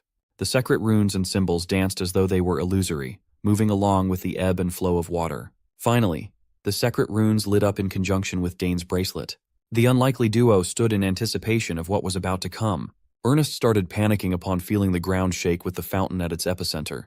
The gem-like structure in the center trembled. Panicking, Ernest asked Dane what he did to make the whole fountain sink into the ground. The young genius just smiled. He took a risk, and it paid off. He found the right answer to the cryptic test of the misty garden. Suddenly, mana converged on their position, nearly blowing the scrawny explorer wannabe away. From the mist to the activation of an ancient relic, he's been going through mental shocks one after another. Who would have thought that the one who would qualify for the ancient test would be Dane? With the water drained out of the fountain, something glowed at the center of the structure. The sun rose up, clearing the dark clouds and revealing a polished and beautiful jewel. Ernest reckoned that this thing must be the power source that operates the fountain. Scratch that. Maybe it's the cause of all the strange phenomena in the garden as a whole. Opportunities like this are rare, and Dane is ready to seize that shit even if he has to face an unknown and ancient power. The mysterious ancient power emanating from the centerpiece of the garden coalesced towards Dane's feet, forming an intricate formation of runes. He could feel remnants of ancient magic, just like the mysterious magic power residing inside his body. Much to his surprise, the indecipherable symbols surrounding the fountain slowly started making sense in his mind. Arcana flourished before a calamity caused its destruction. This is the Forgotten Empire's legacy. He was amazed. The unrecognizable scribbles revealed its true meaning in Dane's eyes. It was as though he was destined to understand the ancient language upon absorbing the legacy of the ruined magic kingdom of Arcana. Then he felt a sharp pang of pain in his chest. It tightened and caused a wave of agony to wash over his entire body. Dane gritted his teeth and focused his perception on his heart. He can't quite explain what it is, but something is happening in his heart. Tendrils of pure mana wrapped around the organ, constricting tightly and going into every little crevice. With one final push, the ancient mana completely burrowed into his being with a dazzling radiance. Once the pain started subsiding, Dane noticed that he just formed a magic circle. You see, a core and a circle can never coexist in harmony inside any practitioner's body. Their roles completely oppose each other, destined to be diametrically conflicting with one another. It is highly unusual to see anyone who possesses both. The efficiency is bad, and it directly harms the user's body. That is why, even though magic swordsmen are formidable, they always suffer from heart problems, limiting their lifespans. This is also precisely why Dane did not want to make a circle usable only for magic. He already established his cores, so even if he wanted to cultivate a magic circle, he didn't want to take the risk. Now the legacy of the ancient empire is forcibly implanted in his heart. Seeing his worried expression, Ernest asked if he was okay. His complexion had paled, and he looked conflicted. Dane forced a smile, assuring his new buddy that he'll be fine. He just has a lot to think about. The young explorer inquired if he really absorbed the torrential power from earlier. Even to Ernest's untrained eye, he can see that the mist and the runes seem to have formed an inexplicable connection with Dane. It's only natural that Ernest is full of questions. He saw the entire process after all. But for now, it's better for this kid to stay in the dark. Dane used his magically gifted sister as an excuse, telling Ernest that he handled the bizarre incident the way she taught her. After today's events, Ernest can feel his explorer's blood boiling with the desire to discover. He proposed that they should look for more mysteries in the academy together sometime soon. They can stay in contact with each other to share any strange phenomena or places they discover. Considering that there might be other places with collections of magic, like the fountain, Dane agreed. Now that the fog has lifted and the commotion has died down, Ernest reminded Dane that he still has a class to go to. Inheriting an ancient legacy made Dane forget that he agreed to meet up with Layla before class started. He dapped Ernest up and apologized for rushing away. He's on a time crunch. He needs to get to the meeting spot, or that unruly young lady will give him the business. Dane bid farewell to his new friend and ran off in the direction of his next lecture. The young explorer looked at the retreating Dane with a smile on his face. He certainly found an interesting friend today. He had a feeling that if he kept exploring with Dane, more amazing things were bound to happen. After making sure that he was far enough from Ernest, Dane experimented with pushing his speed to the limits. He found it weird that every bit of movement felt a whole lot easier. Fierce undulations of mana surrounded his body, bolstering his already lightning-fast agility. He could clearly feel the circle and cores inside his body. Against the common logic of this world, they seemed to coexist harmoniously with one another, devoid of any discomfort. Normally, the circle would interfere with the core's energy, reducing its efficiency. But that's not happening. No matter how much magic he generated around his body, there were no signs of any backlash or strangeness at all. Much to his delight, it's actually the opposite. His magic is constantly fluctuating and circulating through the circle, only to loop back and gather in his core. The whole process repeats, purifying the energy in his core even further. With this abnormally fortuitous development, Dane's first thought was to contact his eldest sister as soon as he could. One second he was dreading heart problems. The next, he was beaming with all the possibilities this unlocks. With his newly enhanced speed, it didn't take Dane long to reach the sandy grounds of the Hangston district. He arrived just in time to meet with Layla to take a walk around the famous area. After leisurely walking, the two finally got a glimpse of the district's entrance. The entrance was constructed in a weird way. Layla explained that they were about to enter the notorious magic barrier. She added that this bizarre structure was created by Saul Hangston, a legendary wizard from the academy. It's a barrier that is activated once a year for freshmen with magic talent. When a student passes through, a light will appear. Based on the color of that light, students will be classified based on magic quality and magic grade. Originally, this intricate device was used to filter out dark wizards sneaking into the academy. But after dark wizards went extinct, the magic barrier was repurposed to classify students. Curious, Dane asked about the color corresponding to each grade. Layla gladly explained that if a student has no magical talent, a color change will not occur. If the student has decent talent, a yellow light will appear. Considerable talents produce blue lights, and overwhelmingly talented individuals will show red. Layla studied a lot about the academy before they even enrolled. She wanted to know everything there was to know about the venue of the new chapter in her life. Also, both of Dane's sisters, Arabella and Claire, produced red lights. It's only natural, given their monstrous affinity for their respective paths. Layla can't wait any longer. She runs up to the magic barrier, excited to find out what color she will invoke. Upon stepping onto the district's entrance, a glaringly bright red light filled the area. Given her outstanding talent, this was par for the course.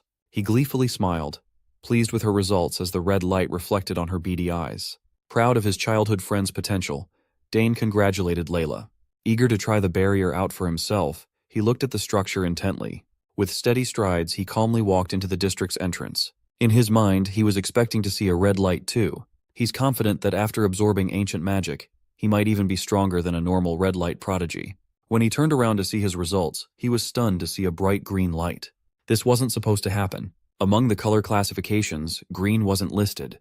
Even Layla, who studied up on the academy systems, was flabbergasted. She looked at Dane and asked why this dude couldn't just be a normal genius for once in his life. Dane was clueless as to what was happening too. He just smiled wryly in response.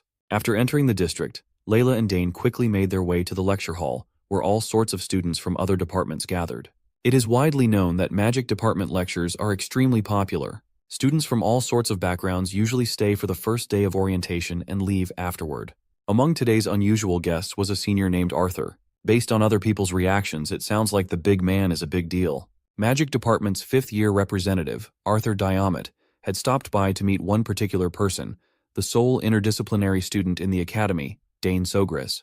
The juniors were notified ahead of time that Dane would be attending the class, but there were no signs of the man of the hour yet. Arthur tasked his juniors to direct Dane directly to him once the kid arrived. Since Dane is Arabella's younger brother, those who idolize her, including Arthur, are paying very close attention to the young Sogris. Suddenly, a commotion occurred as two students entered the lecture hall. Most students who hadn't seen Dane before clamored to get just a glance of the boy's wonder.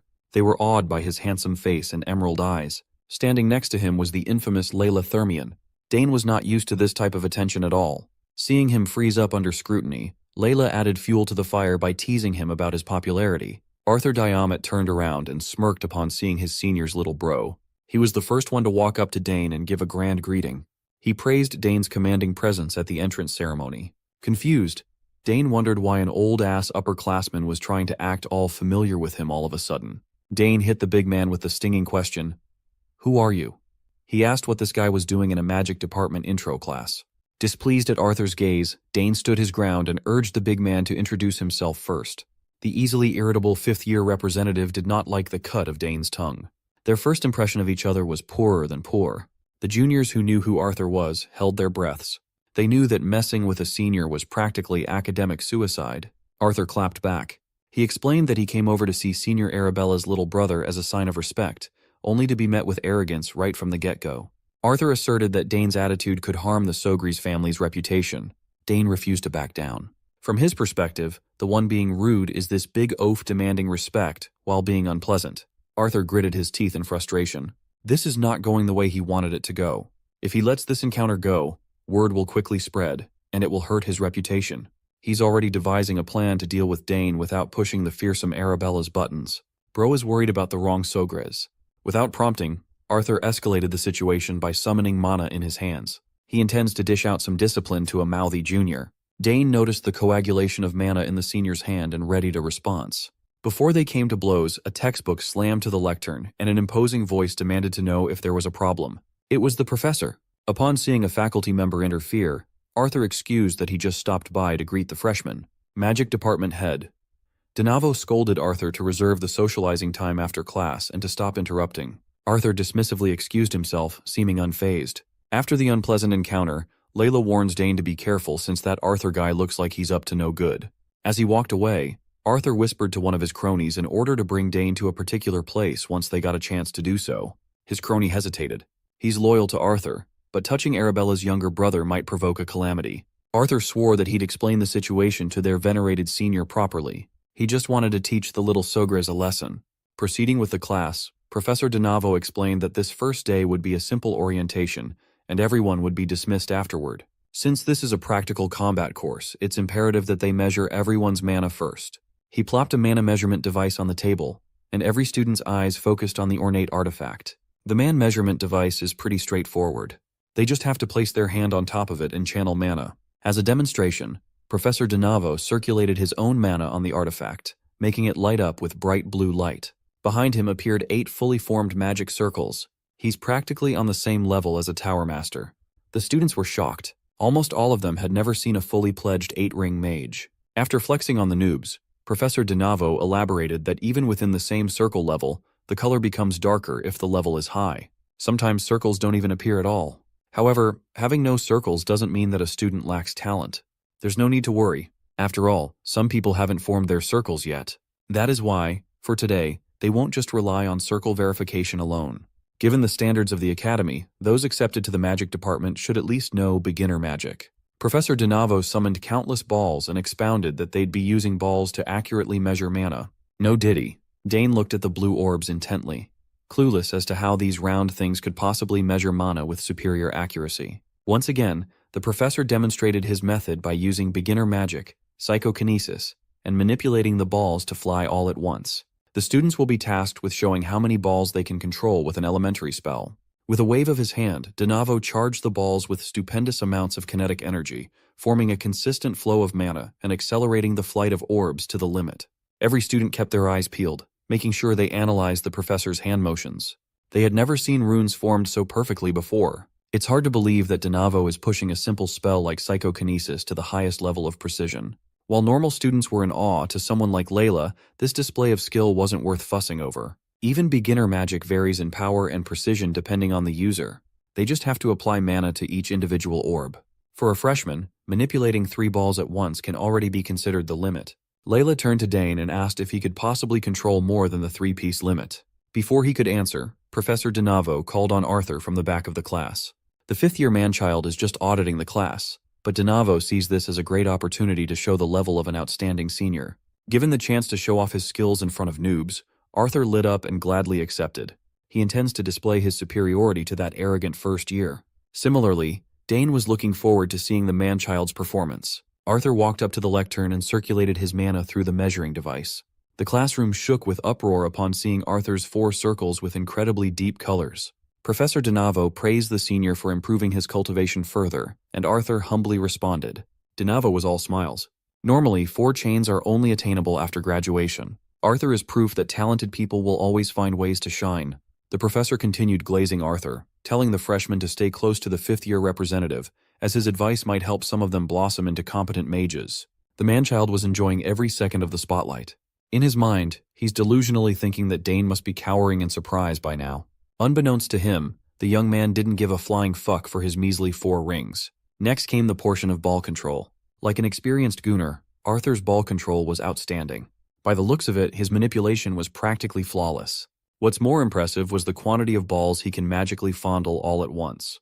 If you look at the grown-up show-off closely, you'd see him sweating from the taxing mental burden of controlling the maximum balls he can handle. He's convinced that his ball technique must be blowing the rookie away by now.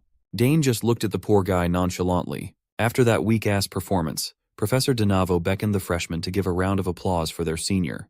The look of approval in the professor's eyes was palpable. Proud of how Arthur turned out as his former student, Arthur shot a cheeky glance in Dane's direction, looking forward to seeing the young lord's mana level. Professor DeNavo assumed a sterner expression as he turned to his noobs, telling everyone not confident with their mana control to leave the lecture hall lest they want to embarrass themselves. After a moment, none of the students stood up to leave. They've already come so far, and there's no backing down yet. The test will formally starting from the front row to the back. As the front row students flocked toward the front of the lecture hall, Layla and Dane observed from afar. Layla disapproved of this format. They call the first day an orientation, but it's really just a way to expose your skills to everyone else. Dane seems to think so as well. But that's just how it works in the academy. One after another, students stepped up to the plate and measured their existing mana one by one, while the professor took notes. Some of the students beamed with joy upon seeing even just a single circle forming before their eyes. Of course, there are those who didn't have enough mana to manifest one.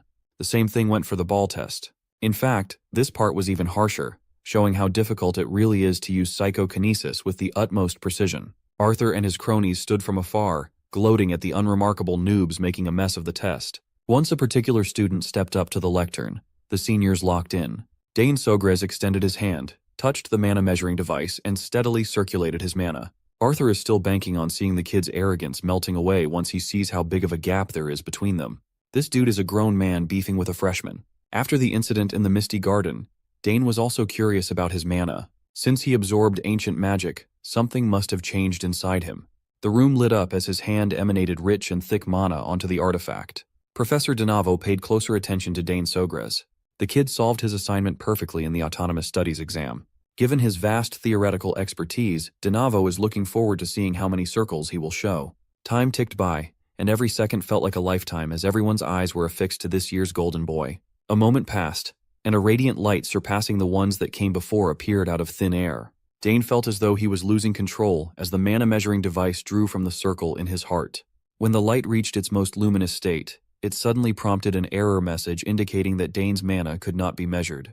This was the first time it happened. This device was powerful enough to measure 8 rings, so everyone was confused. Dane read the red prompt over and over again, but he didn't even have an explanation for this result. Layla, Arthur, and every student watching held their breaths. Professor DeNavo's eyes shone with a complicated expression. The students still in line complained that they hadn't gotten their turn yet, and the Sogres kid had already broken the device. They refused to believe the unable to measure bullshit, thinking that Dane must have no circles. Meanwhile, our boy is pondering if the ancient magic residing in his heart messed with the measurement. Professor DeNavo has been doing this assessment for years, and he's confident about the machine's 100% accuracy. It can even weed out those who try to hide their true level.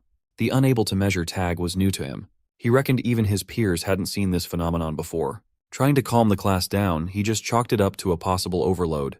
For now, they will proceed with Dane's orb test to move things along. The foolish man-child took the error message as a sign that the brats got nothing when it comes to magic. Dane was quite disappointed with the mana measuring device debacle, but at least he gets a try at the balls. Though admittedly, he's unsure whether his power will work here. He closed his eyes and visualized the psychokinesis spell with utmost focus. The young lord raised his hand, and innumerable strings of raging mana shot out. He copied the professor's motions from earlier, and every single orb shot out of its container and up into the air, intricately connected by wild strings of ancient mana. Every jaw in the lecture hall dropped as silence filled the room. Dane Sogres manipulated every orb like it was nothing. Until now, making 5 balls float for just a brief moment seemed like a Herculean task. Arthur was frozen in place. When he was tasked to demonstrate earlier, he strutted with confidence. Well, that confidence had quickly shattered at the presence of a true genius. His tiny brain cannot fathom how this could even be possible. Layla, who's already getting used to Dane's inhuman feats, recovered from the shock quicker than everyone else. At this point, she's just accepting every illogical thing he does. Meanwhile, Dane was panicking. He never thought that all the orbs would rise. It looks like absorbing ancient mana made him capable of such an incredible thing. He quickly recovered from the shock of seeing his own power in action and slowly moved his hands around. Since he's already in the spotlight, he might as well try something cool. He stimulated the balls with ancient mana and made them speed up to the point of turning into flashing lights. At this point, he's doing shit that even Professor DeNavo hasn't seen before. With the professor's innate sensitivity to magic, he was the first one to realize that the kid was rearranging the orbs with precise intent to draw some kind of picture. Finally, the mana swirling around the balls grew in various shapes and sizes, eventually connecting and forming an image in the air. It depicted a vivid illustration of a lion and a snake. Everyone knew that these two beasts symbolized the crest of the prestigious Sogres family. Dane smiled, pleased with his work of art while Professor DeNavo was shitting his pants. Even Arabella, a consummate genius mage, wasn't this amazing. Layla was irked by Dane showing off. Since she's up next, it's guaranteed that her performance won't even compare to Dane's. After dropping the balls back to their container, the professor gave Dane high praise. Now he can see why Tower Master Sidrain, an old bat who never took a single student, took such interest in the kid. Dane humbly bowed and thanked the professor. Hearing their exchange, the noobs almost fainted upon hearing that Dane was taught by a Tower Master. The public image of the Golden Boy is slowly turning favorably. One of Arthur's cronies asks the big boss man-child if their plan is still on after seeing Dane's performance. Arthur clenched his fist. He blamed the Sogres family for being too much and raising monster after monster. If Dane is at such a high level, they would have to change plans. As frustrating as it was, Arthur admitted that there was a chance that they'd lose if they picked a fight and lost by skill. There would be no coming back from that humiliation. His brain finally churned out a single plausible idea. If they can't beat the kid with force, they'll just have to win Dane over. Arthur didn't see any other options other than to bring Dane into the student council. Since he's a student council officer, he can put the young master under his control. But the kid is still in his freshman year. Even for seniors, getting into the council is not easy. There's no precedent for first years joining the student council, so they'll have to break that rule boldly. Arthur is confident that he can leech off of Dane's talent to raise the prestige of the magic department. Of course, Arthur's own status and career would soar.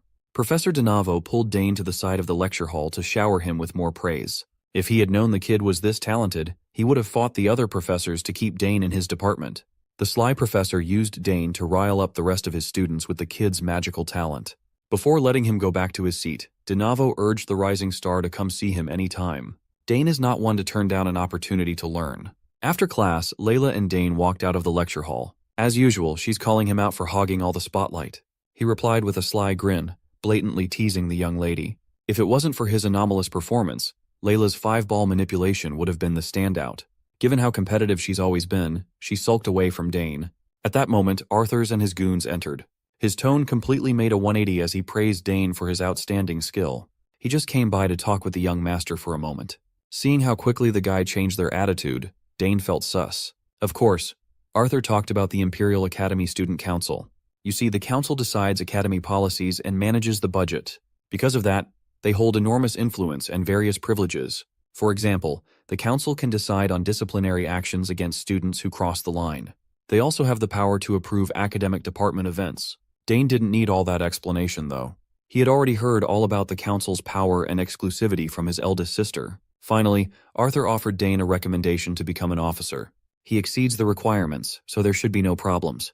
In addition to all the perks, being an officer automatically inducts a student as a part of the Danterre Hall. Arthur must have forgotten that this year's top student is already in Danterre Hall. As the annoying senior continues to prattle on about the benefits of joining the council, Dane wonders if these people are gods with all their privileges. After Arthur's impassioned speech, Dane rejected his pitch. If Dane was interested in the council, he'd rather get in through his own strength instead of a back channel. Besides, he believes perks always come with a price. Arthur's goons can already see their plan crumbling in real time, so they resorted to reiterating the prestige of the council, talking up their recommendation offer.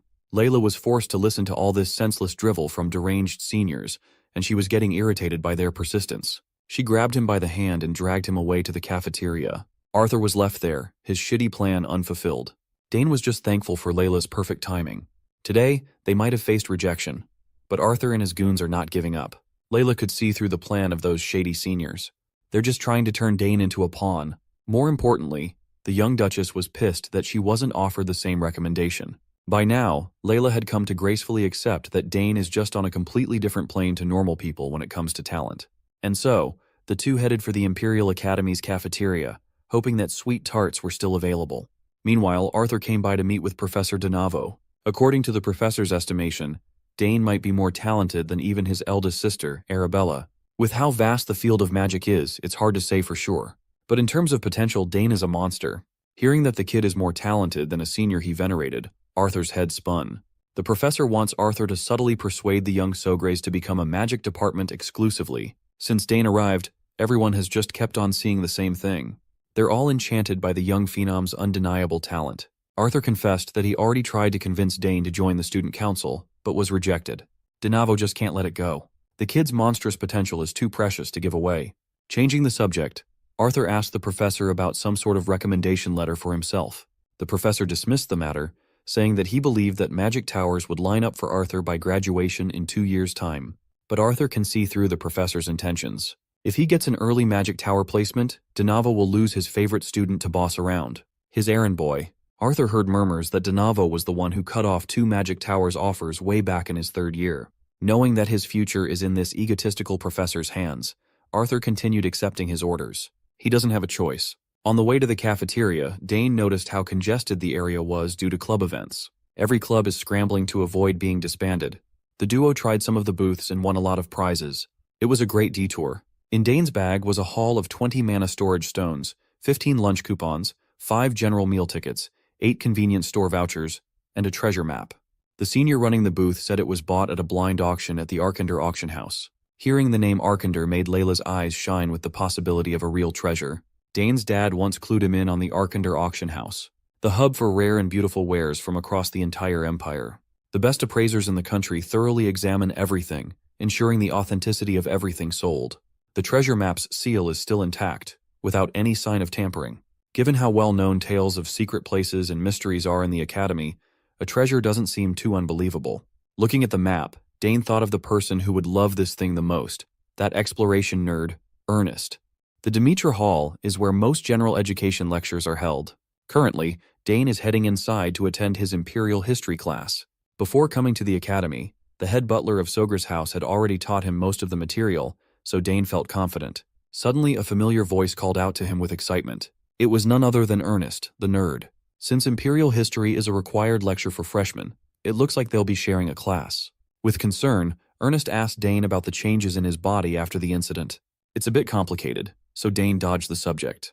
Just as he was about to share the juicy news about the treasure map with his ditzy friend, they were interrupted by a bunch of copy-and-pasted thugs. Based on Ernest's terrified reaction, Dane could see that there must be some history here. The head thug, who looked like a grown-ass man with a wife and kids, gave Ernest a cheeky greeting. Four Eyes here didn't even know how to respond. In Dane's eyes, he looked like a soldier suffering from trauma.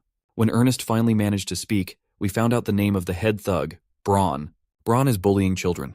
How will this affect our glorious king's legacy? Head thug grabbed Ernest's head like a basketball while he mocked him for shaking like a leaf. The copy-and-paste villains weren't even paying attention to Dane. Since they reunited with their errand boy, they might as well reignite their busboy and boss relationship as Braun demanded a sandwich. When Ernest tried to refuse, the thugs laughed, and Braun shot him a sharp glare. Finally, the grown-ass man cosplaying as a student acknowledged Dane's presence with arrogance. Since Ernest called Dane a friend, Braun assumed that he was a bitch boy just like his buddy. This attitude reminded Dane of the scum of the earth he saw on the battlefield. Before things could escalate further, a hall monitor spotted them and yelled at them to get to their classes. Like an expert bully, Braun smiled and responded politely. Before moving, he side-eyed Ernest and invited him for a little talk after class. Four Eyes recoiled in fear, his past issues resurfacing. Braun, on the other hand, is just glad that his academic life is about to get a lot less boring. Even with Braun out of the view, Ernest is still trembling in terror. Dane helped him up, and the poor boy apologized for getting his new friend mixed up with some bad people. Ernest admitted his tumultuous history with Braun back home. He thought that with the size of the academy, he wouldn't bump into him for his whole school life. Dane reassured him that it was all good. In truth, he couldn't bear to see his new friend be so tormented by trash. So he volunteered to walk with Ernest for now. He can tell that this ditz would go back to being an errand boy, listening to whatever Braun says. If that happens, Ernest will just relive his younger days. He saw Dane's transformation at the fountain. There's no need to worry about safety or all that nonsense. Even though he knows just how strong Dane is, Four Eyes still feels hesitant to implicate him in his personal issues. Right after classes ended, Ernest and Dane were ambushed by the copy-and-pasted thug club. When Dane tried to shut Braun's trap, the bastard barked even louder. Seeing that Dane wasn't a spineless bastard who would back down with just a few words, Braun was threatened. Just like all noble bastards, he started bringing up his family name, the Sauer family. He asserted that he was the heir of the most powerful family in the West, as if that meant anything. In response, Dane just picked up his ears and smiled. He had never heard of such an insignificant family. Braun's anger rose and his underlings started barking like the dogs they were. Like a real badass, Braun ordered his underlings to do the dirty work and beat up Dane. Looking as though they were just waiting for those orders, the nameless side characters smiled. They walked up towards Ernest and Dane with arrogance plastered all over their faces. Ernest tried to salvage the situation, thinking that they should just run. He warned Dane that Braun was called a swordsmanship genius since they were kids. Hearing that only made Dane more interested in putting that bastard in his place. He turned to his wimpy buddy, telling him to take on one of the nobodies. All it takes is one punch to the jaw, and it should lights out. Ernest can't keep living in fear. He must fight back. As the first thug charged, Dane barely paid attention. He saw every telegraphed movement and took the punch without raising his guard while twisting his neck parallel to the impact. The balding thug looked extremely pleased with himself. Braun also felt a sense of pride that his goons were so good at bullying. Balding thug tried to sneak in another punch, but this time, Dane raised his guard up. In truth, he took the first punch just so he could say what was about to happen next, no matter how diabolical, can be considered self-defense. Balding thug disregarded his words and tried a hook from which Dane had no problem ducking away. He then retaliated with a quick liver blow that sent an agonizing pain all over the poor bastard's body. For maximum humiliation, Dane tripped the bastard over with a leg sweep. With how hard he hit his head on the pavement, I really hope this guy has good health insurance. Ignoring the first victim, Dane went to work on the second goon. This one had a horrible defense, so Dane easily clamped his jaw with a palm strike. With a shoulder bash, he sent the goon flying to obstruct the third one. While still a few meters away, Dane summoned a mana sphere in his hand. He sent that blue ball slapping against the third goon's face. In just a few seconds, 3 goons were dealt with efficiently. They all hit the ground and passed out. Dane broke the silence with a complaint. He hit the third guy a little too hard. He's still not fully accustomed to his ancient mana core. Ernest was slack-jawed while Braun and the rest of his goons couldn't believe their eyes. Head Thug blamed his lackeys for being stupid and incompetent, while they warned their boss that this white-haired kid was far from ordinary. Braun told them to shut their bitch asses up. Being bodied by a freshman is shameful enough. Adding fuel to the fire, Dane goaded the big guy to back up his loud boasts from earlier. The only thug with a functioning brain tried to warn Braun to stop and back away, but the dumbass is not listening. Braun cannot see himself bowing down in front of a little brat. So, he stimulated his mana and opened a portal. Dane looked less than impressed by the flashy showing. From the portal, Braun retrieved a shitty-looking sword and brandished it around like he was the shit. Since they're in an isolated place, he can use his blade to cause a little bloody accident without any witnesses. Ernest shrieked, and Dane didn't even flinch. They're in a spot where the weather gets extremely cloudy. Sometimes it gets so foggy that authorities can't even find a murdered body. The only smart thug in the group tried to talk his boss down. Braun yelled at him to stop yapping and beat Ernest up. So it finally came down to a 2 versus 2. Dane assured Ernest that in a head-to-head clash against some third-rate thug, he can win. Think about it. This kid is an exploration junkie. His lower body strength should be through the roof. All he has to do is time the strike correctly and send the enemy flying. Ernest doesn't think he has that dog in him, but Dane believes that he does. Finally, the clash proceeded, and Dane jumped away to isolate Braun from Ernest. Braun is used to mage nerds who try to keep their distance from swordsmen. Dane just smiled at his grossly inaccurate judgment and continued to string the big dumbass along. Meanwhile, Ernest is starting to internalize Dane's words. He can't continue living life like a perpetual victim. The thug slowly walked up to him with a mocking smile. He thought the kid wouldn't swing, even though he was clenching his fist. Teasing Ernest more and more, the thug cracked his knuckles and advised Four Eyes to just lay down quietly and get hit a couple of times, since it's hard to shake years of trauma in just a few moments. Ernest just thought of what Dane would do in his situation. His mind flashed back to the dodge his friend made earlier and committed it to memory. When the thug threw the first punch, Ernest emulated Dane's movements. He didn't do it fast enough, so he got hit on top of his head, but he also dished out a punch of his own for the first time in his life. Squaring his shoulders up, he locked, loaded, and shot another strike straight to the thug's face. The old Ernest is gone. The scared boy is now a man. Caught off guard, the thug was knocked out and sprawled on the ground like a worm. Looking at the damage done, it seems like Ernest really does have that dog in him. Once the adrenaline wore off, his knees buckled, but he felt a cathartic sense of relief. He finally fought back. Meanwhile, Dane and Braun have run off a few meters away. After sensing that Ernest won his fight, Dane finally stopped running. Braun looked behind and cursed at his thugs for being so garbage. Dane's eyes darted around and saw some broomsticks lying around. Those should be fun to use. He picked one up and snapped off the handle. Braun was insulted that this kid was trying to fight his sword with a literal wooden stick. For Dane, this thing should be more than enough. What better way to deal with trash than a broom? Braun is in too deep. With no backup left, he charged in with ill intent. He's still arrogant enough to claim that he'll hold back short of killing Dane. With his blade, he'll just leave a slight scar on the pretty boy's face. A scar that'll remind Dane of the fear he'll have for Braun every time he sees it in a mirror. Bro is embarrassing himself at this point. You're not that guy, pal. When he entered the effective range of a sword, Braun unleashed a series of slashes and stabs with a confident smile on his face. With every attack thwarted away by a stick, he slowly realizes that Dane is just toying with him. Meanwhile, our boy is just having fun fucking around with Braun's predictable attacks. Big guy doesn't like it when people insult his swordsmanship, so he increases his intensity. He'll only take criticism from Duke Thermion or someone of that level. While Dane infused mana into the stick, it won't last long against real steel. Braun still believes he has the upper hand. As he prepares to unleash his strongest sword strike, Dane calmly focuses mana at the tip of his stick. With one continuous and glorious movement, he stabbed Braun's body with his tip. A wave of pain that he'd never felt before washed over the big guy. This level of power transmitted through an ordinary stick shouldn't be possible at all. Ernest watched the whole sequence with trepidation. He knew Dane was strong, but he didn't think the guy was this strong. While Braun coughs his guts up on the floor, Dane dares him to get up. Since he drew a real weapon in combat, he has to fight it out to the end. His father always says that outside of a fair duel, drawing a real weapon must be fought to the end. Finally, Braun had the crumb of the brain to ask who he was fighting. Dane Sogris calmly introduced himself as the only son of Count Sogris, a first-year autonomous student. It finally clicked in Braun's thick skull. This is the golden boy that everyone's been talking about. The youngest and brightest genius in the entire continent. Still, he wouldn't have thought that someone like Dane would hang out with a dunce like Ernest. Dane was relentless. Since Braun drew his sword and lost, it would be within honorable rules if Dane decided to take his life. From a duelist perspective, he's well within his rights to kill right now. Looking straight into the kid's eyes filled Braun with dread. That unflinching indifference made him feel like Dane would really kill him at this rate. So, he swallowed his pride, got up from the floor, and got on his knees to profusely apologize. While he rattled off humble words, Dane looked at him with disgust. This guy is really beyond saving. Even after all the beating, Braun still can't comprehend that he should be apologizing to someone else. Instead of prostrating in front of Dane, he should be kissing Ernest's boot instead.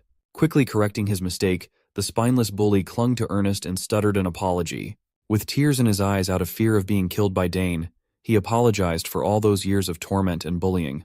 Ernest looked him straight in the eyes, something that he would never dare to do before. He remembered all those years of living under fear, all the trauma and pain Braun had inflicted. He felt like the most terrifying person in Ernest's world. Now that menace is crawling on the ground, begging with snot dripping out his nose. Dane gave Ernest the final call as to what they should do. He can beat Braun up within an inch of his life or end things with that apology. Desperate to keep his life, Braun begs his former busboy to beat him up until they're even. Ernest really wanted to do that to let off years of repressed anger. But considering the circumstances, he felt that it would not be satisfactory at all. In the future, he wants to beat Braun on even ground. Forgiveness will come after that. Dane felt incredibly proud of his friend's decision. It took guts to come to that verdict. As the duo walked off, Ernest thanked Dane for changing the trajectory of his life. They encountered a worried Layla on the way back to the campus. Seeing the gash on Dane's cheeks, Layla immediately knew that he got into a fight. She looked at the goons that they scuffled with, and a smile of recognition appeared on her face. Braun also recognized Layla, fear taking hold of him once more. Since they're both from the swordsmanship department, they must have come across each other at some point, but Layla doesn't really remember his name. Disregarding the beaten party, she asked who this Four Eyes was, and Dane properly introduced Ernest Dillon of the exploration department. Knowing that Layla is the daughter of the Duke Thermian, he kept on referring to her as Miss Layla. She assured her that Dane's friends are her friends too, so they should drop the honorifics. Dane bragged that Ernest's family is famous for exploration of ruins and secret plains. Since that's the case, Layla enthusiastically brought up the map they won. Dane explained that they managed to snag a treasure map from one of the club events. Ernest heard that a lucky student had won something of that sort, and he would not have thought it would be his buddy. With the mention of the treasure map, Ernest's timid demeanor completely vanished as madness took its place. Walking over to a more private area, the trio opened the map for assessment. Even with Ernest's expert eye, he could hardly make sense of it at first glance. What he can tell is that it's pointing to a specific area inside the academy. Furthermore, there are strange scriptures all over the parchment. It must be some kind of coded writing. For now, the best course of action is figuring out who drew the map. It would be possible to make a rough decoder by analyzing the creator's tastes and style. The only thing certain for now is that the map depicts a place within the academy, as the forms used are exclusive to the campus. The problem is the architectural style coded in esoteric magic that only Saul Hangston could use. By Saul Hangston, Ernest means the legendary mage who founded the academy itself. In other words, they are dealing with ancient magic that hadn't been seen in forever since Saul never took in any direct disciples. While Layla figured that making use of the map would be hard, she didn't think it would be this hard. In the end, all they can do is dig deeper and do some research regarding the map's creator so they can get started on deciphering the code. Once they do that, they can work together and find the real treasure. Ernest is always game for adventure, and Layla had never traveled outside of her family's control. Of course, they would be down for some treasure hunting. Ernest will naturally spearhead the research, so Dane was confused when Four Eyes handed the map back to him. Ernest assured them that he had already committed the whole thing to his memory, shocking both Dane and Layla.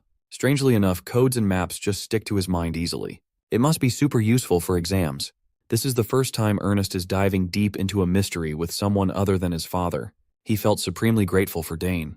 To commemorate the day that they became an official team, Layla proposed that they get some food. Just like that, the long day passed and Dane had retreated to his dormitory. He did some light cleaning and unloaded personal belongings, making sure that things that came from his family were always within sight. The only item he can't seem to place is the familiar egg. He can't put living beings in his subspace after all. Upon lifting the giant egg, it started wriggling furiously.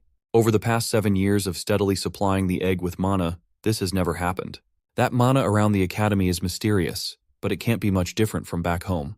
The only significant change is the ancient magic he absorbed in the garden. Testing this hypothesis, Dane tried pouring more mana into it. The thought of hatching the familiar filled him with excitement. After a few minutes of mana feeding, Dane felt as though he was trying to fill an endless well, even though he had been fed it for the past 7 years. He was emitting so much mana that it was starting to threaten his dorm room's stability. However, stopping now could mean missing out on a golden opportunity. So, he quickly wrapped the egg up and brought it to Claire's lab. His sister is a genius when it comes to summoning, but she was stumped by how the egg was reacting. Even after he stopped injecting the thing with mana, the odd vibrations did not stop. While they are solving the mystery of the egg, Claire is worried that his brother will miss the roll call at the dorms. With a sly grin, he assured her that the roll call was already taken care of. Back in the hallways of Danterre Hall, Albert, the stickler from the disciplinary committee, stormed in just in time to check the students' attendance.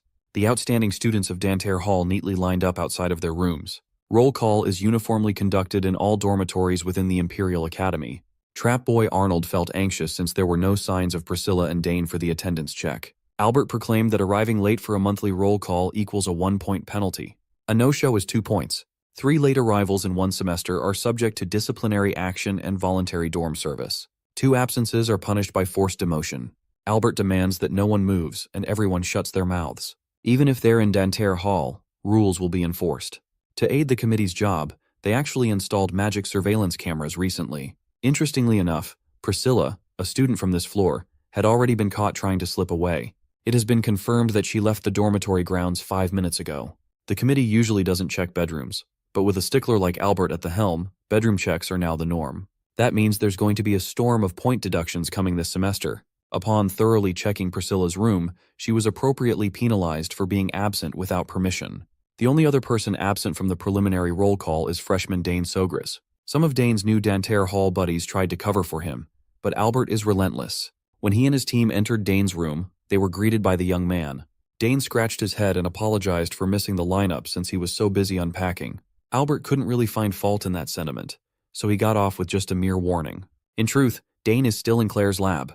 He just used an illusion generator MK1 that Arabella built. He can project his form in the dock in his room through a convenient generator. Since it's controlled remotely, the connection can be spotty at times. If the flow is disrupted, it shows right away. Dane tested it several times for fun and found some amusing use for it tonight. Claire doesn't approve of her little brother's hijinks, but she is a little impressed. Back to the egg, all signs point to a high possibility of hatching tonight. She can't be 100% certain, but the reactions are a step in the right direction.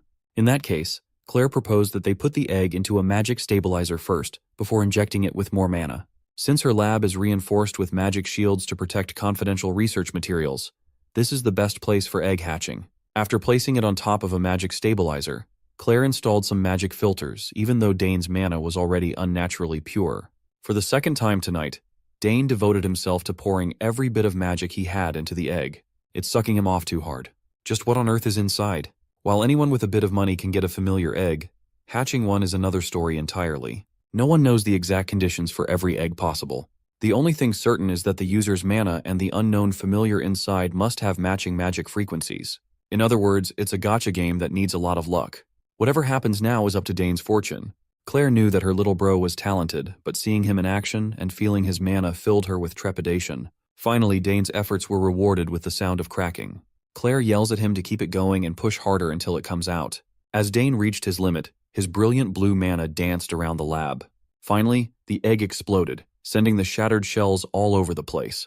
Claire and Dane were caught in the mana explosion. Once the light died down, a little creature covered in primordial goo appeared in place of the egg. Claire ran up to her brother, who had been sent flying like a rag doll. Forget about the dizziness from mana depletion and slamming against the walls. The egg finally showed what was inside it. It had a white, scaly body, a pair of little wings, horns protruding on its head, and a pair of inquisitive eyes. Claire reckoned that some of its traits are consistent with the wyvern. Suddenly, the little goober started breathing fire as if trying to show off. Claire pushed her little brother to come closer to his familiar. There have been cases where families recognize the first person they see as their owner. And so, the white-haired boy and the white lizard looked each other in the eyes. Dane gave his new familiar a smile and a greeting. He properly introduced himself, and the two immediately formed an unbreakable bond. Claire is gushing about how cute the little critter is. She praised her brother for making it look so easy when she knew how hard the hatching process was. Finally, she can study an unfamiliar newborn life form closely. After a few minutes of careful observation and looking for any clear indicators, she became certain that this goober had been summoned from beyond the horizon. Only a select few summoners can even come into contact with that place. Even Claire herself can only summon a few inconsequential spirits at the moment. Being able to call a whole-ass familiar from beyond the horizon is a monumental achievement. Claire is confident in her knowledge about the common summons in the human world, even their juvenile forms. However, none of the summons she knows take on such a unique form. The wyvern is a little similar, but the finer details are clearly different. For now, they can't be certain of what this little creature really is. Claire promised to conduct more research, but she doubts the Academy even has any literature that can help. One clue as to what this familiar is would be its relationship with ancient mana. Before leaving, Claire advised Dane to collect the eggshells, since some species eat the shells they come out of for nutrients. As for day-to-day upkeep, Dane must keep a record of everything about the little beast. Its likes and dislikes, how much it sleeps, how aggressively it behaves, its rate of growth, and everything in between. It's a lot to keep up with, but Dane felt as though it would be worth all that trouble. Somehow he feels a need to protect and raise this little guy with everything he has. Claire proposed keeping the familiar in the lab to avoid unnecessary trouble in public, but Dane can't just hide his little buddy forever. Besides, if people give him shit, he has 2 overpowered sisters he can turn to. Also, it would be best to let the little one be free outside instead of being cooped up in a lab. Claire added that Dane should get an official summoning sign issued. Even though he's still a beginner summoner, he already has the talent to ask for a sign. Even though he's busy with all his other commitments, now should be the perfect time. Tomorrow is the orientation for summoning classes under Professor Temeric. Claire assured Dane that he just had to show his talent and that the special recruitment would come. There will be a faculty meeting, but Claire is certain that he'll be granted special qualifications. Before finally leaving the lab, he wonders what he should name the little goober. When he arrived back at the Danterre Hall, he was grilled by one of his new buddies for almost missing the roll call earlier. According to Purple Four Eyes here, his sisters were also infamous for pulling off daring stunts like he just did. Anyway, at least he has evaded punishment for now. As soon as he got back into his room, Dane slumped down to his bed. When he looked up, he saw the little lizard flying in circles like he was having zoomies. While roaming around the dorm room, he even threw up fire here and there. A few minutes ago, Dane tried sneaking back to his dorm through a secret passageway his sisters told him about. Unfortunately for him, the disciplinary committee was psycho enough to cover the whole dormitory with a magic barrier. To solve this barrier problem, Dane tried to study the mana flow for any weak spot. With a barrier this big, there's bound to be some hidden exploits. Before he could finish his observation, the scaly little guy had already grown impatient and shot some fire toward the magic barrier.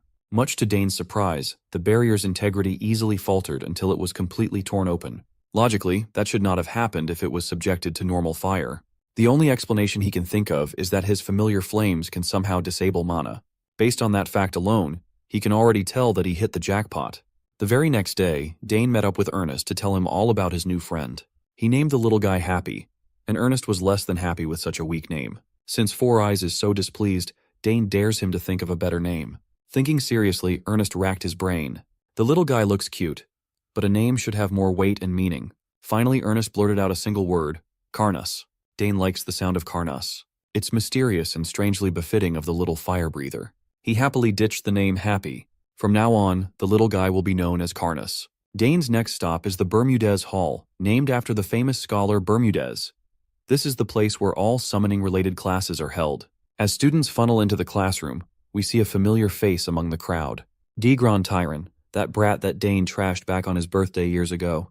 Degron noticed that Dane was in the same class as him. He will never forget the kid that stole his summons from him. Because of that shameful day, House Tyron fell in standing within the noble society, barely clinging onto their capital noble title. Degron wasn't even supposed to be in this class. He failed it last year, so he was forced to retake it. Fortunately, this brat had grown a brain and knew he had to avoid Dane as much as possible. While he was dreading his fate, a senior came up to him. The senior in question assured him that there was no shame in retaking a class. Personally, it's his second retake of this course. Finally, the professor entered the room, and the students all took their seats. Summons Professor Temeric gave them the rundown of the course. In this class, they will learn the theoretical aspects of summoning. This first step as a summoner is extremely important. Most students have already heard about how strict Professor Temerick is. In addition, he reminded everyone that there is a special selection test that anyone can take, provided they have the necessary qualifications. To explain in detail, he pulled up a magic screen presentation. To qualify for special selection, one must summon a 5th rank or higher summons with a blank sign. Second, one must maintain that summons for more than 30 minutes. The lecture hall was filled with protest. It's already difficult to maintain the lowest 7th rank summon as is, even with a sign. This qualification is just absurd. But that's not all. Professor Temerick added that one must pass the subjective eye test too. Special selection candidates can be disqualified without all 3 conditions being met. A special student requires special qualifications after all. While the first 2 requirements are hard, trying to convince an examiner with the subjective condition is arguably harder. Dane wasn't too amused by all the red tape surrounding the special selection. All the power is essentially in the hands of the examiner. To make things worse, Professor Temerick explained that a special selection also requires at least 2 letters of recommendation from authorities related to the summoning department. Inwardly, he's pleased with the class's reaction. He likes putting plucky freshmen in their place. His eyes darted around the room and landed on Dane Sogris. He's paying extra attention to the kid who passed the autonomous major exam. He heard what the kid did during the entrance exam from Professor Delfinesso. No matter how he looked at it, he just couldn't believe that a freshman successfully created a link with a 4th-ranked Ederak. He wants to confirm the young man's talent with his own eyes. He suspects that Dane must have used his connection as the son of House Sogris to get in. Anyway, normal students should be satisfied with passing the regular exam. Passing the theory class shouldn't be a problem for capable future summoners. He basically called the retakers like Digron idiots. Dane reckons that the theory class must be a different beast, considering the entrance exam already tested their theoretical knowledge and affinity. Professor Temerick asked the class if there was a freshman already capable of summoning, or if they were all a bunch of disappointments. Dane could feel the man's eyes lasered in his direction. It's clear that Temerick is singling him out. Since that's the case, he'll gladly play along for now. So Dane stood up and decided to take on the challenge. The professor asked his name and department, even though he already knew the answers. Still, Dane Sogris properly introduced himself as an autonomous department student. Professor Temerick tried to snidely praise him, but it was clear that the words were said with sarcasm. Still, the professor was surprised that Dane responded neither proudly nor humbly, expertly praising the deans who assessed him instead. Without further ado, Dane was called to the stage to show everyone the talent that wowed the deans. Dane doesn't appreciate the blatant doubt, but he continues being respectful. However, he added a stipulation. If he can demonstrate his qualifications, he wants Professor Temerick to write him a recommendation letter for the special selection test. The man was taken aback by his bold proposal. The same can be said for every student in the lecture hall. All Dane has to do is show how truly special his talents are, easy peasy. He even blatantly admitted that failure to perform is not even in his mind. Professor Temerick was incensed. Even Dane's sister Claire was never this confidently arrogant. Welcoming the young man's challenge, Dane was called to give it a go. Professor Temerick accepted the stipulation of writing a letter of recommendation, but warned Dane that he was not easily impressed. The whole class was in uproar. Some of them knew Dane as the freshman golden boy, and some knew him as the legendary Claire's little brother. It just so happens that the professor has a blank sign ready for the test. So, Dane calmly took to the stage and grabbed the blank sign. This little challenge wasn't in his plans, but it presented an opportunity to gain a lot. Funneling mana into the blank sign, he whispered at the magical piece of paper to answer his call. Suddenly, a massive wolf appeared out of thin air as pure mana swirled all over the room. The beast landed and shot a fierce glance at everyone in their seats. Those with basic summoning knowledge identified the wolf as a grade 5 summons. It's impossibly hard to call a beast of this caliber with a blank sigil. There is no one more shocked than the original owner of this wolf, Digron Tyron. From a single glance, he could recognize Genpu. Dane turned to the professor for an evaluation of his performance. Even Temerick had to admit that this feat was inhuman. Even so, he's banking on Dane not being able to maintain the summons for a whole 30 minutes. Putting on a mask of professionalism, Temerick praised Dane and warned him about the difficulty of the second condition. Dane is a good man. He refuses to waste 30 minutes of everyone's time, so he proposes showing something else. Without waiting for approval, he smiled at the doubtful professor's crumbling mask. His classmates could not take their eyes off the stage. Since the third condition is to show something special, he'll just leave the judgment up to the professor's evaluation for the next trick. If Temerick decides that the trick isn't good enough, he's well within his rights to fail Dane. In front of every summoning freshman, there shouldn't be any room for pettiness, right? Finally, Dane called Genpu over and petted the good boy on the head. He got up and slowly manipulated his mana to wrap around the rank 5 beast. As Temerick watched, It gradually dawned on him what the boy was trying to do. Dane recited some ancient chant, and the pure mana seeped into Genpu.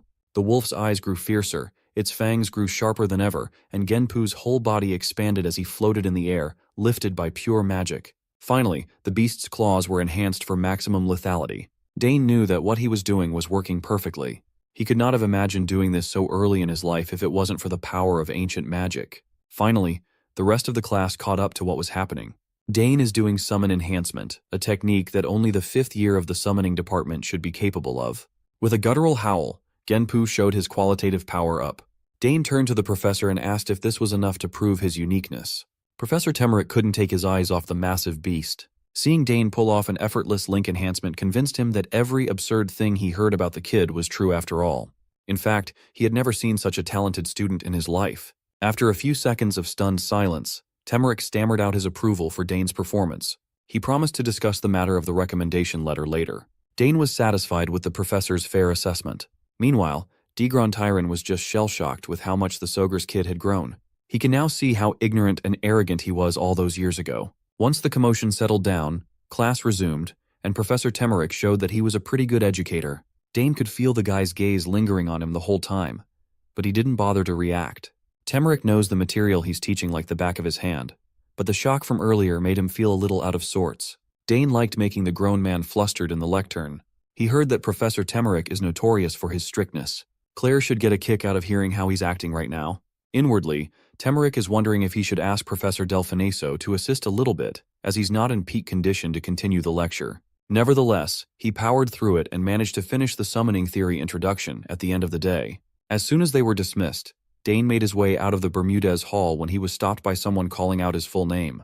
He immediately recognized Degron Tyron, Genpu's original owner. Degron felt a little bittersweet at the fact that Dane remembered him that way. Dane was on guard, thinking that the red-haired bastard sought him out for revenge, but Degron seemed oddly gentle. With an air of maturity, Degron admitted that he was planning on ignoring and avoiding Dane until he graduates, but now he wants to apologize for what happened between them back then. He lowered his head and profusely expressed regret for acting like an ass when they were kids, taking full accountability. He maintained that bow for a long time, and Dane smiled. Seeing how sincere Degron was, he waved off their bad blood. Degron assured Dane that he wouldn't cause trouble anymore. He must have thought Dane would report him and get him expelled or something. When the Golden Boy accepted his apology, Degron lit up with relief. He even told Dane to never hesitate to ask him for help with anything. After that long lecture, Dane felt some movement inside his blazer. It looks like Karnas just woke up and is already going wild. The poor little goober must be hungry after taking a long nap. Since Degron should be familiar with the summoning department, his being here is perfect timing for Dane, who needs to pick up some supplies for familiars. Degron smiled and offered to escort him to a store he frequents, Use and Bowden. It was a shop started by 2 alumni 30 years ago. Degron even yapped about the trend in familiar food these days. Dane could feel no hostility coming from the guy, so he lowered his guard. Meanwhile, Karnas is making increasingly rowdy movements inside his jacket. Degron cordially escorted Dane, dutifully helping him to find whatever he needed inside the shop. He even offered to just prep everything he would need for whatever summoning course Dane is taking this year. Well, all he really wants is some summon feed for Karnas. Nothing more, nothing less. Degron bragged that he's practically an expert in that regard. He used to be in charge of affinity training in the department, so he knows feeding routines like the back of his hand. When asked what kind of summon he has under his care, Dane awkwardly stammered that he has a wyvern. He reckoned that since Karnas kind of looks like one, maybe the little guy would have a similar diet. Degron was flabbergasted. Wyverns are rare ranked 3 summons. Virtually no freshman could get their hands on such a precious thing. Since Karnas is still in its infancy, Dane urged Degron to tone down the hype and keep this piece of info a secret for now. He has been warned. If there is a leak, Dane will know for sure who spilled it and who to punish. Since they're catering to the needs of a baby wyvern, liquid food would be best. Even in their infancy, wyverns have huge appetites. They even start eating meat when they become a week old. Much to Dane's surprise, Degron actually knows his stuff. It's a mystery why he had to repeat a year. After a few minutes of browsing, Degron handed him a package of feeds made from 7 concentrated ingredients and a liquid formula to mix with milk. Combining these two should be a good starting point. Dane was glad to have such a knowledgeable guide. He would have been lost if it weren't for Degron's expertise. He's gotten everything he needs for now, but since they're in the store, they might as well look around for more. So the two did a little more window shopping, scanning the place for some useful stuff. There were all sorts of potions, tinctures, and artifacts displayed on shelves. One of the sections was filled exclusively with all sorts of wands. Of all the shiny and curious things in the store, Dane's attention was caught by a singular scepter. Before they could get close to it, the store manager sternly warned them to back off. That piece of hardware is not for rookies to mess with. With barely concealed annoyance, the manager complained about the newbies who always go straight for the shiny weapons when they can't even handle such things. To be fair, Yus and Bowden's shop had posted plenty of warning around their more high-end wares telling freshmen to back off unless they want their mana sucked dry. Digron added that good equipment is usually reserved for 4th years and up. All the discouragement and drama only served to pique Dane's interest even more. Since they said that touching is prohibited, it made him want to break the rules. Before the manager could curse him out, Dane already had the scepter in his hand. Digron didn't bother stopping him either. He just stood there, admiring the craftsmanship.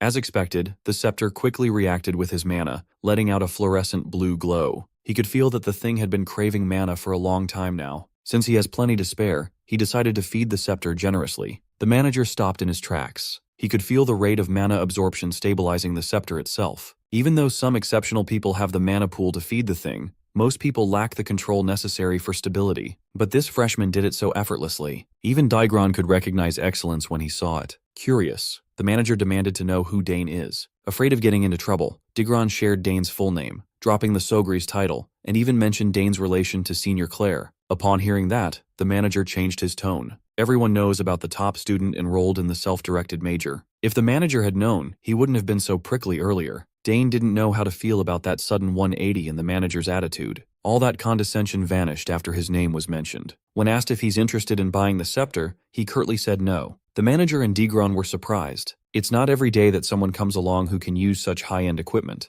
so why not buy it? Dane's reasoning was simple. The thing is simply too bulky for his taste. Furthermore, it has a pretty low mana capacity, no matter how much the manager gasses it up. It's not that the scepter is at fault. In fact, it can hold more mana than most 5th or 6th year students have in their bodies. But for Dane, it has the capacity of a teacup, and he has an entire well's worth of mana. The manager was disappointed that Dane only bought his feed. Then, he recalled how similar Dane was to his older sister. When most kids get excited to pick up their wands by their 4th year, Claire was the only one who refrained from doing so since she found carrying bulky wands uncool. It ruins her aura. For some reason, Dane could totally see his sister behaving like that in her student days. Well, if he ever needs one later, he'll know where to buy one. Before the manager could peddle some more useless shit to him, Dane demanded to be ringed up in the counter. The manager sighed. He'll never understand eccentric geniuses. Right after buying all the food supplies, he went ahead and fed Karnas till the little guy became full. Next up in his schedule is the general education class, which starts in 5 minutes. He had a few minutes to swing by the dorm, but the sounds of commotion grabbed his attention. The hostile sounds were coming from a nearby isolated alley. He could hear a group of lowlifes threatening someone with violence. Frankly, Dane is starting to get tired of getting involved with limp dick assholes flexing their minuscule strength for no reason at all. He was fixing to ignore the rampant bullying when he heard a familiar voice mixed with the grating threats. The target of the bullies was none other than his buddy, Ernest. Instead of tucking his head like a turtle waiting to get beaten up,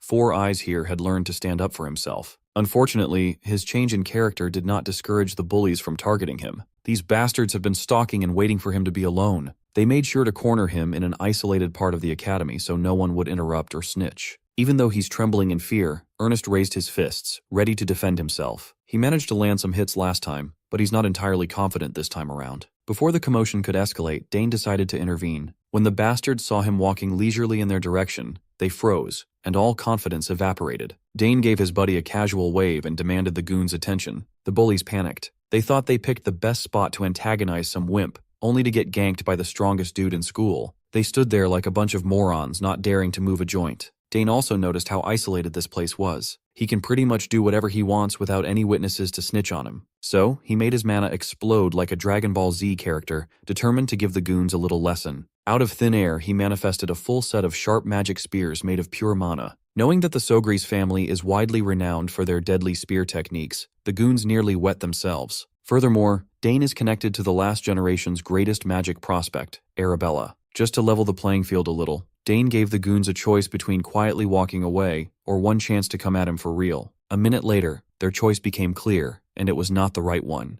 The alleyway was riddled with holes and damages from spear blades. The ground had been torn asunder. Those bullies were plastered on the floor in various positions, each one more miserable than the last. They cried, huffed, and puffed for air after receiving a brutal beating. As for Ernest, he thanked his buddy for having his back. Even now, his legs are shaking so badly. To prevent any more incidents like this, Dane invited him to train together from now on. Ernest already said it himself. He wants to get stronger, fight brawn, and win. Naturally, Ernest felt underqualified to train with the Golden Boy. Dane doesn't give a damn about that though. He just wants his friend to improve himself. After leaving the bullies in the alley, the two walked towards the next lecture hall together. While strolling, they arrived at the topic of clubs. Surprisingly, Ernest found that there were no exploration or adventure clubs registered right now. The best match he could find was a research society, but that's already a requirement in his major. It's a separate thing from a formal club. Desperate, Ernest also checked out a map analysis club, only to find an org formed as an excuse for the members to slack off. With all the registered clubs, it's natural that some people would exploit the system and take it easy. As for Dane himself, he was just curious about clubs, since every senior he encountered was working hard to recruit freshmen. He also heard that once you join a club, you can't switch to another one for 2 years. It's a big commitment. If you choose the wrong club, that would be 2 years down the drain, wasting valuable time. Since there's nothing out there that would provide good value, Dane concluded that they should start their own club. A club where they can do whatever they want without limits. They can train, explore ruins, hang out, and eat together when bored. A club that has no restrictions. The idea doesn't sound too bad at all. Ernest is definitely in. The problem is getting a club like that approved by the administration. Dane promised to take care of all the red tape. He's tired of being hounded by recruiters at every turn. Constantly turning them down politely is simply exhausting. With a club of his own, he should regain his peace. Ernest is most excited to train and learn spear or sword techniques from a prodigy like Dane. Who knows, they might even discover a talent he wasn't aware of. According to the rulebook, they are going to need at least 3 people to propose the start of a club. Thankfully, Layla is still a free agent too. Since they're on a roll now, the two hunted down Layla to get this club started as soon as possible. After tracking her down, making Layla tag along was easy. Now they have to submit an application. Dane was glad that Layla gave up on the dessert exploration club for his new undertaking. She was so excited for the regular dessert tasting meetings too. Dane countered that they can just add something like that to their new club's activities too. After guilt-tripping her to join, Layla eventually came around. When they got into the admin office to submit their filled-out application, they were greeted with bad news. As of now, there are over 3,000 registered clubs in the academy. Too many have become inactive or barely exist. It has become an unmanageable problem. So the reporting system was overhauled with a more extensive approval mechanism this year. With the new system, they will need a recommendation from a full-time professor to even have the chance to get approval. Dane thought this would be a one-and-done thing, but it's already getting complicated from the start. The three convened outside the office and pondered what kind of professor would possibly sign a recommendation letter to a bunch of freshmen. They can't exactly walk up to a random professor and pop the proposal. Luckily, Dane already has someone who can help them in mind. The other two were worried that Dane might offend a tenured professor, but he assured them that he'll get it done. A few minutes later, he found himself having coffee with Professor Keltas, the autonomous department advisor. Face to face with the man who wants nothing to do with students, Dane can't figure out how to slip in his request. Since he's already having a sit-down, he might as well rip the band-aid off and bring up his new club. Surprisingly, Keltas the slacker was quite supportive of clubs. Trying to sell his club's principles, Dane asserted that the activities would focus on swordsmanship, exploration, and adventures. This way, a swordsman like Keltas might be inclined to back them up. Just to be safe, Dane resorted to feeding his professor praise. This dude said he's currently searching for a truly exceptional professor who would help. Cornered and eager to claim that praise, Professor Keltas was practically locked into their backer position. Dane pulled back a little, but now it's Professor Keltas insisting on giving him the recommendation. Knowing that the swordsman had firmly bitten the bait, Dane promptly whipped out the recommendation letter for the signature. Professor Keltas happily signed the dotted line with his own quill, pleased to hear that his one and only student is starting a club. Dane politely thanked the sucker for making this so much easier than he thought it would be. Afterwards, he met up with the crew, and even they were surprised by how easy and fast Dane secured a tenured professor's signature. Dane Sogres fended his way to a backer by pretending to be passionate about swordsmanship, and it was an easy ride from there. No matter what the method, everything worked out in the end. Now they are officially starting the club. They just need to turn the letter in. Now that the start of something new is tangible, all three of them are hyped for how much fun they will have. Before submitting the application, they need one more crucial thing: a name. Coming up with a fitting name would affect how others see the club and its members. Layla doesn't want something childish or meaningless to represent them. They racked their brains for an appropriate name, but it was incredibly tough to come up with one. Suddenly, Dane felt some movement under his jacket. The little rascal must have woken up. Karnas crawled around like a hyperactive baby. Layla noticed the wriggling and was snapped out of her deep thought. Terrified and curious, she asked Dane about the big bulge on his stomach. She must have thought he was packing heat. Dane wasn't planning to reveal this to Layla yet, but that's out of the question now. Filled with fascination, Layla and Ernest focused their gazes on Dane's bulge even harder. Finally, the dragon could not be contained any longer. The bulge burst out of his jacket, revealing a mighty beast. Don't worry, this is not that kind of manhwa, it's just little Karnas breaking out to get some air. Now Dane has to explain what's really going on. Naturally, Layla chewed him out for hiding a summon in his uniform. She connected the dots that the little guy must have hatched from the egg Claire gifted her brother. Dane awkwardly explained what happened a while ago and introduced Layla to Karnas. The little dragon seemed to like her a lot. Unable to focus on the baby dragon's cuteness, Layla became even more pissed to know that Ernest knew of Karnas's existence before her. Changing the topic, Dane refocused the group's energy on thinking of a name and submitting the application.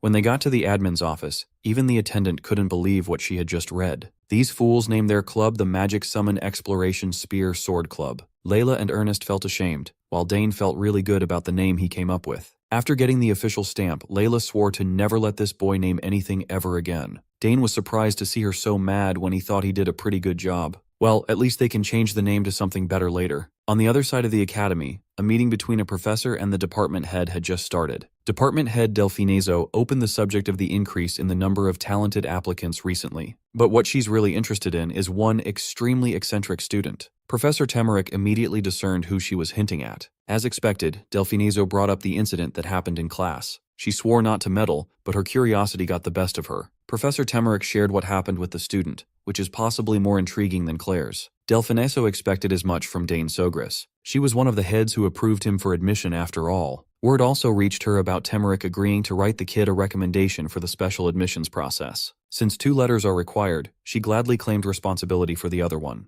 Dane clearly meets all qualifications. She can't sit idly by, could she? While her words were kind and polite, Professor Temerick could tell that this slippery snake was slithering her way to taking full credit for everything. He really made a blunder by not containing the news better. Even so, she's still a department head, the boss. So, he sits there afraid of offending Delfinezo in any way. She demanded to see his recommendation before they submit the application, under the guise of coordinating their message. Professor Temerick was forced to swallow his displeasure and agree. When department head Delfinezo left, he stewed on his anger. He might have been duped, but he won't sit back. The snake is clearly trying to bring Dane over to her side, but a talent like that can bring anyone's career to the stratosphere. Professor Temerick won't let that genius fall into the wrong hands. Unbeknownst to them, Dane doesn't give a shit about either of these two. He's currently on the way to his last class of the day, the history of the Empire's founding. Looking at the time, he can probably grab a tart before classes start. On the way to his detour, he was interrupted by a young lady. She's an academy messenger here to relay a request. Professor Delfinezo moved fast. She's requesting to see Dane right away. He was confused. He expected to be summoned by Professor Temerick, not the department head. All the messenger knows is that this was about the recommendation for the special admissions process. Dane's instinct is telling him that there is something sussy about this whole thing. As we know, the Imperial Academy is known as the cradle of the finest talents. It is a place where endless academic passion thrives. The competition is notoriously brutal at every level. This is especially true for the political struggles between professors.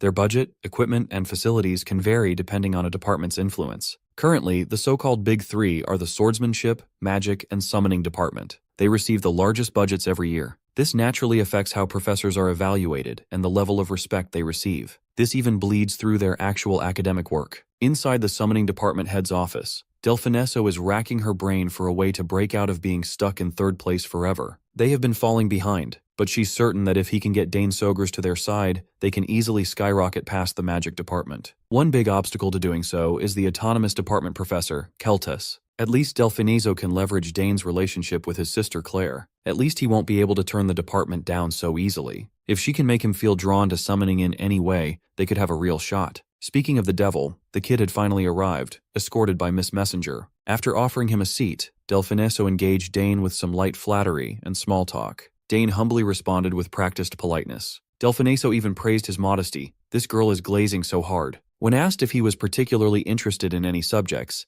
Dane casually responded that it was hard to choose one at the moment. It makes sense that he wants to do well at everything at his age, but Delfinezo wants to offer an alternative today. Upon hearing what happened in Professor Temerick's class, Delfinezo could not possibly sit still as a department head. With Dane's talent, he's practically a shoo-in for the special admissions track. She revealed her intention to write him a recommendation, and he extended his gratitude as usual. The department head asserted that she had never written something like this for a student outside her department. That being said, Delfinezo finally got to the real point. She wanted to see if he would be interested in studying a bit more as a summoner. Even though Dane hardly needs any extra lessons, Delfiniso wanted to offer him a one-on-one teaching relationship, a more direct approach. Dane could practically feel the desperation in her words. She then brought up the topic of clubs, but Dane quickly shut her down. He already established his own club after all. Even with the rules changed, making it harder to start a club, Dane pulled it off. He also shared that his advisor, Professor Keltes, backed his club up. Delphine views Keltes as a slacker who never even shows up to faculty meetings, yet that bum Curry favored with the golden boy faster than her. Her frustration is growing. All her moves are getting thwarted left and right. Even so, she concealed her displeasure and congratulated the young man on the club, and gave him an open invitation to her lab whenever he got the chance. She would love to show him all sorts of interesting stuff. As bait, she proudly shared that she has an unhatched familiar egg in the lab. She proudly proclaimed that such a treasure is said to be worth more than an entire castle. Unbeknownst to Delfiniso, Dane is already raising a dragon pup. With everything laid out on the table, she urged Dane to direct any questions about the exam process directly to her. With that in mind, the two shared the delicious tarts that Dane brought over. Delfiniso is already looking forward to flexing on the examiners using Dane's talent. The very next day, Claire came by to talk to her brother about department head Delfiniso. Apparently, that woman pulled some heavy strings to make the Summoner Association dispatch some examiners to the academy immediately. Based on how hard Delfiniso is working, Dane could tell that the woman is pulling all the stops to get on his good side. Even Claire was surprised to see the super picky department head so eager to please a student. Anyway, with the special exam commencing soon, Claire shared her experience with the test. When she underwent the special admission, she had to summon 3 creatures at the same time,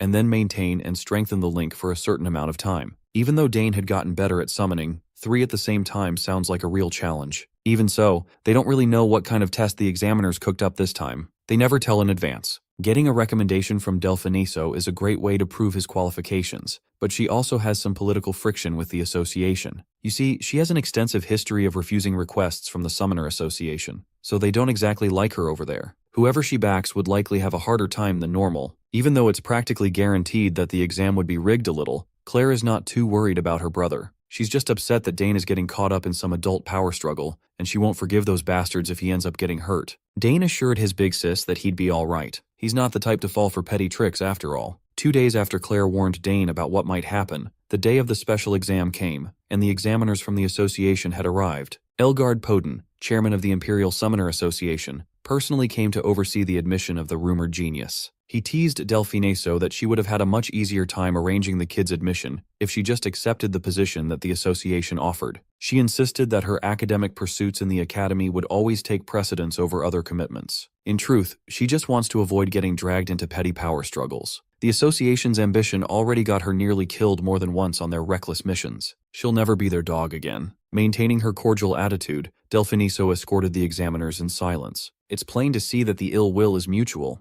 Elgard had already received the rundown of Dane's summoning achievements and his blood relation to the rising star, Claire Sogris. To be frank, Dane's unbelievable skill had stirred up a lot of talk in the Summoner Association. Even though he's a Sogris, it's hard to imagine that the younger brother would surpass someone like Claire. Maybe the kid is close to the level of Galdarin. Delfiniso modestly denied the comparison, but she believes in Dane's potential. Elgard frankly laid down that the evaluation would be very strict, just like how it's always been. As the group got closer to the summoning department, some students freaked out. They could tell from those robes that these people are from the Summoner Association. Word of Dane's special exam quickly spread like wildfire. A first-year student generating such buzz was unheard of. Most students know that the kid is good at other things like swordsmanship, spear, and magic. Now they're finding out that he's also a summoning prodigy. With the test site established, the special admission exam shall commence. Inside the summoning training hall, Dane Sogris formally introduced himself as the youngest son of Count Arkan Sogris, head of the prestigious Sogris family and lord of the southern region. With a polite bow and smile, he welcomed the examiners from the Summoner Association. Chairman Elgard Poden was very impressed by Dane's presence and air of nobility. It makes sense why he came so highly recommended. The chairman promptly introduced himself too and echoed the praise he heard about the young man. In addition, he warned Dane that the exam won't be a walk in the park. Dane could tell that even though this geezer is pretending to be cordial, he's not happy with this arrangement at all. Without much of a lengthy introduction, Elgard ordered his underlings to get started. Delfiniso is curious to see what the chairman has in store. She never doubted that Dane would pass with flying colors. The examiners announced the one and only rule. The final verdict will be made solely by Chairman Elgard. During the exam, no form of cheating will be tolerated. If the test is deemed unfair or improper in any way, results will be voided, and the summoner's qualifications will be revoked. Dane agreed to the terms and conditions and was eager to get it started. Elgard wished him luck, looking forward to seeing what exactly makes this kid special in so many people's eyes. As soon as the go signal was given, the underlings got into their positions to form a formation. Using interconnected magic, their mana signatures interlinked. Dane looked around and found the technique familiar. When the formation finally took form, both Dane and Professor Delfiniso were surprised. It was a magic circle protecting the entire area.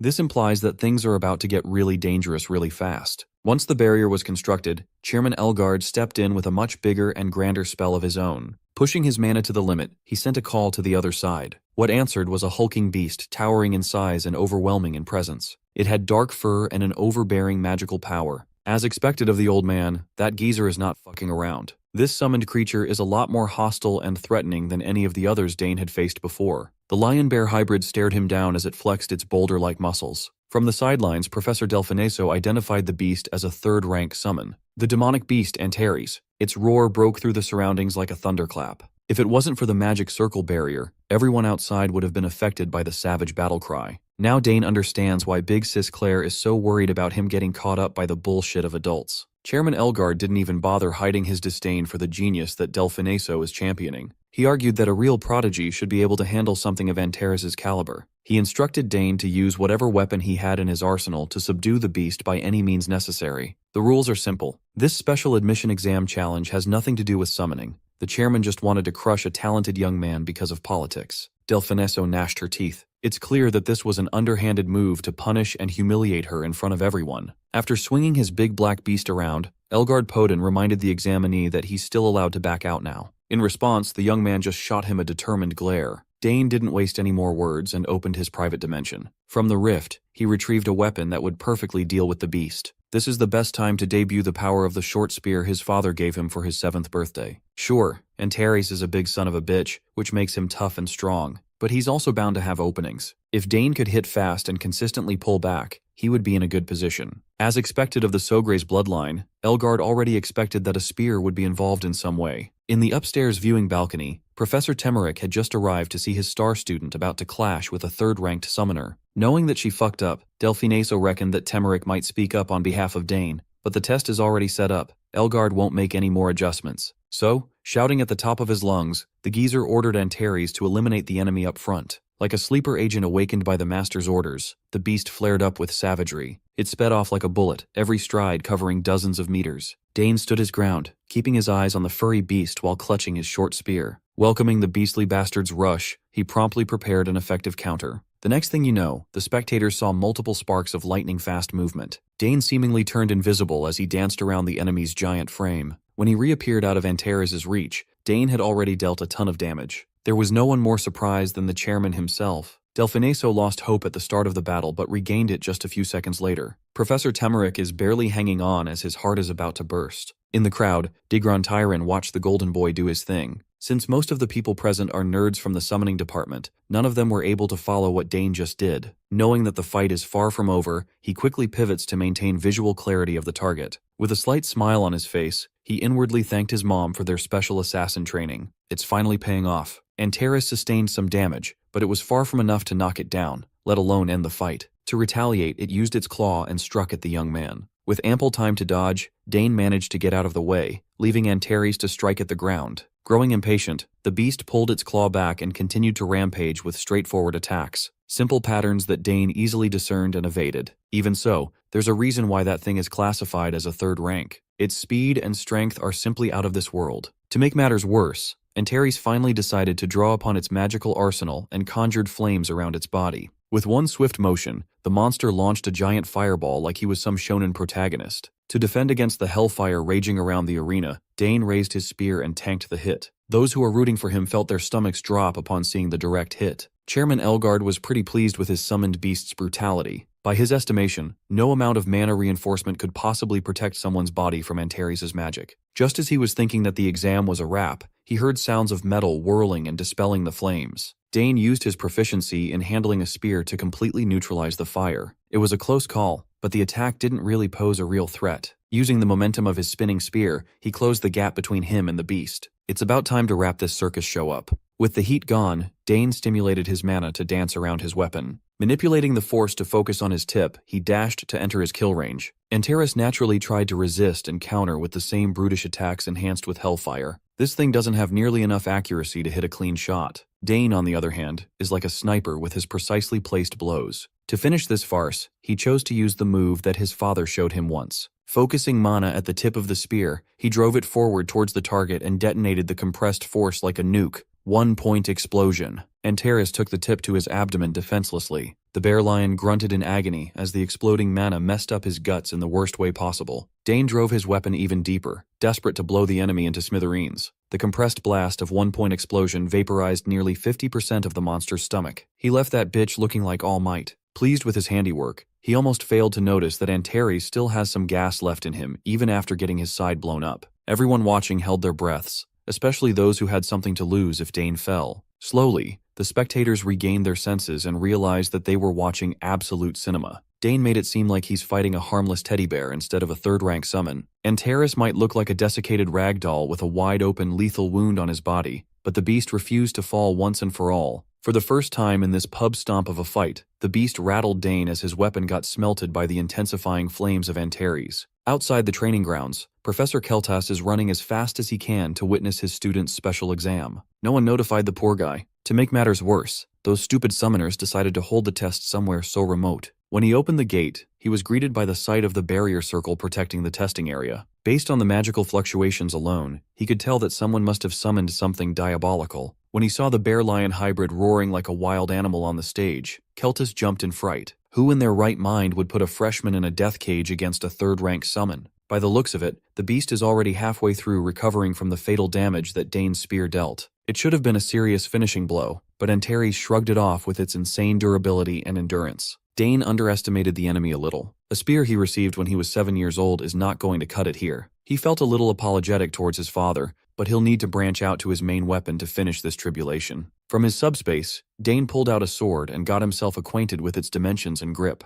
Now they can finally start the second round properly. Chairman Elgard's smug ass was a bit surprised to see the young man wield the sword. The helpless Delphineso asserted that this is not against the rules. What's scarier when Dane switched weapons was his confidence. Now he's not even trying to dodge the incoming attacks. He's like a veteran of countless battlefields. Among everyone watching, Professor Keltas paid closest attention to the young man's movements. This is the first time that he'll see the kid's true swordsmanship when both the stakes and risks are high. Antares opened the fight with another one of his claw strikes. This time, Dane parried the full power blow with elite timing. He continuously read and predicted the chain of moves, meeting every attack with a perfectly timed defensive swing. Just from the few seconds he showed, Keltas could ascertain that this kid is the real deal. A sword savant. He's consistent with his shifts from power to speed and vice versa. But Antares is slowly adapting and responding to Dane's actions. When the beast grasped a perfectly timed window to attack, it clawed its way, eager to shred through even the most flawless defense. Dane had to adjust his grip multiple times to receive and neutralize the force behind the claws. It was not looking good for the Golden Boy. Both of the monster's arms are now wrapped in flames. His sword aura cannot break through as easily as before. So, he was forced to forego counterattacks and focused solely on blocking and maintaining his stance. To be honest, he could just blow this bear apart with some ancient magic blast,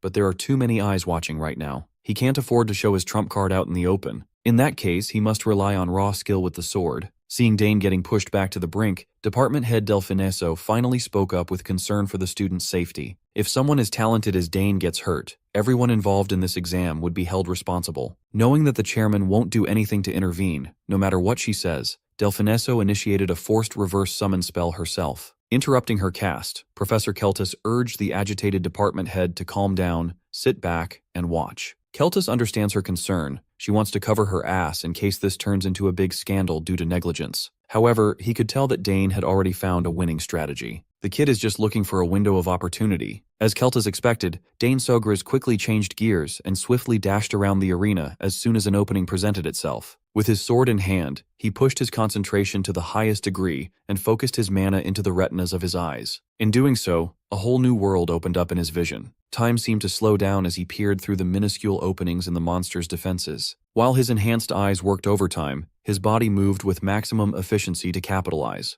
Every step he took, jump he made, and slash he unleashed was completely and utterly calculated. By the time he was done with his inhuman combo, Antares was left standing like a motionless statue. The next thing you know, various deep cuts targeting his lower body and compromising his balance appeared. Dane chose to concentrate his attacks on one leg, to practically cripple the beast and seal off that pesky speed. What would happen next can only be described as a public execution. The chairman was beside himself. He never could have predicted that a freshman would effectively blend swordsmanship and magic on the fly. Professor Keltis gloated that the geezer should have summoned something stronger. Elgard was so confident that a single third-rank summon would be more than enough to cut down the Academy's rising star. He did not take into account that Dane Sogris is him, the boy who has made a habit of shattering expectations. As a last-ditch effort for one last stand, Antares motioned to gather every bit of energy it had into one more fireball. You've got to give it to the bear lion, he's persistent to the end. As a sign of respect for pushing him to get serious, Dane stimulated his mana for a fitting ender. With a smile, he activated the ranked 2-chained spell he's been practicing and polishing. Spear of Mana! It's about time to close the curtains on this overgrown, flaming furry. Raging hellfire and concentrated mana forged into spears collided with reckless abandon.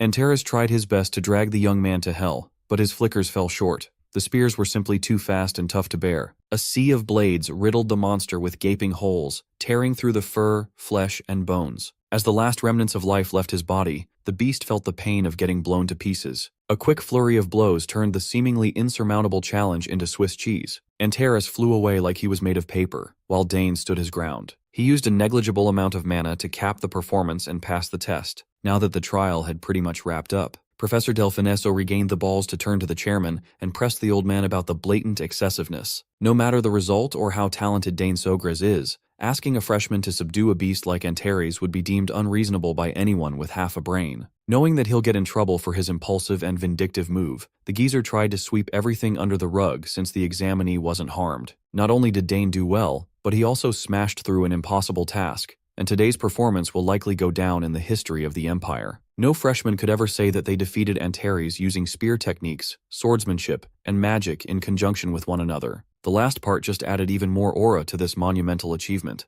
The kid ditched his sword and approached the weakened beast. Once he entered an effective range, his mana entered Antares to establish a forced link using advanced summoning magic. With the link created, the fallen Antares would not be able to harbor any hostility against Dane. This is a picture-perfect finish showcase of his talent and skill. Methodologically and performatively, it was a flawless performance. When today's events inevitably become known by the public, there will be talk of an unreasonable exam meant to elicit failure. Chairman Elgard argued that he had set up plenty of safety measures beforehand. Not taking any of his excuses, Delfinesso swore that as a professor of a prestigious academic institute, this matter would not be overlooked. Elgard Poden's plan is falling apart. He would be in hot water if news of his tampering reached someone higher up. Ignoring the summoner drama, Professor Keltis was basking in awe of his student. He knew Dane was a genius, but to reach such a level at such a young age is simply historic. Furthermore, watching the young man fight felt like watching a seasoned knight in the middle of a war zone. With that in mind, Keltis became fired up to take the young man in as his personal disciple. After cleaning up the field, the award ceremony commenced. Even though he's practically on the line for an inevitable punishment, Chairman Elgard still fulfilled his responsibility to grant Dane Sogris the status of a formal summoner, along with a special mark. The geezer blurted out the standard congratulatory message for the new summoner and handed over the golden mark. Dane cordially accepted the gold bar and curtly thanked the chairman. This golden mark is only given to those who pass the special admission. It symbolizes a rare and impressive accomplishment. Pressing his mana into the mark, he called the other side for a response. As a result, a portal opened up in the skies, and his mana signature was officially recognized.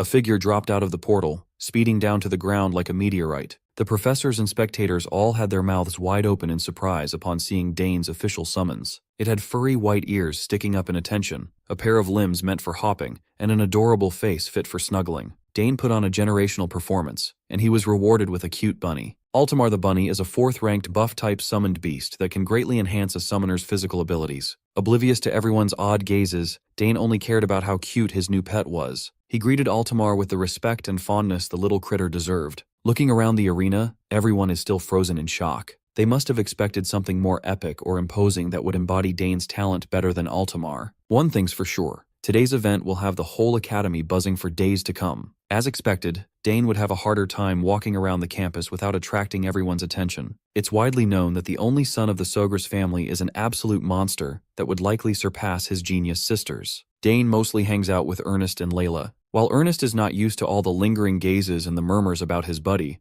Layla has long since learned to just accept the guy's annoying goat status. Today, Ernest has good news. He's close to completely deciphering the treasure map. Once he finishes, the Magic Summon Exploration Spear Sword Club can finally have their first adventure. Layla was hyped, and Ernest was glad to feel useful for once. Dane has been curious about the alleged treasure since he scored the map. After walking with his friends for a little while, he had to break off since Professor Keltas summoned him. Upon arriving at the meeting spot, Keltas reflected on his fight against Antares. As far as he remembers, one summoner from the Drenic Empire struggled to summon 2 of them in a war zone. As a result, the opposing army lost 3 knights and dozens of soldiers at the hands of just those 2 summoned beasts. Dane couldn't say it out loud, but he was also in that battle when that atrocity happened. It seems like he shared the battlefield with Professor Keltas before. When praised for his flawless subjugation of such a formidable enemy, Dane chucked it all up to luck. Keltas warned him that humility can be a poison sometimes. From what he can tell, Dane's sword strike was the decisive blow back then. Only trained eyes could have possibly arrived at that conclusion,